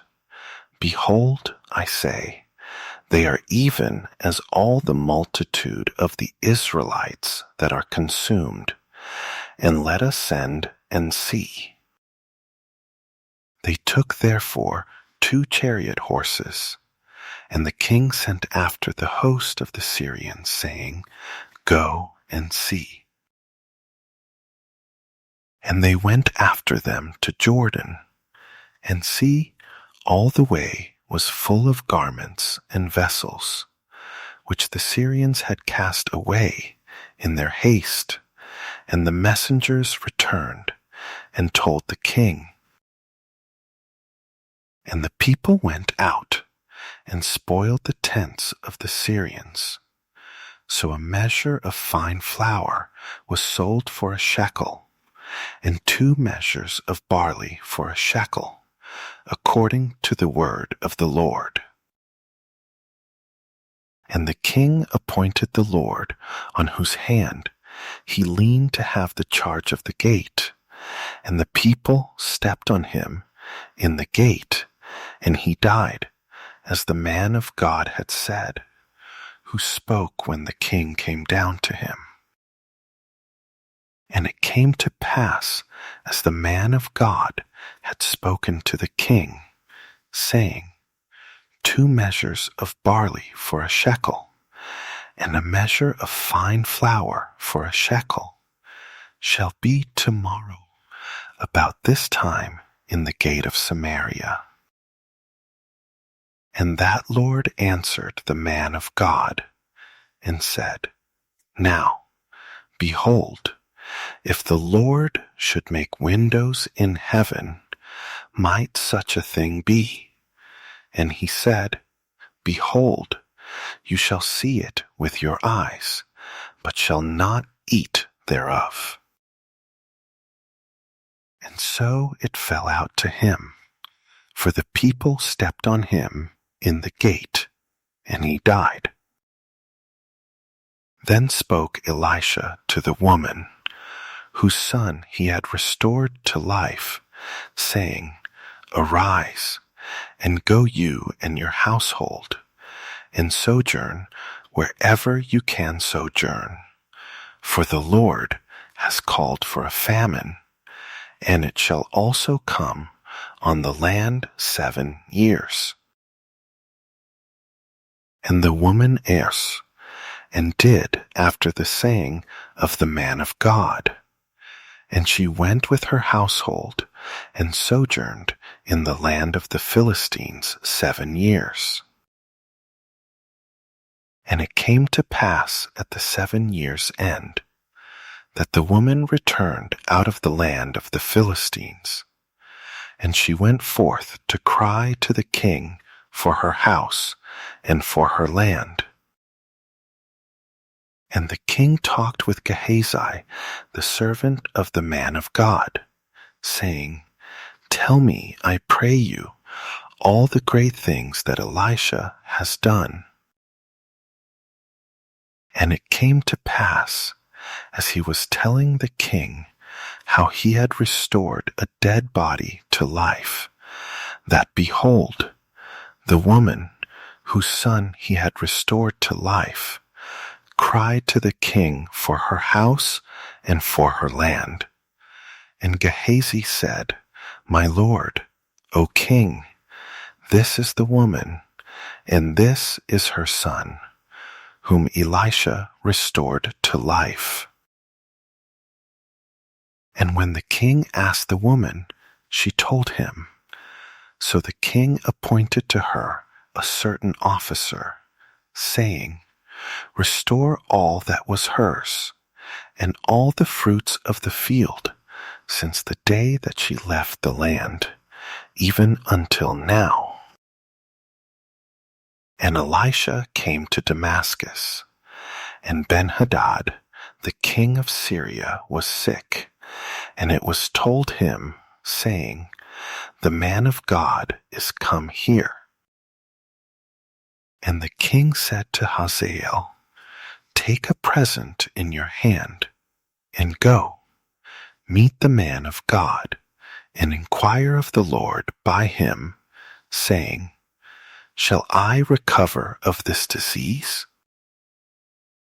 So Hazael went to meet him, and took a present with him, even of every good thing of Damascus, 40 camels' burden, and came and stood before him, and said, Your son Ben-Hadad, king of Syria, has sent me to you, saying, Shall I recover of this disease? And Elisha said to him, Go, say to him, You may certainly recover. However, the Lord has showed me that he shall surely die. And he settled his countenance steadfastly, until he was ashamed, And the man of God wept. And Hazael said, Why weeps my Lord? And he answered, Because I know the evil that you will do to the children of Israel. Their strongholds will you set on fire, and their young men will you slay with the sword, and will dash their children, and rip up their women with child. And Hazael said, But what is your servant a dog, that he should do this great thing? And Elisha answered, The Lord has showed me that you shall be king over Syria. So he departed from Elisha and came to his master, who said to him, What said Elisha to you? And he answered, He told me that you should surely recover. And it came to pass on the morrow that he took a thick cloth and dipped it in water and spread it on his face, so that he died, and Hazael reigned in his stead. And in the 5th year of Joram, the son of Ahab, king of Israel, Jehoshaphat being then king of Judah, Jehoram the son of Jehoshaphat, king of Judah, began to reign. 32 years old was he when he began to reign, and he reigned 8 years in Jerusalem. And he walked in the way of the kings of Israel, as did the house of Ahab. For the daughter of Ahab was his wife, and he did evil in the sight of the Lord. Yet the Lord would not destroy Judah for David his servant's sake, as he promised him to give him always a light, and to his children. In his days Edom revolted from under the hand of Judah, and made a king over themselves. So Joram went over to Zair, and all the chariots with him, and he rose by night, and smote the Edomites which compassed him about, and the captains of the chariots, and the people fled into their tents. Yet Edom revolted from under the hand of Judah to this day. Then Libnah revolted at the same time. And the rest of the acts of Joram, and all that he did, are they not written in the book of the Chronicles of the kings of Judah? And Joram slept with his fathers, and was buried with his fathers in the city of David, and Ahaziah his son reigned in his stead. In the 12th year of Joram, the son of Ahab, king of Israel, did Ahaziah, the son of Jehoram, king of Judah, begin to reign. 22 years old was Ahaziah when he began to reign, and he reigned 1 year in Jerusalem, and his mother's name was Athaliah, the daughter of Omri, king of Israel.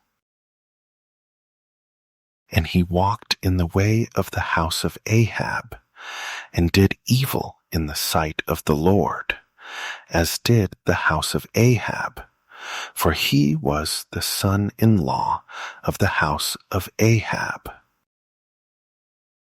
And he went with Joram, the son of Ahab, to the war against Hazael, king of Syria, in Ramoth-Gilead, and the Syrians wounded Joram.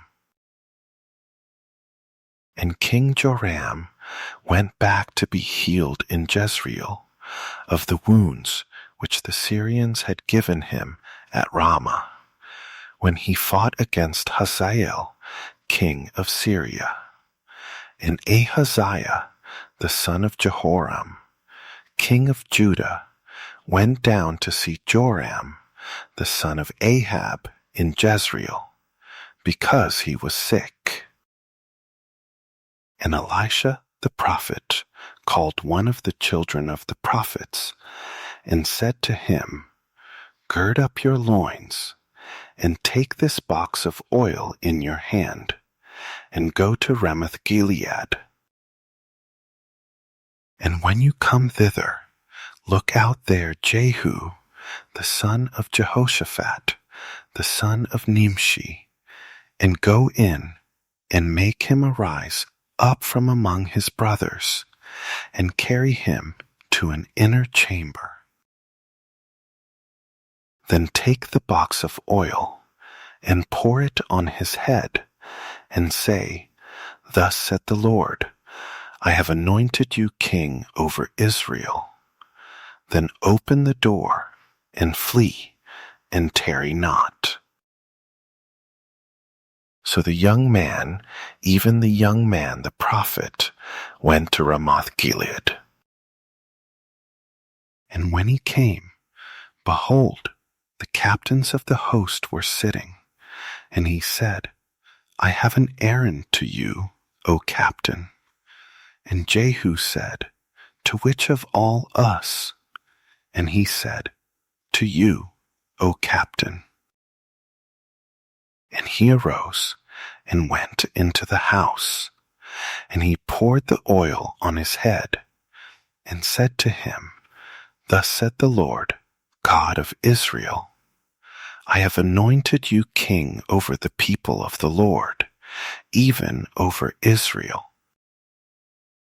And you shall smite the house of Ahab, your master, that I may avenge the blood of my servants the prophets, and the blood of all the servants of the Lord, at the hand of Jezebel. For the whole house of Ahab shall perish, and I will cut off from Ahab him that urinates against the wall, and him that is shut up and left in Israel. And I will make the house of Ahab like the house of Jeroboam the son of Nebat, and like the house of Baasha the son of Ahijah. And the dogs shall eat Jezebel in the portion of Jezreel, and there shall be none to bury her. And he opened the door and fled. Then Jehu came forth to the servants of his Lord, and one said to him, Is all well? Why came this mad fellow to you? And he said to them, You know the man and his communication. And they said, It is false. Tell us now. And he said, Thus and thus spoke he to me, saying, Thus said the Lord, I have anointed you king over Israel. Then they hurried and took every man his garment, and put it under him on the top of the stairs, and blew with trumpets, saying, Jehu is king. So Jehu, the son of Jehoshaphat, the son of Nimshi, conspired against Joram. Now Joram had kept Ramoth Gilead, he and all Israel, because of Hazael, king of Syria. But King Joram was returned to be healed in Jezreel of the wounds which the Syrians had given him when he fought with Hazael, king of Syria. And Jehu said, If it be your minds, then let none go forth, nor escape out of the city to go to tell it in Jezreel. So Jehu rode in a chariot and went to Jezreel, for Joram lay there, and Ahaziah, king of Judah, was come down to see Joram. And there stood a watchman on the tower in Jezreel. And he spied the company of Jehu as he came, and said, I see a company. And Joram said, Take an horseman, and send to meet them, and let him say, Is it peace? So there went one on horseback to meet him, and said, Thus said the king, Is it peace? And Jehu said, What have you to do with peace? Turn you behind me. And the watchman told, saying, The messenger came to them, but he comes not again. Then he sent out a second on horseback, which came to them, and said, Thus said the king, Is it peace? And Jehu answered, What have you to do with peace? Turn you behind me. And the watchman told, saying, He came even to them, and comes not again. And the driving is like the driving of Jehu, the son of Nimshi, for he drives furiously. And Joram said, Make ready. And his chariot was made ready. And Joram, king of Israel, and Ahaziah, king of Judah, went out, each in his chariot, and they went out against Jehu, and met him in the portion of Naboth the Jezreelite. And it came to pass, when Joram saw Jehu, that he said, Is it peace, Jehu? And he answered, What peace? So long as the prostitutions of your mother, Jezebel, and her witchcrafts are so many. And Joram turned his hands and fled, and said to Ahaziah, There is treachery, O Ahaziah. And Jehu drew a bow with his full strength, and smote Jehoram between his arms, and the arrow went out at his heart, and he sunk down in his chariot. Then said Jehu to Bidkar, his captain, Take up, and cast him in the portion of the field of Naboth the Jezreelite. For remember how that, when I and you rode together after Ahab, his father, the Lord laid this burden on him. Surely I have seen yesterday the blood of Naboth and the blood of his sons, said the Lord, and I will requite you in this plat, said the Lord. Now therefore take and cast him into the plat of ground, according to the word of the Lord. But when Ahaziah, the king of Judah, saw this, he fled by the way of the garden house. And Jehu followed after him, and said, Smite him also in the chariot. And they did so at the going up to Gur, which is by Eblaim. And he fled to Megiddo, and died there. And his servants carried him in a chariot to Jerusalem, and buried him in his sepulchre with his fathers in the city of David. And in the 11th year of Joram, the son of Ahab, began Ahaziah to reign over Judah. And when Jehu was come to Jezreel, Jezebel heard of it, and she painted her face, and tired her head, and looked out at a window. And as Jehu entered in at the gate, she said, Had Zimri peace, who slew his master? And he lifted up his face to the window, and said, Who is on my side? Who? And there looked out to him 2 or 3 eunuchs. And he said, Throw her down. So they threw her down, and some of her blood was sprinkled on the wall, and on the horses, and he stepped her under foot. And when he was come in, he did eat and drink, and said, Go, see now this cursed woman, and bury her, for she is a king's daughter. And they went to bury her, but they found no more of her than the skull and the feet and the palms of her hands. Why they came again and told him. And he said, This is the word of the Lord, which he spoke by his servant Elijah the Tishbite, saying, In the portion of Jezreel shall dogs eat the flesh of Jezebel,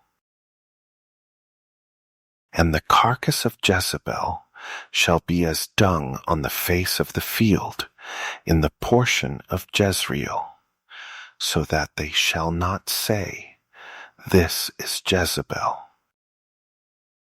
And Ahab had 70 sons in Samaria, and Jehu wrote letters and sent to Samaria, to the rulers of Jezreel, to the elders, and to them that brought up Ahab's children, saying, Now as soon as this letter comes to you, seeing your master's sons are with you, and there are with you chariots and horses, a fenced city also, and armor,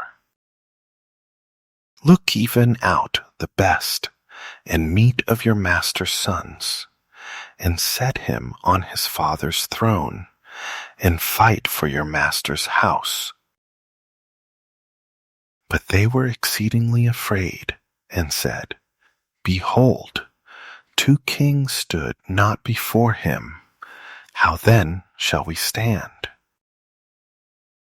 And he that was over the house, and he that was over the city, the elders also, and the bringers up of the children, sent to Jehu, saying, We are your servants, and will do all that you shall bid us.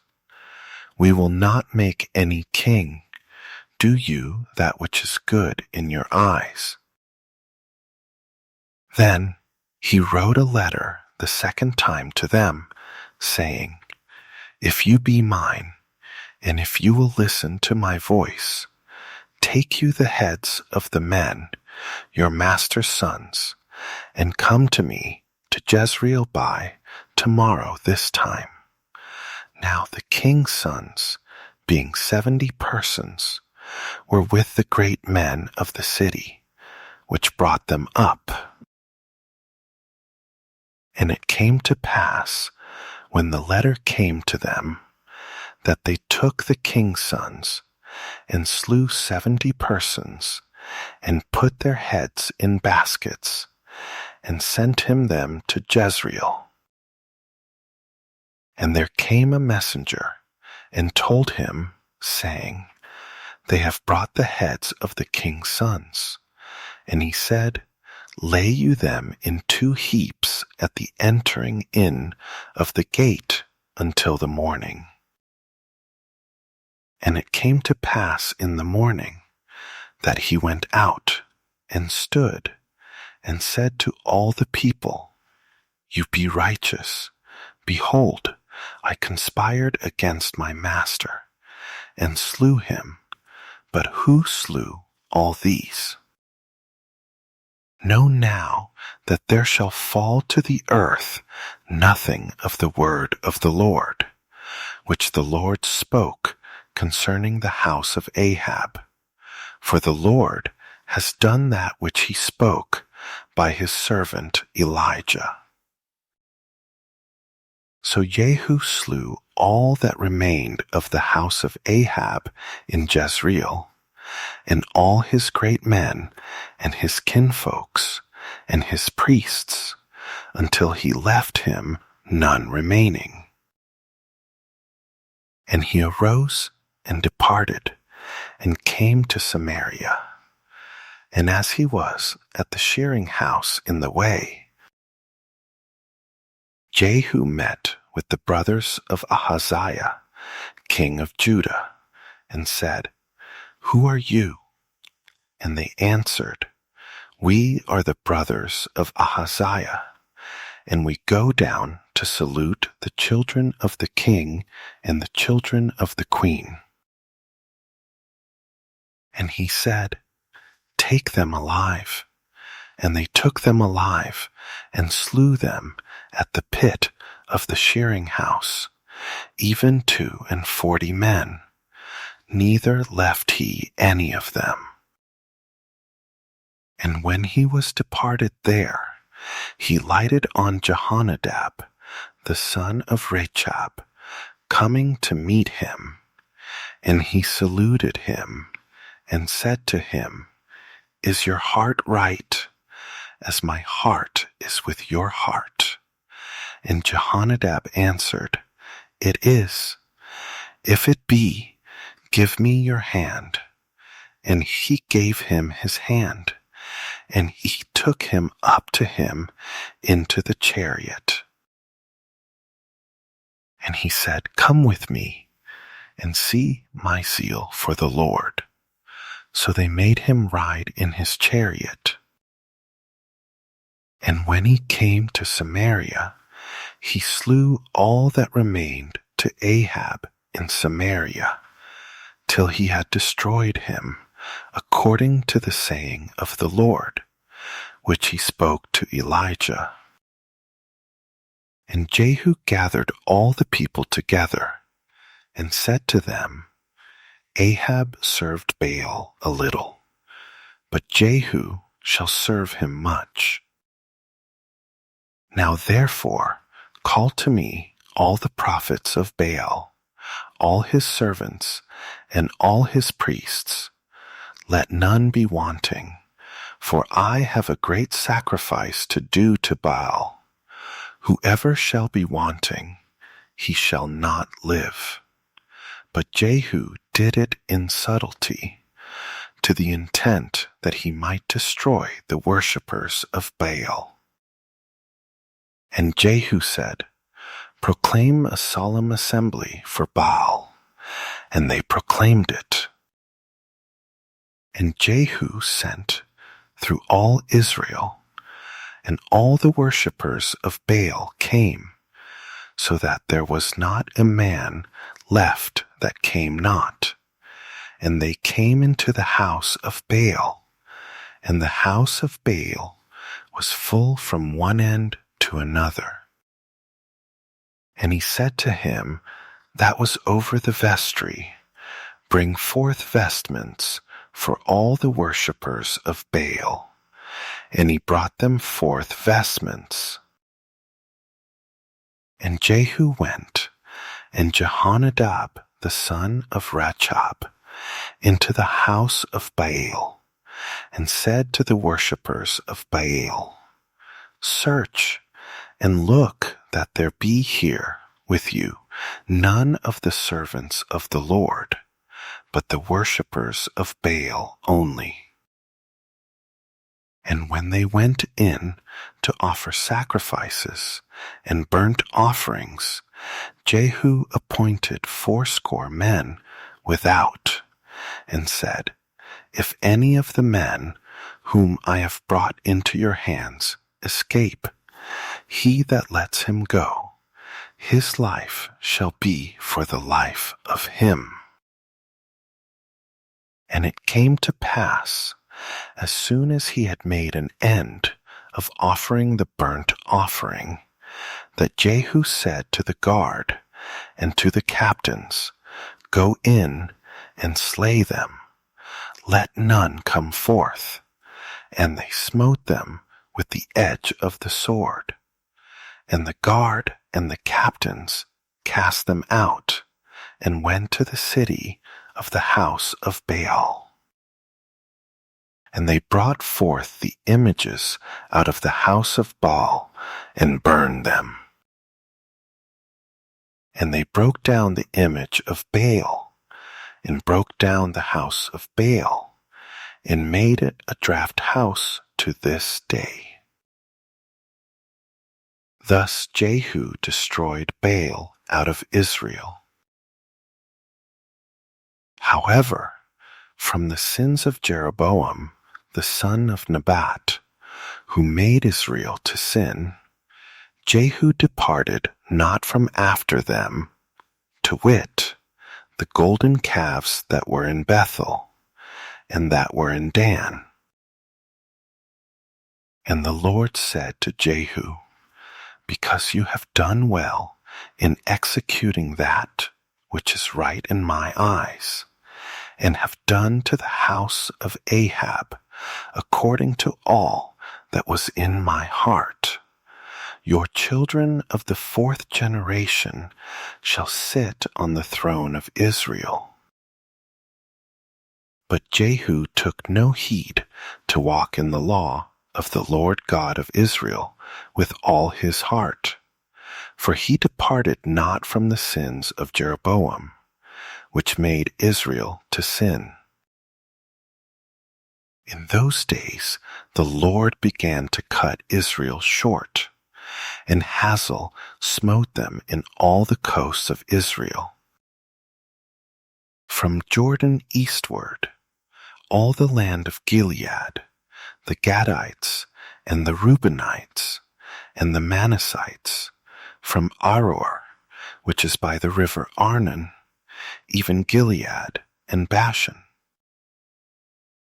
Now the rest of the acts of Jehu, in all that he did, in all his might, are they not written in the book of the Chronicles of the kings of Israel? And Jehu slept with his fathers, and they buried him in Samaria, and Jehoahaz his son reigned in his stead. And the time that Jehu reigned over Israel in Samaria was 28 years. And when Athaliah the mother of Ahaziah saw that her son was dead, she arose and destroyed all the seed royal. But Jehosheba, the daughter of King Joram, sister of Ahaziah, took Joash the son of Ahaziah, and stole him from among the king's sons which were slain, and they hid him, even him and his nurse, in the bedchamber from Athaliah, so that he was not slain. And he was with her, hid in the house of the Lord 6 years. And Athaliah did reign over the land. And the 7th year Jehoiada sent and fetched the rulers over hundreds, with the captains and the guard, and brought them to him into the house of the Lord, and made a covenant with them, and took an oath of them in the house of the Lord, and showed them the king's son.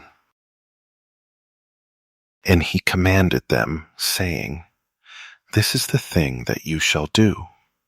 A third part of you that enter in on the Sabbath shall even be keepers of the watch of the king's house. And a third part shall be at the gate of Sur, and a third part at the gate behind the guard. So shall you keep the watch of the house, that it be not broken down. And 2 parts of all you that go forth on the Sabbath, even they shall keep the watch of the house of the Lord about the king. And you shall compass the king round about, every man with his weapons in his hand. And he that comes within the ranges, let him be slain. And be you with the king, as he goes out, and as he comes in. And the captains over the hundreds did according to all things that Jehoiada the priest commanded. And they took every man his men that were to come in on the Sabbath, with them that should go out on the Sabbath, and came to Jehoiada the priest. And to the captain over hundreds did the priest give King David's spears and shields that were in the temple of the Lord. And the guard stood, every man with his weapons in his hand, round about the king, from the right corner of the temple to the left corner of the temple, along by the altar and the temple. And he brought forth the king's son, and put the crown on him, and gave him the testimony. And they made him king, and anointed him. And they clapped their hands, and said, God save the king. And when Athaliah heard the noise of the guard and of the people, she came to the people into the temple of the Lord. And when she looked, behold, the king stood by a pillar, as the manner was, and the princes and the trumpeters by the king, and all the people of the land rejoiced, and blew with trumpets. And Athaliah rent her clothes, and cried, Treason, treason. But Jehoiada the priest commanded the captains of the hundreds, the officers of the host, and said to them, Have her forth without the ranges, and him that follows her kill with the sword. For the priest had said, Let her not be slain in the house of the Lord. And they laid hands on her, and she went by the way by the which the horses came into the king's house, and there was she slain. And Jehoiada made a covenant between the Lord and the king and the people, that they should be the Lord's people, between the king also and the people. And all the people of the land went into the house of Baal, and broke it down. His altars and his images broke they in pieces thoroughly, and slew Mattan the priest of Baal before the altars. And the priest appointed officers over the house of the Lord. And he took the rulers over hundreds, and the captains, and the guard, and all the people of the land. And they brought down the king from the house of the Lord, and came by the way of the gate of the guard to the king's house, and he sat on the throne of the kings. And all the people of the land rejoiced, and the city was in quiet. And they slew Athaliah with the sword beside the king's house. 7 years old was Jehoash when he began to reign. In the 7th year of Jehu, Jehoash began to reign. And 40 years reigned he in Jerusalem. And his mother's name was Zibiah of Beersheba. And Jehoash did that which was right in the sight of the Lord all his days, wherein Jehoiada the priest instructed him. But the high places were not taken away. The people still sacrificed and burnt incense in the high places. And Jehoash said to the priests, All the money of the dedicated things that is brought into the house of the Lord, even the money of everyone that passes the account, the money that every man is set at, and all the money that comes into any man's heart, to bring into the house of the Lord. Let the priests take it to them, every man of his acquaintance, and let them repair the breaches of the house, wherever any breach shall be found. But it was so, that in the 23rd year of King Jehoash, the priests had not repaired the breaches of the house. Then King Jehoash called for Jehoiada, the priest, and the other priests, and said to them, Why repair you not the breaches of the house? Now therefore receive no more money of your acquaintance, but deliver it for the breaches of the house. And the priests consented to receive no more money of the people, neither to repair the breaches of the house. But Jehoiada the priest took a chest, and bored a hole in the lid of it, and set it beside the altar, on the right side, as one comes into the house of the Lord. And the priest that kept the door put therein all the money that was brought into the house of the Lord. And it was so, when they saw that there was much money in the chest, that the king's scribe and the high priest came up, and they put up in bags, and told the money that was found in the house of the Lord. And they gave the money, being told, into the hands of them that did the work, that had the oversight of the house of the Lord. And they laid it out to the carpenters and builders that worked on the house of the Lord,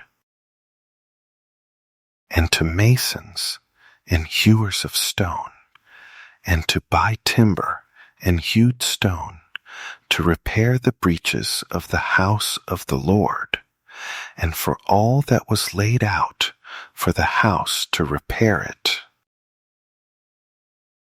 However, there were not made for the house of the Lord bowls of silver, snuffers, basins, trumpets, any vessels of gold, or vessels of silver, of the money that was brought into the house of the Lord. But they gave that to the workmen, and repaired therewith the house of the Lord. Moreover, they reckoned not with the men, into whose hand they delivered the money to be bestowed on workmen, for they dealt faithfully. The trespass money and sin money was not brought into the house of the Lord. It was the priests. Then Hazael king of Syria went up, and fought against Gath, and took it. And Hazael set his face to go up to Jerusalem. And Jehoash king of Judah took all the hallowed things that Jehoshaphat and Jehoram and Ahaziah, his fathers, kings of Judah, had dedicated, and his own hallowed things, and all the gold that was found in the treasures of the house of the Lord, and in the king's house, and sent it to Hazael king of Syria. And he went away from Jerusalem. And the rest of the acts of Joash, and all that he did, are they not written in the book of the Chronicles of the kings of Judah? And his servants arose, and made a conspiracy, and slew Joash in the house of Millo, which goes down to Selah. For Josachar the son of Shimeath, and Jehozabad the son of Shomer, his servants, smote him, and he died, and they buried him with his fathers in the city of David, and Amaziah his son reigned in his stead. In the 23rd year of Joash, the son of Ahaziah, king of Judah, Jehoahaz, the son of Jehu, began to reign over Israel in Samaria, and reigned 17 years. And he did that which was evil in the sight of the Lord, and followed the sins of Jeroboam the son of Nebat, which made Israel to sin. He departed not therefrom.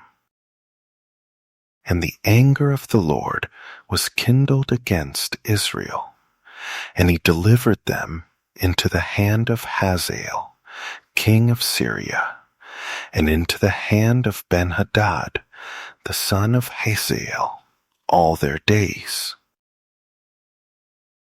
And Jehoahaz sought the Lord, and the Lord listened to him, for he saw the oppression of Israel, because the king of Syria oppressed them.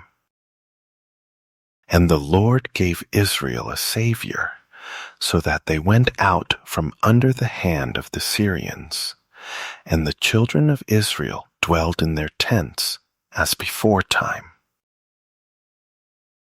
Nevertheless, they departed not from the sins of the house of Jeroboam, who made Israel sin, but walked therein, and there remained the grove also in Samaria. Neither did he leave of the people to Jehoahaz, but 50 horsemen, and 10 chariots, and 10,000 footmen, for the king of Syria had destroyed them, and had made them like the dust by threshing. Now the rest of the acts of Jehoahaz, and all that he did, and his might, are they not written in the book of the Chronicles of the kings of Israel? And Jehoahaz slept with his fathers, and they buried him in Samaria, and Joash his son reigned in his stead. In the 37th year of Joash, king of Judah, began Jehoash, the son of Jehoahaz, to reign over Israel in Samaria, and reigned 16 years. And he did that which was evil in the sight of the Lord. He departed not from all the sins of Jeroboam, the son of Nebat, who made Israel sin, but he walked therein. And the rest of the acts of Joash, and all that he did, and his might with which he fought against Amaziah king of Judah, are they not written in the book of the Chronicles of the kings of Israel? And Joash slept with his fathers, and Jeroboam sat on his throne. And Joash was buried in Samaria with the kings of Israel. Now Elisha was fallen sick of his sickness, whereof he died. And Joash the king of Israel came down to him, and wept over his face, and said, O my father, the chariot of Israel, and the horsemen thereof. And Elisha said to him, Take bow and arrows. And he took to him bow and arrows. And he said to the king of Israel, Put your hand on the bow. And he put his hand on it. And Elisha put his hands on the king's hands. And he said, "Open the window eastward." And he opened it. Then Elisha said, "Shoot." And he shot. And he said, "The arrow of the Lord's deliverance, and the arrow of deliverance from Syria. For you shall smite the Syrians in Aphek, till you have consumed them." And he said, "Take the arrows." And he took them, and he said to the king of Israel, "Smite on the ground." And he smote thrice, and stayed. And the man of God was wroth with him, and said, "You should have smitten 5 or 6 times. Then had you smitten Syria till you had consumed it. Whereas now you shall smite Syria but thrice." And Elisha died, and they buried him. And the bands of the Moabites invaded the land at the coming in of the year. And it came to pass, as they were burying a man, that, behold, they spied a band of men. And they cast the man into the sepulchre of Elisha. And when the man was let down, and touched the bones of Elisha, he revived, and stood up on his feet. But Hazael, king of Syria, oppressed Israel all the days of Jehoahaz. And the Lord was gracious to them, and had compassion on them, and had respect to them, because of his covenant with Abraham, Isaac, and Jacob, and would not destroy them, neither cast he them from his presence as yet. So Hazael, king of Syria, died, and Ben-Hadad his son reigned in his stead. And Jehoash, the son of Jehoahaz, took again out of the hand of Ben-Hadad, the son of Hazael, the cities, which he had taken out of the hand of Jehoahaz, his father, by war.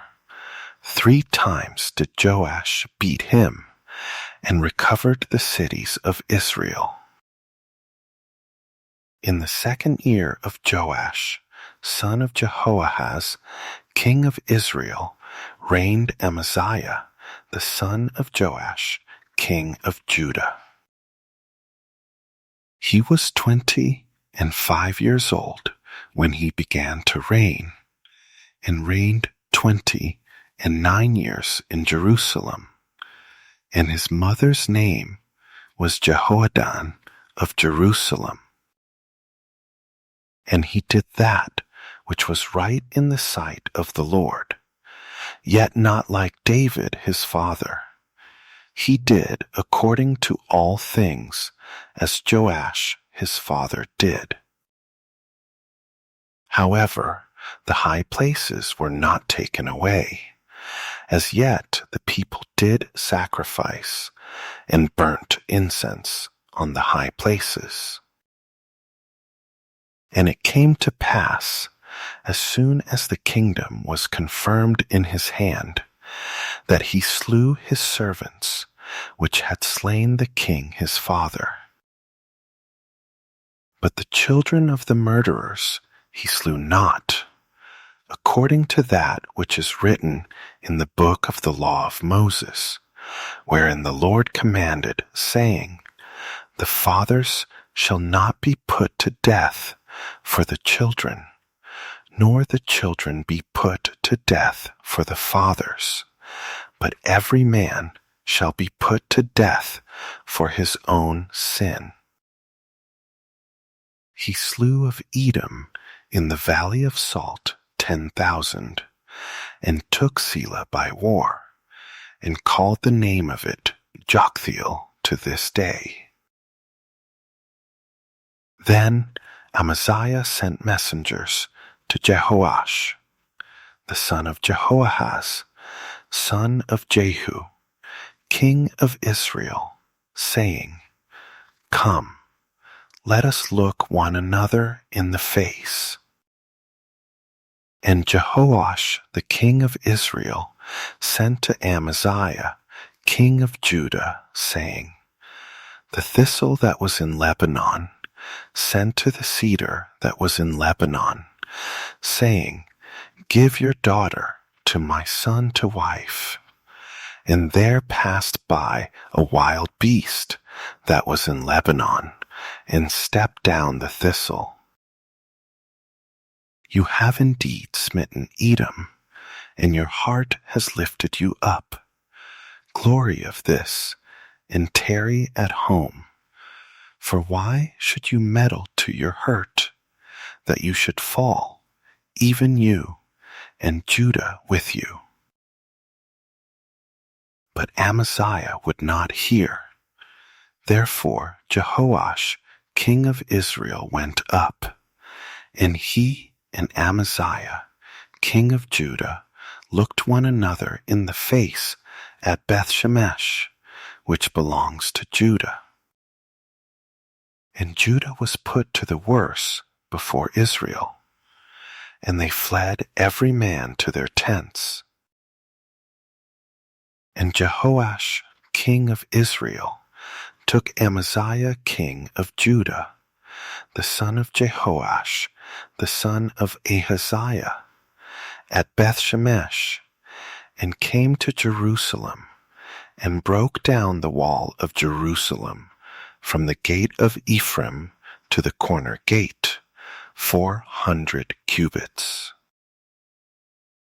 And he took all the gold and silver, and all the vessels that were found in the house of the Lord, and in the treasures of the king's house, and hostages, and returned to Samaria. Now the rest of the acts of Jehoash, which he did, and his might, and how he fought with Amaziah king of Judah, are they not written in the book of the Chronicles of the kings of Israel? And Jehoash slept with his fathers, and was buried in Samaria with the kings of Israel, and Jeroboam his son reigned in his stead.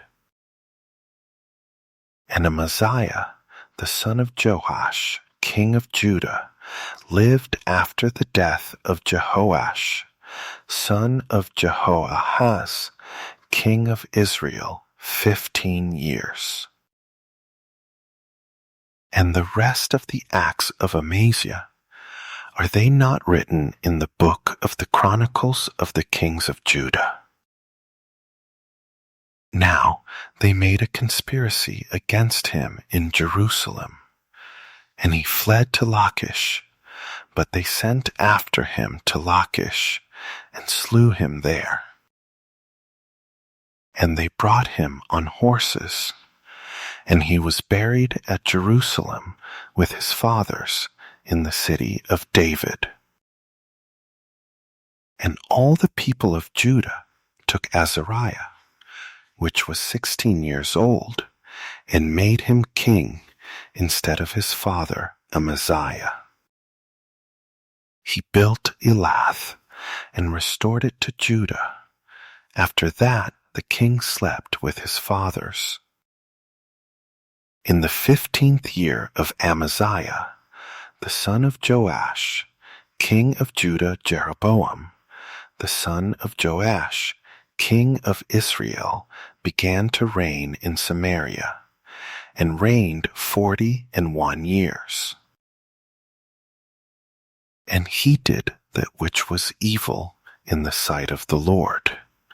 He departed not from all the sins of Jeroboam, the son of Nebat, who made Israel to sin. He restored the coast of Israel from the entering of Hamath to the sea of the plain, according to the word of the Lord God of Israel, which he spoke by the hand of his servant Jonah, the son of Amittai, the prophet, which was of Gath-hepher. For the Lord saw the affliction of Israel, that it was very bitter, for there was not any shut up, nor any left, nor any helper for Israel. And the Lord said, not that he would blot out the name of Israel from under heaven, but he saved them by the hand of Jeroboam, the son of Joash. Now the rest of the acts of Jeroboam, and all that he did, and his might, how he warred, and how he recovered Damascus, and Hamath, which belonged to Judah, for Israel, are they not written in the book of the Chronicles of the Kings of Israel? And Jeroboam slept with his fathers, even with the kings of Israel, and Zechariah his son reigned in his stead. In the 27th year of Jeroboam, king of Israel, began Azariah, son of Amaziah, king of Judah, to reign. 16 years old was he when he began to reign, and he reigned 52 years in Jerusalem, and his mother's name was Jechaliah of Jerusalem. And he did that which was right in the sight of the Lord, according to all that his father Amaziah had done, save that the high places were not removed. The people sacrificed and burnt incense still on the high places.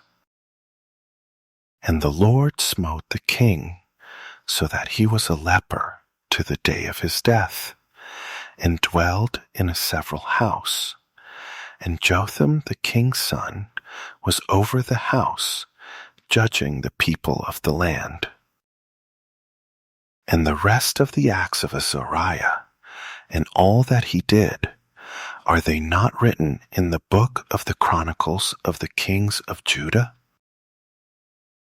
So Azariah slept with his fathers, and they buried him with his fathers in the city of David, and Jotham his son reigned in his stead. In the 38th year of Azariah, king of Judah, did Zechariah the son of Jeroboam reign over Israel in Samaria 6 months. And he did that which was evil in the sight of the Lord, as his fathers had done. He departed not from the sins of Jeroboam, the son of Nebat, who made Israel to sin. And Shallum the son of Jabesh conspired against him, and smote him before the people, and slew him, and reigned in his stead. And the rest of the acts of Zechariah, behold, they are written in the book of the Chronicles of the Kings of Israel. This was the word of the Lord, which he spoke to Jehu, saying, Your sons shall sit on the throne of Israel to the 4th generation. And so it came to pass. Shallum the son of Jabesh began to reign in the 39th year of Uzziah king of Judah, and he reigned a full month in Samaria. For Menahem the son of Gadi went up from Tirzah, and came to Samaria, and smote Shallum the son of Jabesh in Samaria, and slew him, and reigned in his stead. And the rest of the acts of Shallum, and his conspiracy which he made, behold, they are written in the book of the Chronicles of the Kings of Israel. Then Menahem smote Tifsah, and all that were therein, and the coast thereof from Tirzah. Because they opened not to him, therefore he smote it, and all the women therein that were with child he ripped up. In the 39th year of Azariah, king of Judah, began Menahem the son of Gadi to reign over Israel, and reigned 10 years in Samaria. And he did that which was evil in the sight of the Lord. He departed not all his days from the sins of Jeroboam the son of Nebat, who made Israel to sin. And Pul, the king of Assyria, came against the land. And Menahem gave Pul 1,000 talents of silver, that his hand might be with him to confirm the kingdom in his hand. And Menahem exacted the money of Israel, even of all the mighty men of wealth, of each man 50 shekels of silver, to give to the king of Assyria. So the king of Assyria turned back, and stayed not there in the land. And the rest of the acts of Menahem, and all that he did, are they not written in the book of the Chronicles of the kings of Israel? And Menahem slept with his fathers, and Pekahiah his son reigned in his stead. In the 50th year of Azariah, king of Judah, Pekahiah, the son of Menahem, began to reign over Israel in Samaria, and reigned 2 years. And he did that which was evil in the sight of the Lord. He departed not from the sins of Jeroboam, the son of Nebat, who made Israel to sin. But Pekah, the son of Remaliah, a captain of his, conspired against him, and smote him in Samaria, in the palace of the king's house, with Argob and Ariah, and with him 50 men of the Gileadites. And he killed him, and reigned in his room. And the rest of the acts of Pekahiah, and all that he did, behold, they are written in the book of the Chronicles of the kings of Israel. In the 52nd year of Azariah king of Judah, Pekah, the son of Remaliah, began to reign over Israel in Samaria, and reigned 20 years. And he did that which was evil in the sight of the Lord. He departed not from the sins of Jeroboam, the son of Nebat, who made Israel to sin. In the days of Pekah, king of Israel, came Tiglath-Pileser, king of Assyria, and took Ijon, and Abel-Beth-Maachah, and Genoa, and Kedesh, and Hazor, and Gilead, and Galilee, all the land of Naphtali, and carried them captive to Assyria. And Hoshea, the son of Elah, made a conspiracy against Pekah, the son of Remaliah, and smote him, and slew him, and reigned in his stead, in the 20th year of Jotham, the son of Uzziah. And the rest of the acts of Pekah, and all that he did, behold, they are written in the book of the Chronicles of the kings of Israel. In the 2nd year of Pekah, the son of Remaliah, king of Israel, began Jotham, the son of Uzziah, king of Judah, to reign. 25 old was he when he began to reign, and he reigned 16 years in Jerusalem. And his mother's name was Jerusha, the daughter of Zadok. And he did that which was right in the sight of the Lord. He did according to all that his father Uzziah had done. However, the high places were not removed. The people sacrificed and burned incense still in the high places. He built the higher gate of the house of the Lord. Now the rest of the acts of Jotham, and all that he did, are they not written in the book of the Chronicles of the kings of Judah?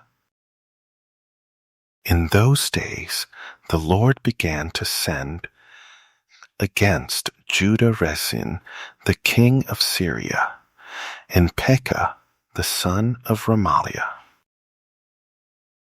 And Jotham slept with his fathers, and was buried with his fathers in the city of David, his father. And Ahaz, his son, reigned in his stead. In the 17th year of Pekah, the son of Remaliah, Ahaz, the son of Jotham, king of Judah, began to reign. 20 years old was Ahaz when he began to reign, and reigned 16 years in Jerusalem, and did not that which was right in the sight of the Lord his God, like David his father. But he walked in the way of the kings of Israel, yes, and made his son to pass through the fire, according to the abominations of the heathen, whom the Lord cast out from before the children of Israel. And he sacrificed and burnt incense in the high places, and on the hills, and under every green tree. Then Rezin, king of Syria, and Pekah, son of Remaliah, king of Israel, came up to Jerusalem to war. And they besieged Ahaz, but could not overcome him. At that time, Rezin, king of Syria, recovered Elath to Syria, and drove the Jews from Elath. And the Syrians came to Elath, and dwelled there to this day. So Ahaz sent messengers to Tiglath-Pileser, king of Assyria, saying, I am your servant and your son. Come up and save me out of the hand of the king of Syria, and out of the hand of the king of Israel, which rise up against me. And Ahaz took the silver and gold that was found in the house of the Lord, and in the treasures of the king's house, and sent it for a present to the king of Assyria. And the king of Assyria listened to him, for the king of Assyria went up against Damascus, and took it, and carried the people of it captive to Kir, and slew Rezin. And King Ahaz went to Damascus to meet Tiglath-Pileser, king of Assyria, and saw an altar that was at Damascus. And King Ahaz sent to Urijah, the priest, the fashion of the altar, and the pattern of it, according to all the workmanship thereof. And Urijah the priest built an altar according to all that King Ahaz had sent from Damascus. So Urijah the priest made it against King Ahaz, came from Damascus. And when the king was come from Damascus, the king saw the altar, and the king approached to the altar and offered thereon. And he burnt his burnt offering and his meat offering, and poured his drink offering, and sprinkled the blood of his peace offerings on the altar. And he brought also the brazen altar, which was before the Lord, from the forefront of the house, from between the altar and the house of the Lord, and put it on the north side of the altar. And King Ahaz commanded Urijah the priest, saying, On the great altar burn the morning burnt offering, and the evening meat offering, and the king's burnt sacrifice, and his meat offering, with the burnt offering of all the people of the land, and their meat offering, and their drink offerings, and sprinkle on it all the blood of the burnt offering, and all the blood of the sacrifice, and the brazen altar shall be for me to inquire by. Thus did Urijah the priest, according to all that King Ahaz commanded. And King Ahaz cut off the borders of the bases, and removed the laver from off them, and took down the sea from off the brazen oxen that were under it, and put it on the pavement of stones.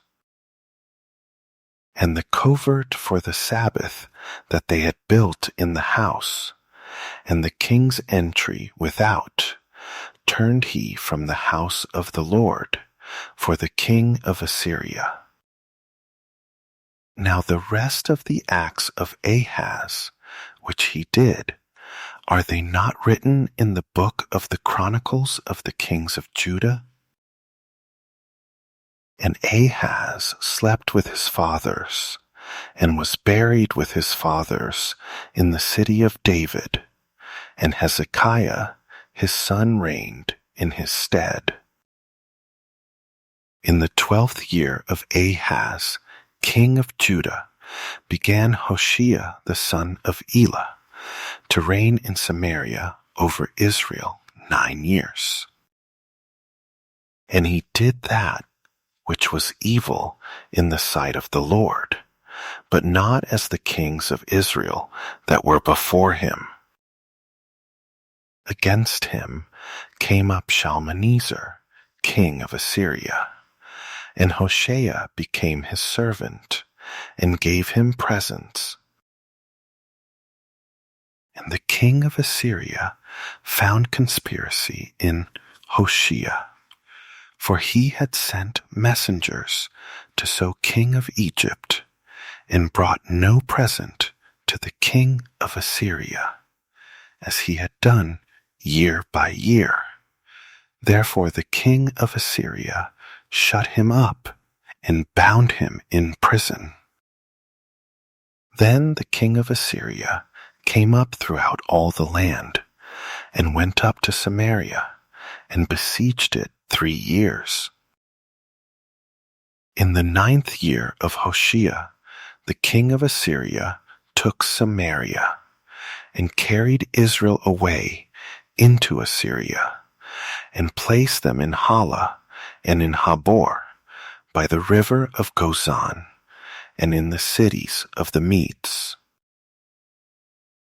For so it was that the children of Israel had sinned against the Lord their God, which had brought them up out of the land of Egypt, from under the hand of Pharaoh, king of Egypt, and had feared other gods, and walked in the statutes of the heathen, whom the Lord cast out from before the children of Israel, and of the kings of Israel, which they had made.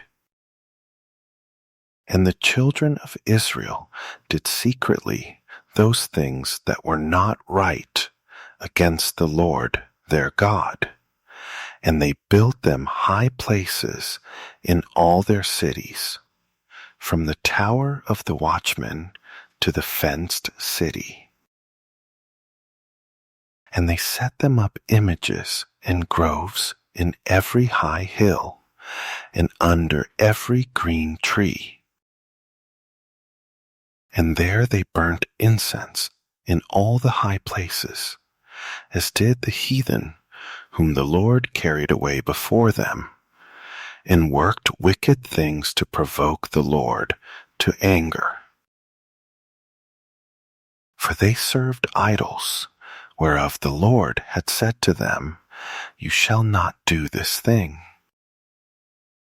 Yet the Lord testified against Israel and against Judah by all the prophets and by all the seers, saying, Turn you from your evil ways, and keep my commandments and my statutes, according to all the law which I commanded your fathers, and which I sent to you by my servants the prophets. Notwithstanding, they would not hear, but hardened their necks, like to the neck of their fathers, that did not believe in the Lord their God. And they rejected his statutes, and his covenant that he made with their fathers, and his testimonies which he testified against them. And they followed vanity, and became vain, and went after the heathen that were round about them, concerning whom the Lord had charged them, that they should not do like them. And they left all the commandments of the Lord their God, and made them molten images, even 2 calves, and made a grove, and worshipped all the host of heaven, and served Baal. And they caused their sons and their daughters to pass through the fire, and used divination and enchantments, and sold themselves to do evil in the sight of the Lord, to provoke him to anger. Therefore the Lord was very angry with Israel, and removed them out of his sight. There was none left but the tribe of Judah only. Also Judah kept not the commandments of the Lord their God, but walked in the statutes of Israel which they made. And the Lord rejected all the seed of Israel, and afflicted them, and delivered them into the hand of spoilers, until he had cast them out of his sight. For he rent Israel from the house of David, and they made Jeroboam the son of Nebat king. And Jeroboam drove Israel from following the Lord, and made them sin a great sin. For the children of Israel walked in all the sins of Jeroboam, which he did. They departed not from them, until the Lord removed Israel out of his sight, as he had said by all his servants the prophets. So was Israel carried away out of their own land to Assyria to this day. And the king of Assyria brought men from Babylon, and from Cutha, and from Ava, and from Hamath, and from Sepharvaim, and placed them in the cities of Samaria instead of the children of Israel. And they possessed Samaria, and dwelled in the cities thereof. And so it was at the beginning of their dwelling there, that they feared not the Lord. Therefore the Lord sent lions among them, which slew some of them. why they spoke to the king of Assyria, saying, The nations which you have removed and placed in the cities of Samaria know not the manner of the God of the land. Therefore he has sent lions among them, and behold, they slay them, because they know not the manner of the God of the land. Then the king of Assyria commanded, saying, Carry thither one of the priests whom you brought from there, and let them go and dwell there, and let him teach them the manner of the God of the land. Then one of the priests whom they had carried away from Samaria came and dwelt in Bethel, and taught them how they should fear the Lord.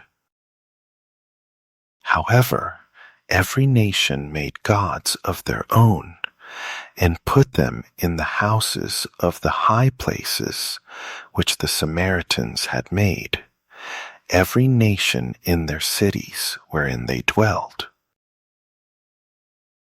And the men of Babylon made Succoth-Benoth, and the men of Cuth made Nergal, and the men of Hamath made Ashima.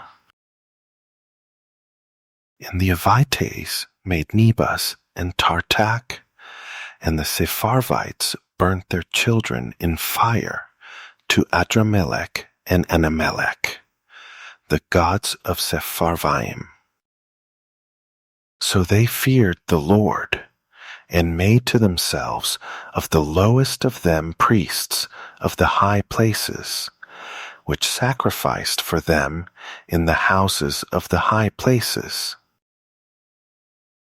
They feared the Lord, and served their own gods, after the manner of the nations whom they carried away from there. To this day they do after the former manners. They fear not the Lord, neither do they after their statutes, or after their ordinances, or after the law and commandment which the Lord commanded the children of Jacob, whom he named Israel, with whom the Lord had made a covenant, and charged them, saying, You shall not fear other gods, nor bow yourselves to them, nor serve them, nor sacrifice to them. But the Lord, who brought you up out of the land of Egypt with great power and a stretched out arm, him shall you fear, and him shall you worship, and to him shall you do sacrifice. And the statutes, and the ordinances, and the law, and the commandment, which he wrote for you, you shall observe to do for evermore, and you shall not fear other gods. And the covenant that I have made with you, you shall not forget, neither shall you fear other gods. But the Lord your God you shall fear, and he shall deliver you out of the hand of all your enemies. However, they did not listen, but they did after their former manner. So these nations feared the Lord, and served their graven images, both their children and their children's children, as did their fathers, so do they to this day. Now it came to pass in the 3rd year of Hoshea, son of Elah, king of Israel, that Hezekiah, the son of Ahaz, king of Judah, began to reign. 25 years old was he when he began to reign, and he reigned 29 years in Jerusalem. His mother's name also was Abi, the daughter of Zechariah. And he did that which was right in the sight of the Lord, according to all that David his father did. He removed the high places and broke the images, and cut down the groves, and broke in pieces the brazen serpent that Moses had made. For to those days the children of Israel did burn incense to it, and he called it Nehushtan. He trusted in the Lord God of Israel, so that after him was none like him among all the kings of Judah, nor any that were before him. For he held to the Lord, and departed not from following him, but kept his commandments, which the Lord commanded Moses. And the Lord was with him, and he prospered wherever he went forth. And he rebelled against the king of Assyria, and served him not. He smote the Philistines, even to Gaza, and the borders thereof, from the tower of the watchman to the fenced city. And it came to pass in the 4th year of King Hezekiah, which was the 7th year of Hoshea, son of Elah, king of Israel, that Shalmaneser, king of Assyria, came up against Samaria, and besieged it. And at the end of 3 years they took it. Even in the 6th year of Hezekiah, that is in the 9th year of Hoshea, king of Israel, Samaria was taken.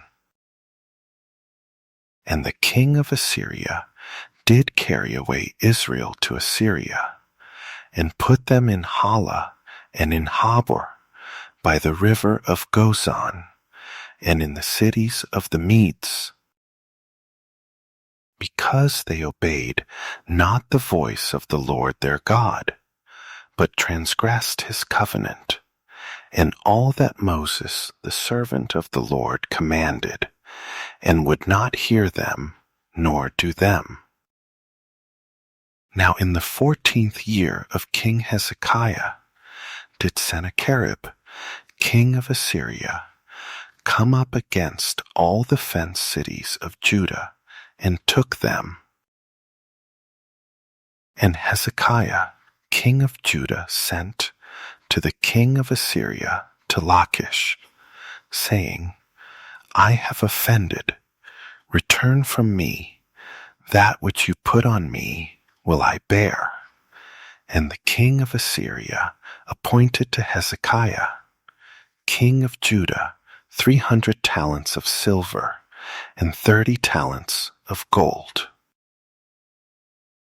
And Hezekiah gave him all the silver that was found in the house of the Lord, and in the treasures of the king's house. At that time did Hezekiah cut off the gold from the doors of the temple of the Lord, and from the pillars which Hezekiah king of Judah had overlaid, and gave it to the king of Assyria. And the king of Assyria sent Tartan, and Rabsaris, and Rabshakeh from Lachish to King Hezekiah, with a great host against Jerusalem. And they went up, and came to Jerusalem. And when they were come up, they came and stood by the conduit of the upper pool, which is in the highway of the fuller's field. And when they had called to the king, there came out to them Eliakim, the son of Hilkiah, which was over the household, and Shebna the scribe, and Joah the son of Asaph the recorder. And Rabshakeh said to them, Speak you now to Hezekiah. Thus said the great king, the king of Assyria, What confidence is this, wherein you trust. You say, but they are but vain words. I have counsel and strength for the war. Now, on whom do you trust that you rebel against me? Now, behold, you trust on the staff of this bruised reed, even on Egypt, on which, if a man lean, it will go into his hand and pierce it. So is Pharaoh, king of Egypt, to all that trust on him. But if you say to me, we trust in the Lord our God, is not that he, whose high places and whose altars Hezekiah has taken away, and has said to Judah and Jerusalem, you shall worship before this altar in Jerusalem? Now therefore, I pray you, give pledges to my lord, the king of Assyria, and I will deliver you 2,000 horses, if you be able on your part to set riders on them.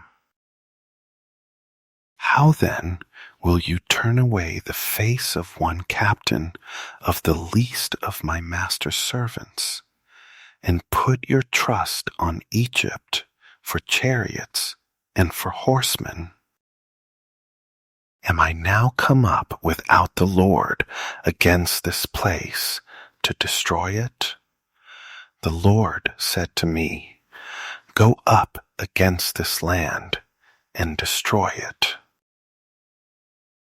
Then said Eliakim, the son of Hilkiah, and Shebna, and Joah, to Rabshakeh, speak, I pray you, to your servants in the Syrian language, for we understand it, and talk not with us in the Jews' language, in the ears of the people that are on the wall.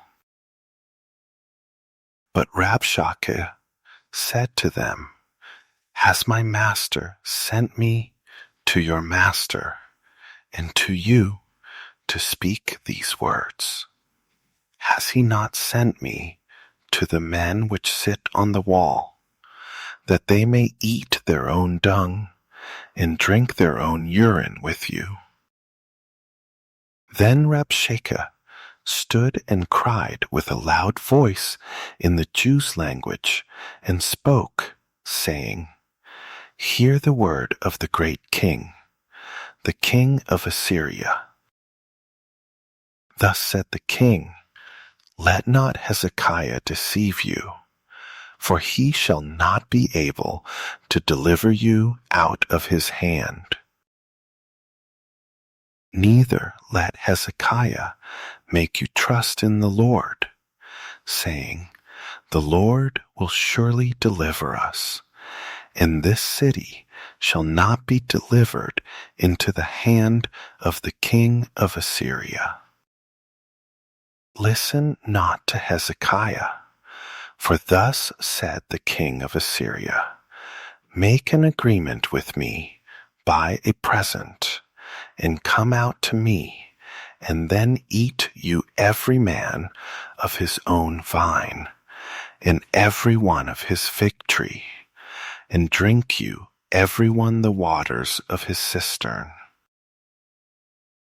until I come and take you away to a land like your own land, a land of corn and wine, a land of bread and vineyards, a land of oil, olive, and of honey, that you may live and not die.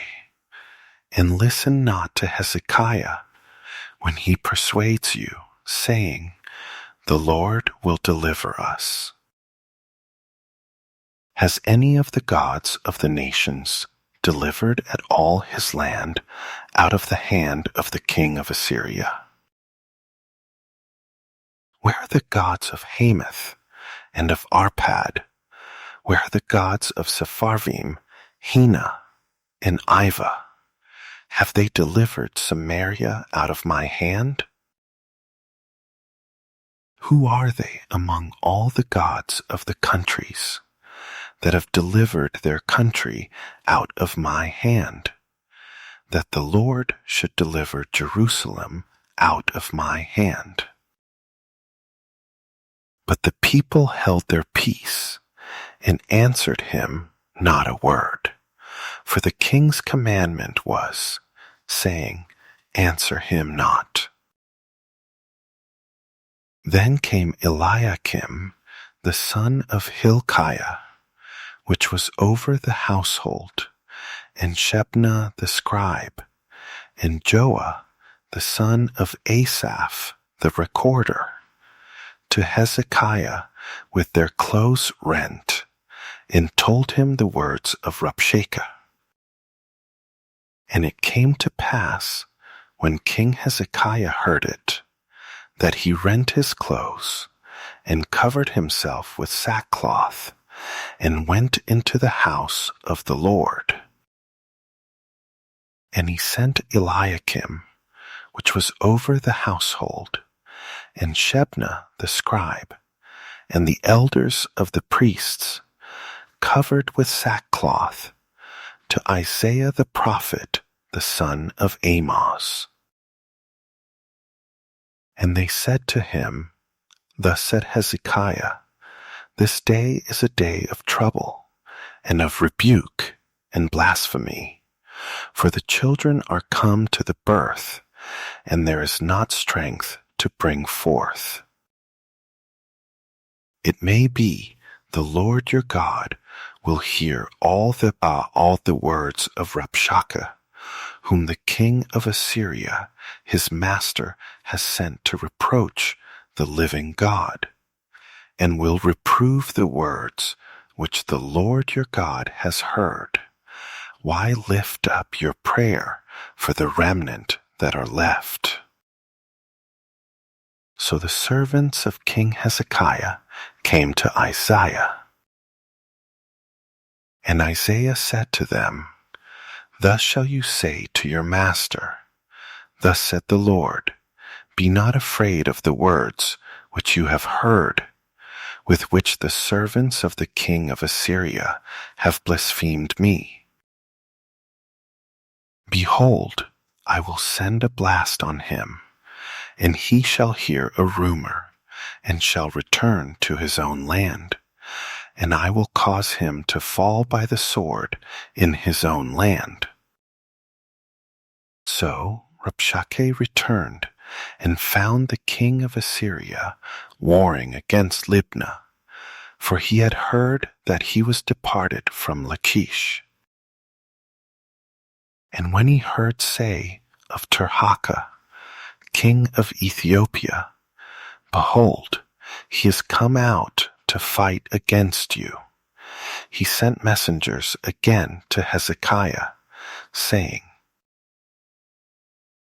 Thus shall you speak to Hezekiah, king of Judah, saying, Let not your God in whom you trust deceive you, saying, Jerusalem shall not be delivered into the hand of the king of Assyria. Behold, you have heard what the kings of Assyria have done to all lands, by destroying them utterly, and shall you be delivered. Have the gods of the nations delivered them, which my fathers have destroyed, as Gozan, and Haran, and Rezeph, and the children of Eden which were in Thalasar? Where is the king of Hamath, and the king of Arpad, and the king of the city of Sepharvaim, of Hena and Ivah? And Hezekiah received the letter of the hand of the messengers, and read it. And Hezekiah went up into the house of the Lord, and spread it before the Lord. And Hezekiah prayed before the Lord, and said, O Lord, God of Israel, which dwell between the cherubim, you are the God, even you alone, of all the kingdoms of the earth. You have made heaven and earth. Lord, bow down your ear and hear. Open, Lord, your eyes and see, and hear the words of Sennacherib, which has sent him to reproach the living God. Of a truth, Lord, the kings of Assyria have destroyed the nations and their lands, and have cast their gods into the fire, for they were no gods, but the work of men's hands, wood and stone. Therefore they have destroyed them. Now therefore, O Lord our God, I beseech you, save you us out of his hand, that all the kingdoms of the earth may know that you are the Lord God, even you only. Then Isaiah the son of Amoz sent to Hezekiah, saying, Thus said the Lord God of Israel, that which you have prayed to me against Sennacherib, king of Assyria, I have heard. This is the word that the Lord has spoken concerning him. The virgin, the daughter of Zion, has despised you and laughed you to scorn. The daughter of Jerusalem has shaken her head at you. Whom have you reproached and blasphemed? And against whom have you exalted your voice and lifted up your eyes on high, even against the Holy One of Israel? By your messengers you have reproached the Lord, and have said, With the multitude of my chariots I am come up to the height of the mountains, to the sides of Lebanon, and will cut down the tall cedar trees thereof, and the choice fir trees thereof, and I will enter into the lodgings of his borders, and into the forest of his Carmel. I have digged and drunk strange waters, and with the sole of my feet have I dried up all the rivers of besieged places. Have you not heard long ago how I have done it, and of ancient times that I have formed it? Now have I brought it to pass, that you should be to lay waste fenced cities into ruinous heaps. Therefore their inhabitants were of small power. They were dismayed and confounded. They were as the grass of the field, and as the green herb, as the grass on the housetops, and as corn blasted before it be grown up. But I know your stayed, and your going out, and your coming in, and your rage against me. Because your rage against me, and your tumult, is come up into my ears, therefore I will put my hook in your nose, and my bridle in your lips, and I will turn you back by the way by which you came. And this shall be a sign to you. You shall eat this year such things as grow of themselves, and in the second year that which springs of the same. And in the third year sow you, and reap, and plant vineyards, and eat the fruits thereof. And the remnant that is escaped of the house of Judah shall yet again take root downward, and bear fruit upward. For out of Jerusalem shall go forth a remnant, and they that escape out of Mount Zion, The zeal of the Lord of hosts shall do this.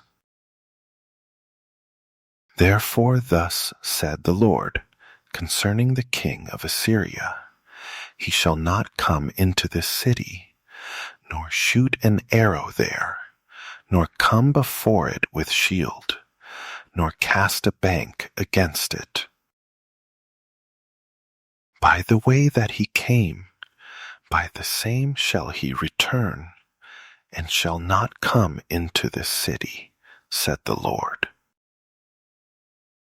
For I will defend this city, to save it, for my own sake, and for my servant David's sake. And it came to pass that night, that the angel of the Lord went out, and smote in the camp of the Assyrians 180,500. And when they arose early in the morning, behold, they were all dead corpses. So Sennacherib, king of Assyria, departed, and went and returned, and dwelled at Nineveh.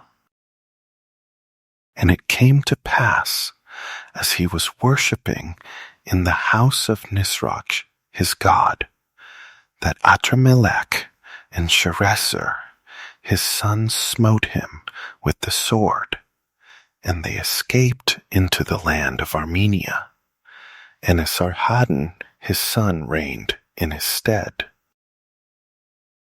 In those days was Hezekiah sick to death, and the prophet Isaiah the son of Amoz came to him and said to him, Thus said the Lord, set your house in order, for you shall die and not live.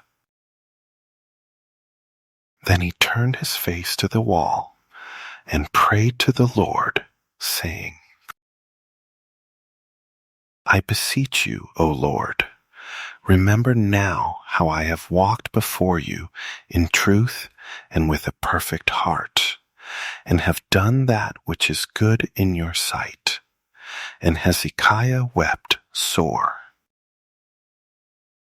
And it came to pass, before Isaiah was gone out into the middle court, that the word of the Lord came to him, saying,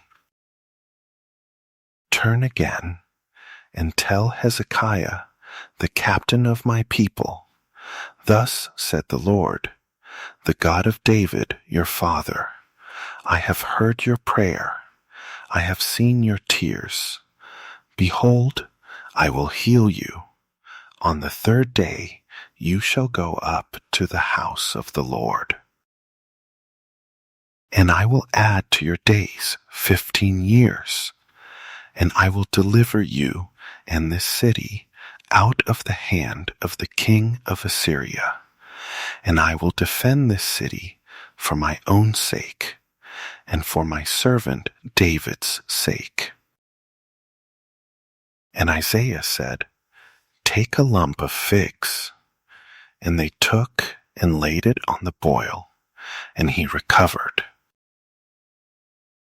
And Hezekiah said to Isaiah, What shall be the sign that the Lord will heal me, and that I shall go up into the house of the Lord the third day? And Isaiah said, This sign shall you have of the Lord, that the Lord will do the thing that he has spoken. Shall the shadow go forward 10 degrees, or go back 10 degrees? And Hezekiah answered, It is a light thing for the shadow to go down 10 degrees. No, but let the shadow return backward 10 degrees. And Isaiah the prophet cried to the Lord, and he brought the shadow 10 degrees backward, by which it had gone down in the dial of Ahaz. At that time, Berodach-Baladan, the son of Baladan, king of Babylon, sent letters and a present to Hezekiah, for he had heard that Hezekiah had been sick. And Hezekiah listened to them and showed them all the house of his precious things, the silver and the gold, and the spices, and the precious ointment, and all the house of his armor, and all that was found in his treasures. There was nothing in his house, nor in all his dominion, that Hezekiah showed them not. Then came Isaiah the prophet to King Hezekiah, and said to him, What said these men? And from where came they to you? And Hezekiah said, They are come from a far country, even from Babylon. And he said, What have they seen in your house? And Hezekiah answered, All the things that are in my house have they seen.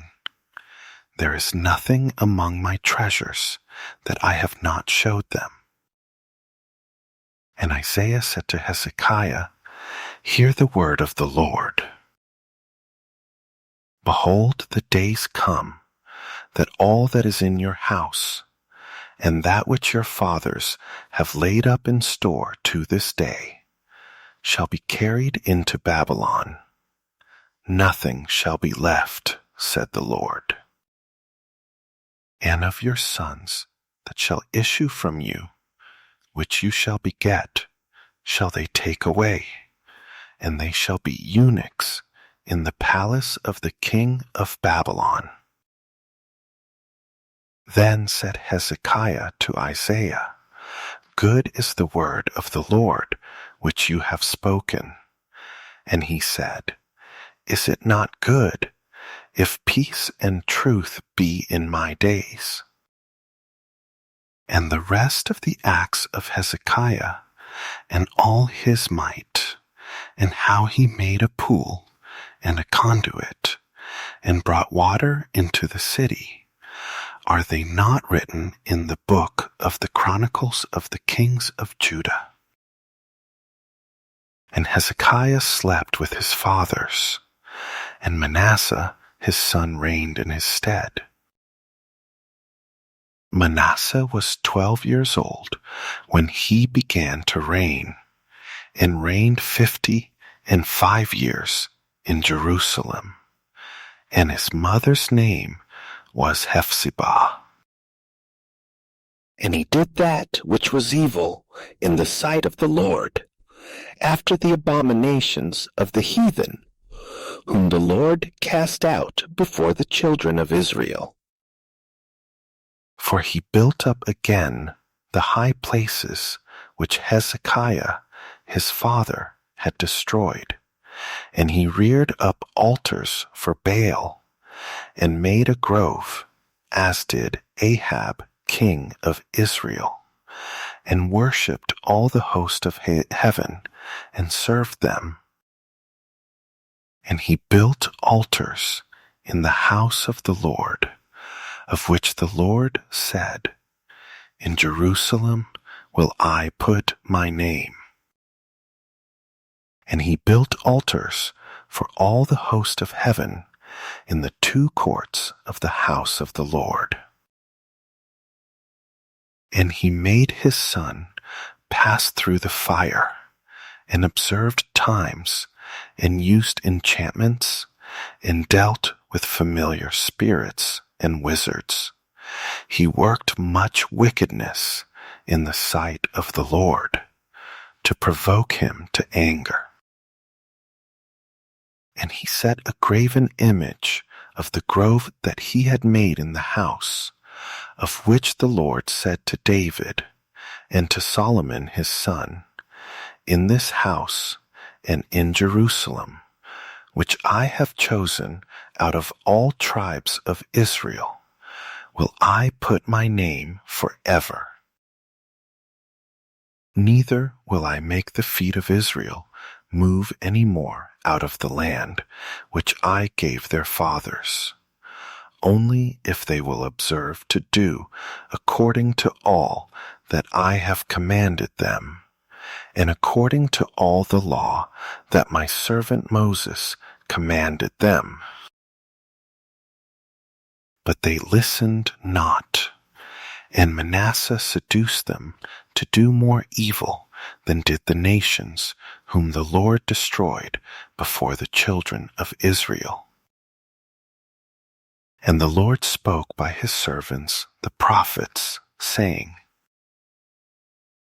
Because Manasseh king of Judah has done these abominations, and has done wickedly above all that the Amorites did, which were before him, and has made Judah also to sin with his idols. Therefore thus said the Lord, God of Israel, Behold, I am bringing such evil on Jerusalem and Judah, that whoever hears of it, both his ears shall tingle. And I will stretch over Jerusalem the line of Samaria, and the plummet of the house of Ahab, and I will wipe Jerusalem as a man wipes a dish, wiping it and turning it upside down.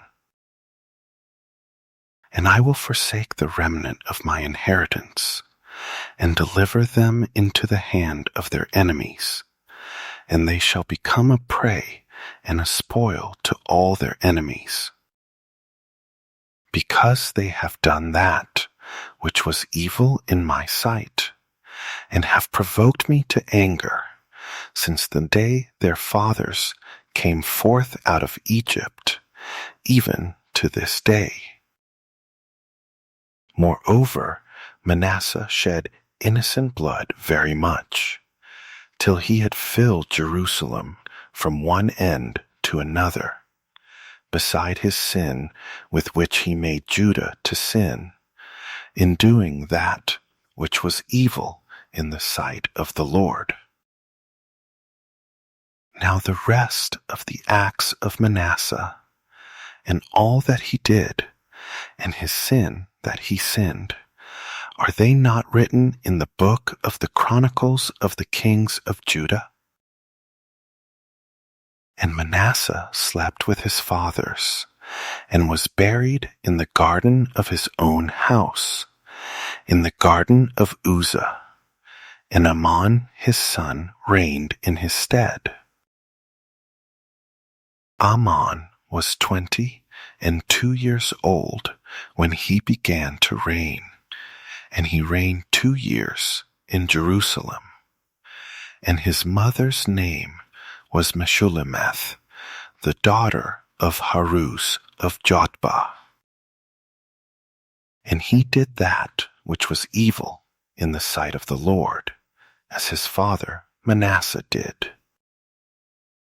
And he walked in all the way that his father walked in, and served the idols that his father served, and worshipped them.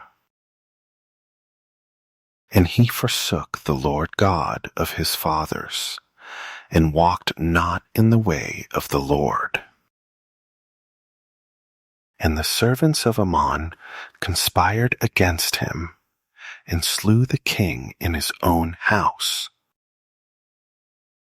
And the people of the land slew all them that had conspired against King Amon, and the people of the land made Josiah his son king in his stead. Now the rest of the acts of Amon which he did, are they not written in the book of the Chronicles of the kings of Judah? And he was buried in his sepulchre in the garden of Uzzah, and Josiah his son reigned in his stead. Josiah was 8 years old when he began to reign, and he reigned 31 years in Jerusalem, and his mother's name was Jedidah, the daughter of Adiah of Boskath. And he did that which was right in the sight of the Lord, and walked in all the way of David his father, and turned not aside to the right hand or to the left. And it came to pass in the 18th year of King Josiah, that the king sent Shaphan, the son of Azaliah, the son of Meshullam, the scribe, to the house of the Lord, saying,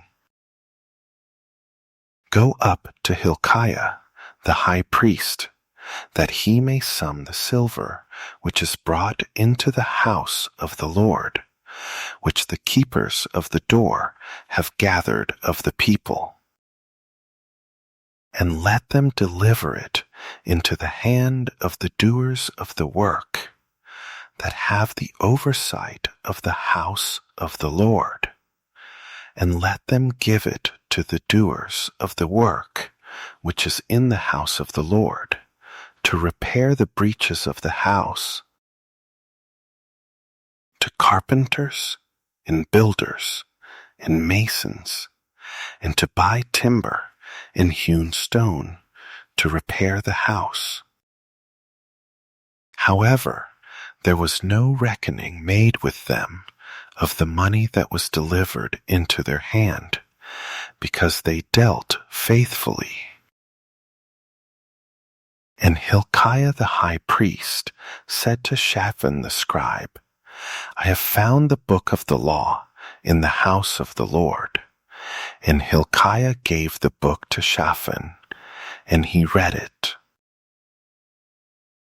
And Shaphan the scribe came to the king, and brought the king word again, and said, Your servants have gathered the money that was found in the house, and have delivered it into the hand of them that do the work, that have the oversight of the house of the Lord. And Shaphan the scribe showed the king, saying, Hilkiah the priest has delivered me a book. And Shaphan read it before the king. And it came to pass, when the king had heard the words of the book of the law, that he rent his clothes.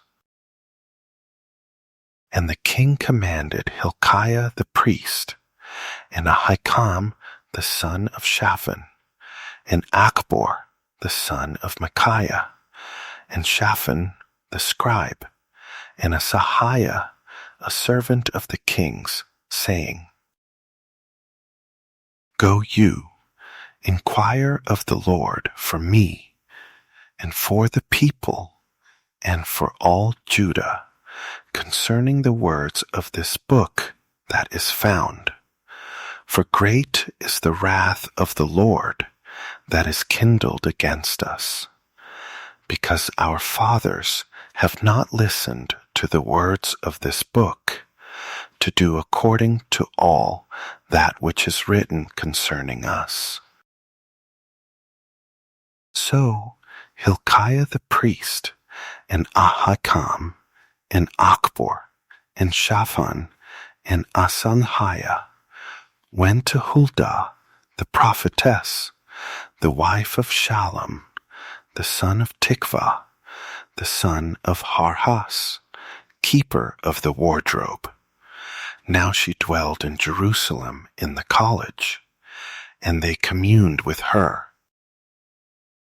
And she said to them, Thus said the Lord, God of Israel, Tell the man that sent you to me.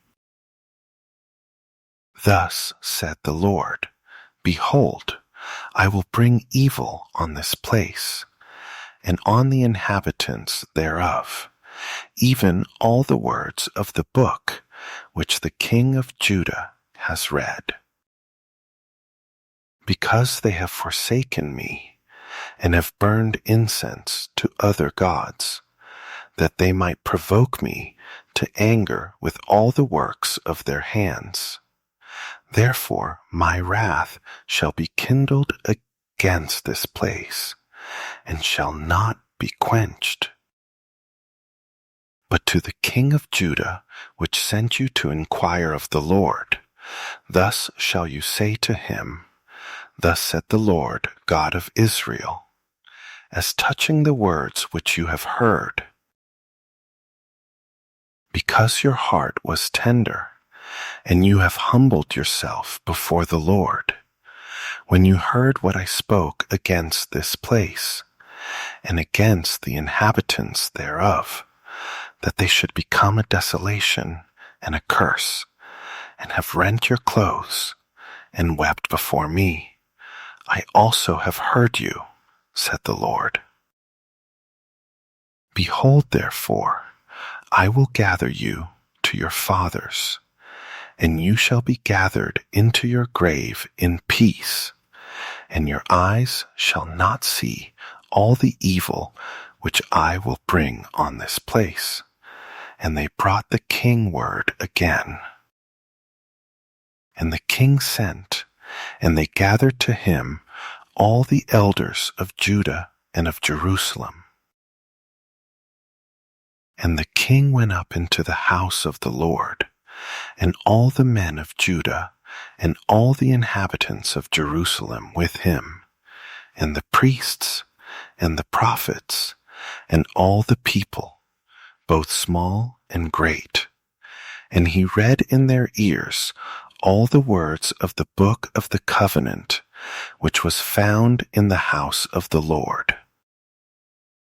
And the king stood by a pillar, and made a covenant before the Lord, to walk after the Lord, and to keep his commandments, and his testimonies, and his statutes, with all their heart, and all their soul, to perform the words of this covenant that were written in this book.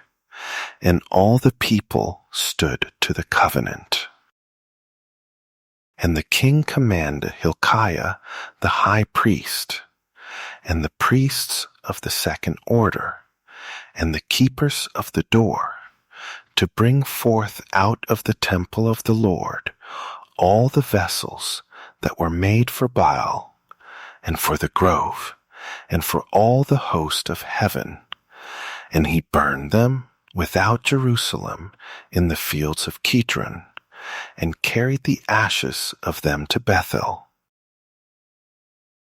And he put down the idolatrous priests, whom the kings of Judah had ordained to burn incense in the high places in the cities of Judah, and in the places round about Jerusalem, them also that burned incense to Baal, to the sun, and to the moon, and to the planets, and to all the host of heaven.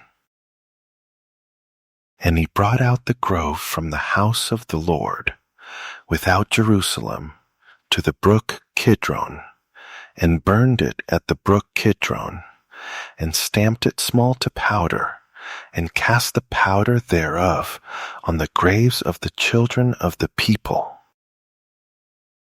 And he broke down the houses of the Sodomites that were by the house of the Lord, where the women wove hangings for the grove.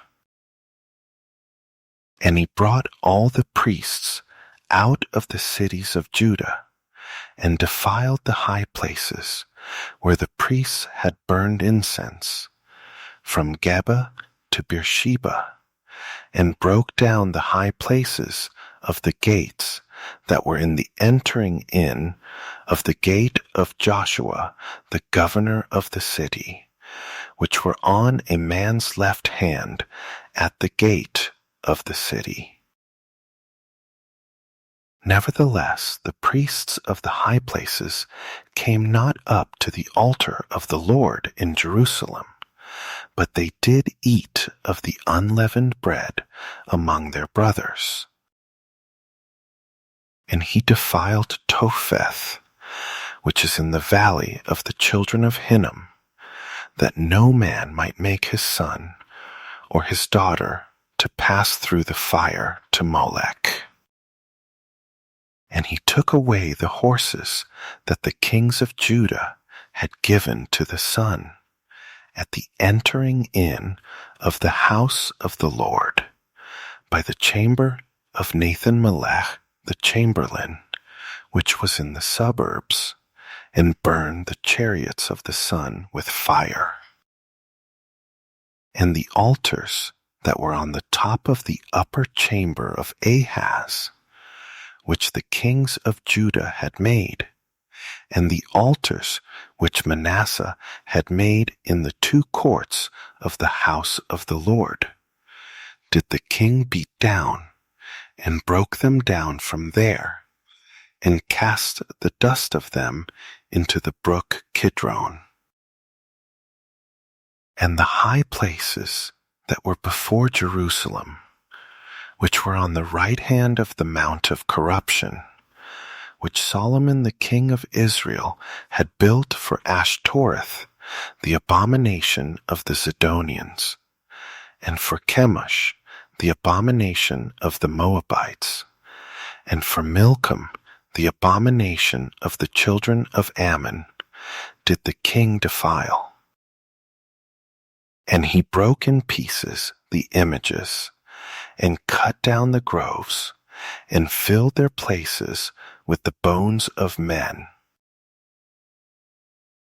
Moreover, the altar that was at Bethel, and the high place which Jeroboam, the son of Nebat, who made Israel to sin, had made, both that altar and the high place he broke down, and burned the high place, and stamped it small to powder, and burned the grove. And as Josiah turned himself, he spied the sepulchres that were there in the mount, and sent, and took the bones out of the sepulchres, and burned them on the altar, and polluted it, according to the word of the Lord, which the man of God proclaimed, who proclaimed these words.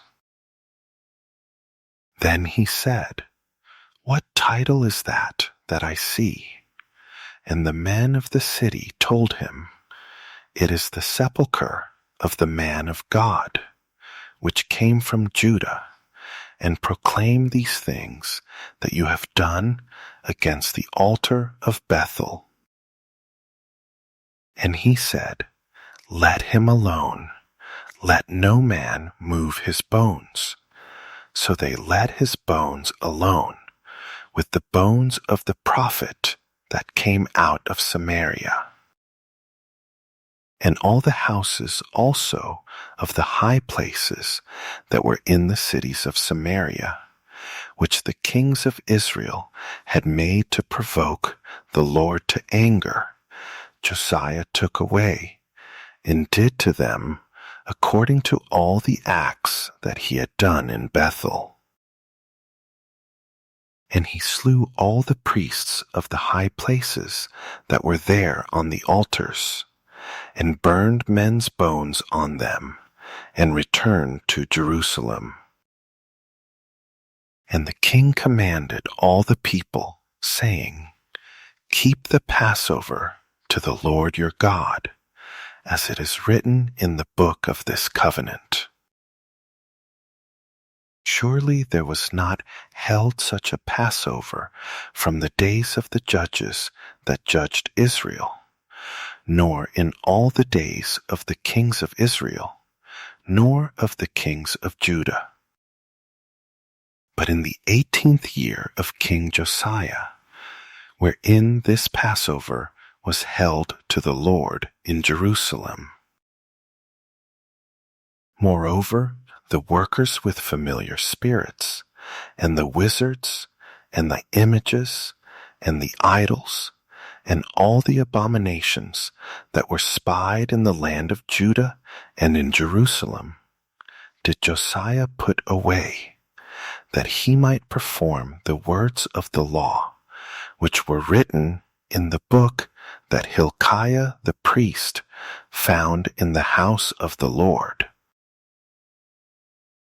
And like to him was there no king before him that turned to the Lord with all his heart, and with all his soul, and with all his might, according to all the law of Moses. Neither after him arose there any like him.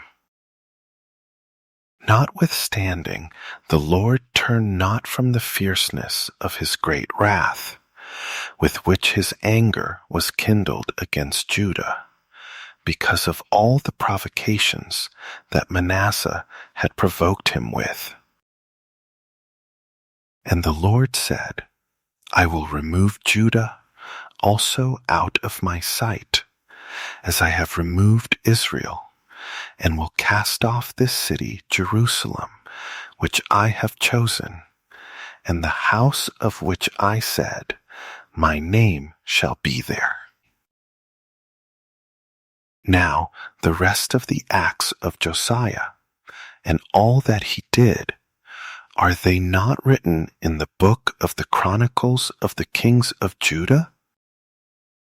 In his days, Pharaoh Necho, king of Egypt, went up against the king of Assyria to the river Euphrates, and King Josiah went against him, and he slew him at Megiddo, when he had seen him. And his servants carried him in a chariot dead from Megiddo, and brought him to Jerusalem, and buried him in his own sepulchre. And the people of the land took Jehoahaz the son of Josiah, and anointed him, and made him king in his father's stead. Jehoahaz was 23 years old when he began to reign, and he reigned 3 months in Jerusalem. And his mother's name was Hamutal, the daughter of Jeremiah of Libnah. And he did that which was evil in the sight of the Lord, according to all that his fathers had done. And Pharaoh Necho put him in bands at Riblah in the land of Hamath, that he might not reign in Jerusalem, and put the land to a tribute of 100 talents of silver, and a talent of gold. And Pharaoh Necho made Eliakim, the son of Josiah, king in the room of Josiah his father, and turned his name to Jehoiakim, and took Jehoahaz away, and he came to Egypt, and died there. And Jehoiakim gave the silver and the gold to Pharaoh, but he taxed the land to give the money according to the commandment of Pharaoh. He exacted the silver and the gold of the people of the land, of everyone according to his taxation, to give it to Pharaoh Necho. Jehoiakim was 25 years old when he began to reign, and he reigned 11 years in Jerusalem. And his mother's name was Zebudah, the daughter of Pedaiah of Rumah. And he did that which was evil in the sight of the Lord, according to all that his fathers had done. In his days, Nebuchadnezzar, king of Babylon, came up, and Jehoiakim became his servant 3 years. Then he turned and rebelled against him. And the Lord sent against him bands of the Chaldees, and bands of the Syrians, and bands of the Moabites, and bands of the children of Ammon, and sent them against Judah to destroy it, according to the word of the Lord, which he spoke by his servants the prophets. Surely at the commandment of the Lord came this on Judah, to remove them out of his sight, for the sins of Manasseh, according to all that he did, and also for the innocent blood that he shed. For he filled Jerusalem with innocent blood, which the Lord would not pardon. Now the rest of the acts of Jehoiakim, and all that he did, are they not written in the book of the Chronicles of the kings of Judah? So Jehoiakim slept with his fathers, and Jehoiachin his son reigned in his stead. And the king of Egypt came not again any more out of his land, for the king of Babylon had taken from the river of Egypt to the river Euphrates all that pertained to the king of Egypt. Jehoiachin was 18 years old when he began to reign, and he reigned in Jerusalem 3 months. And his mother's name was Nehushta, the daughter of Elnathan of Jerusalem. And he did that which was evil in the sight of the Lord, according to all that his father had done. At that time, the servants of Nebuchadnezzar, king of Babylon, came up against Jerusalem, and the city was besieged. And Nebuchadnezzar, king of Babylon, came against the city, and his servants did besiege it.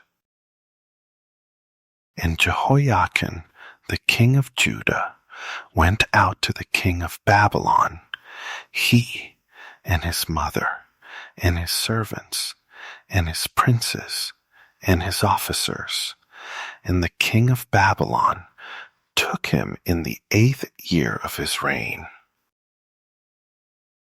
And he carried out there all the treasures of the house of the Lord, and the treasures of the king's house, and cut in pieces all the vessels of gold, which Solomon king of Israel had made in the temple of the Lord, as the Lord had said. And he carried away all Jerusalem, and all the princes, and all the mighty men of valor, even 10,000 captives, and all the craftsmen and smiths. None remained, save the poorest sort of the people of the land. And he carried away Jehoiachin to Babylon, and the king's mother, and the king's wives, and his officers, and the mighty of the land. Those carried he into captivity from Jerusalem to Babylon.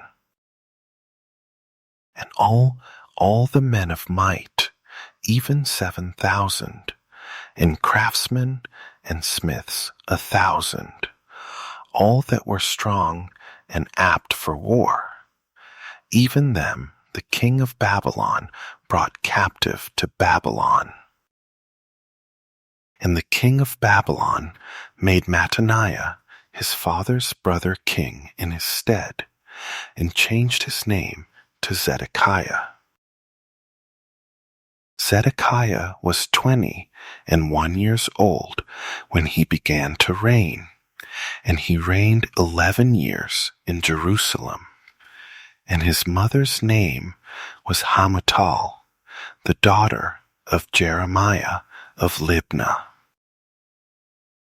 And he did that which was evil in the sight of the Lord, according to all that Jehoiakim had done. For through the anger of the Lord it came to pass in Jerusalem and Judah, until he had cast them out from his presence, that Zedekiah rebelled against the king of Babylon. And it came to pass in the 9th year of his reign, in the 10th month, in the 10th day of the month, that Nebuchadnezzar, king of Babylon came, he and all his host, against Jerusalem, and pitched against it, and they built forts against it round about. And the city was besieged to the 11th year of King Zedekiah. And on the 9th day of the 4th month, the famine prevailed in the city, and there was no bread for the people of the land. And the city was broken up, and all the men of war fled by night by the way of the gate between two walls, which is by the king's garden. Now the Chaldees were against the city round about, and the king went the way toward the plain. And the army of the Chaldees pursued after the king, and overtook him in the plains of Jericho, and all his army were scattered from him. So they took the king, and brought him up to the king of Babylon, to Riblah, and they gave judgment on him. And they slew the sons of Zedekiah before his eyes, and put out the eyes of Zedekiah, and bound him with fetters of brass, and carried him to Babylon. And in the 5th month, on the 7th day of the month, which is the 19th year of King Nebuchadnezzar, king of Babylon, came Nebuzaradan, captain of the guard, a servant of the king of Babylon, to Jerusalem.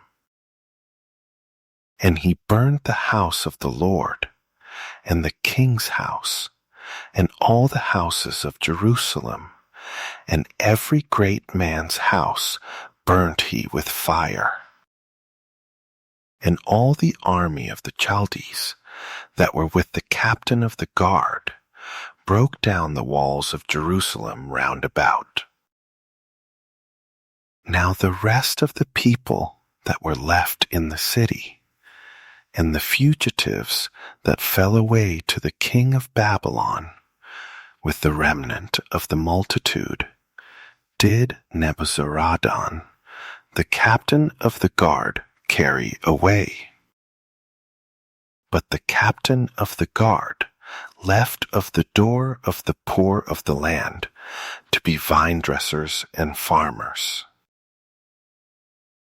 And the pillars of brass that were in the house of the Lord, and the bases, and the brazen sea that was in the house of the Lord, did the Chaldees break in pieces, and carried the brass of them to Babylon. And the pots and the shovels, and the snuffers, and the spoons, and all the vessels of brass with which they ministered, took they away. And the fire pans, and the bowls, and such things as were of gold, in gold, and of silver, in silver, the captain of the guard took away. The 2 pillars, 1 sea, and the bases which Solomon had made for the house of the Lord, the brass of all these vessels was without weight.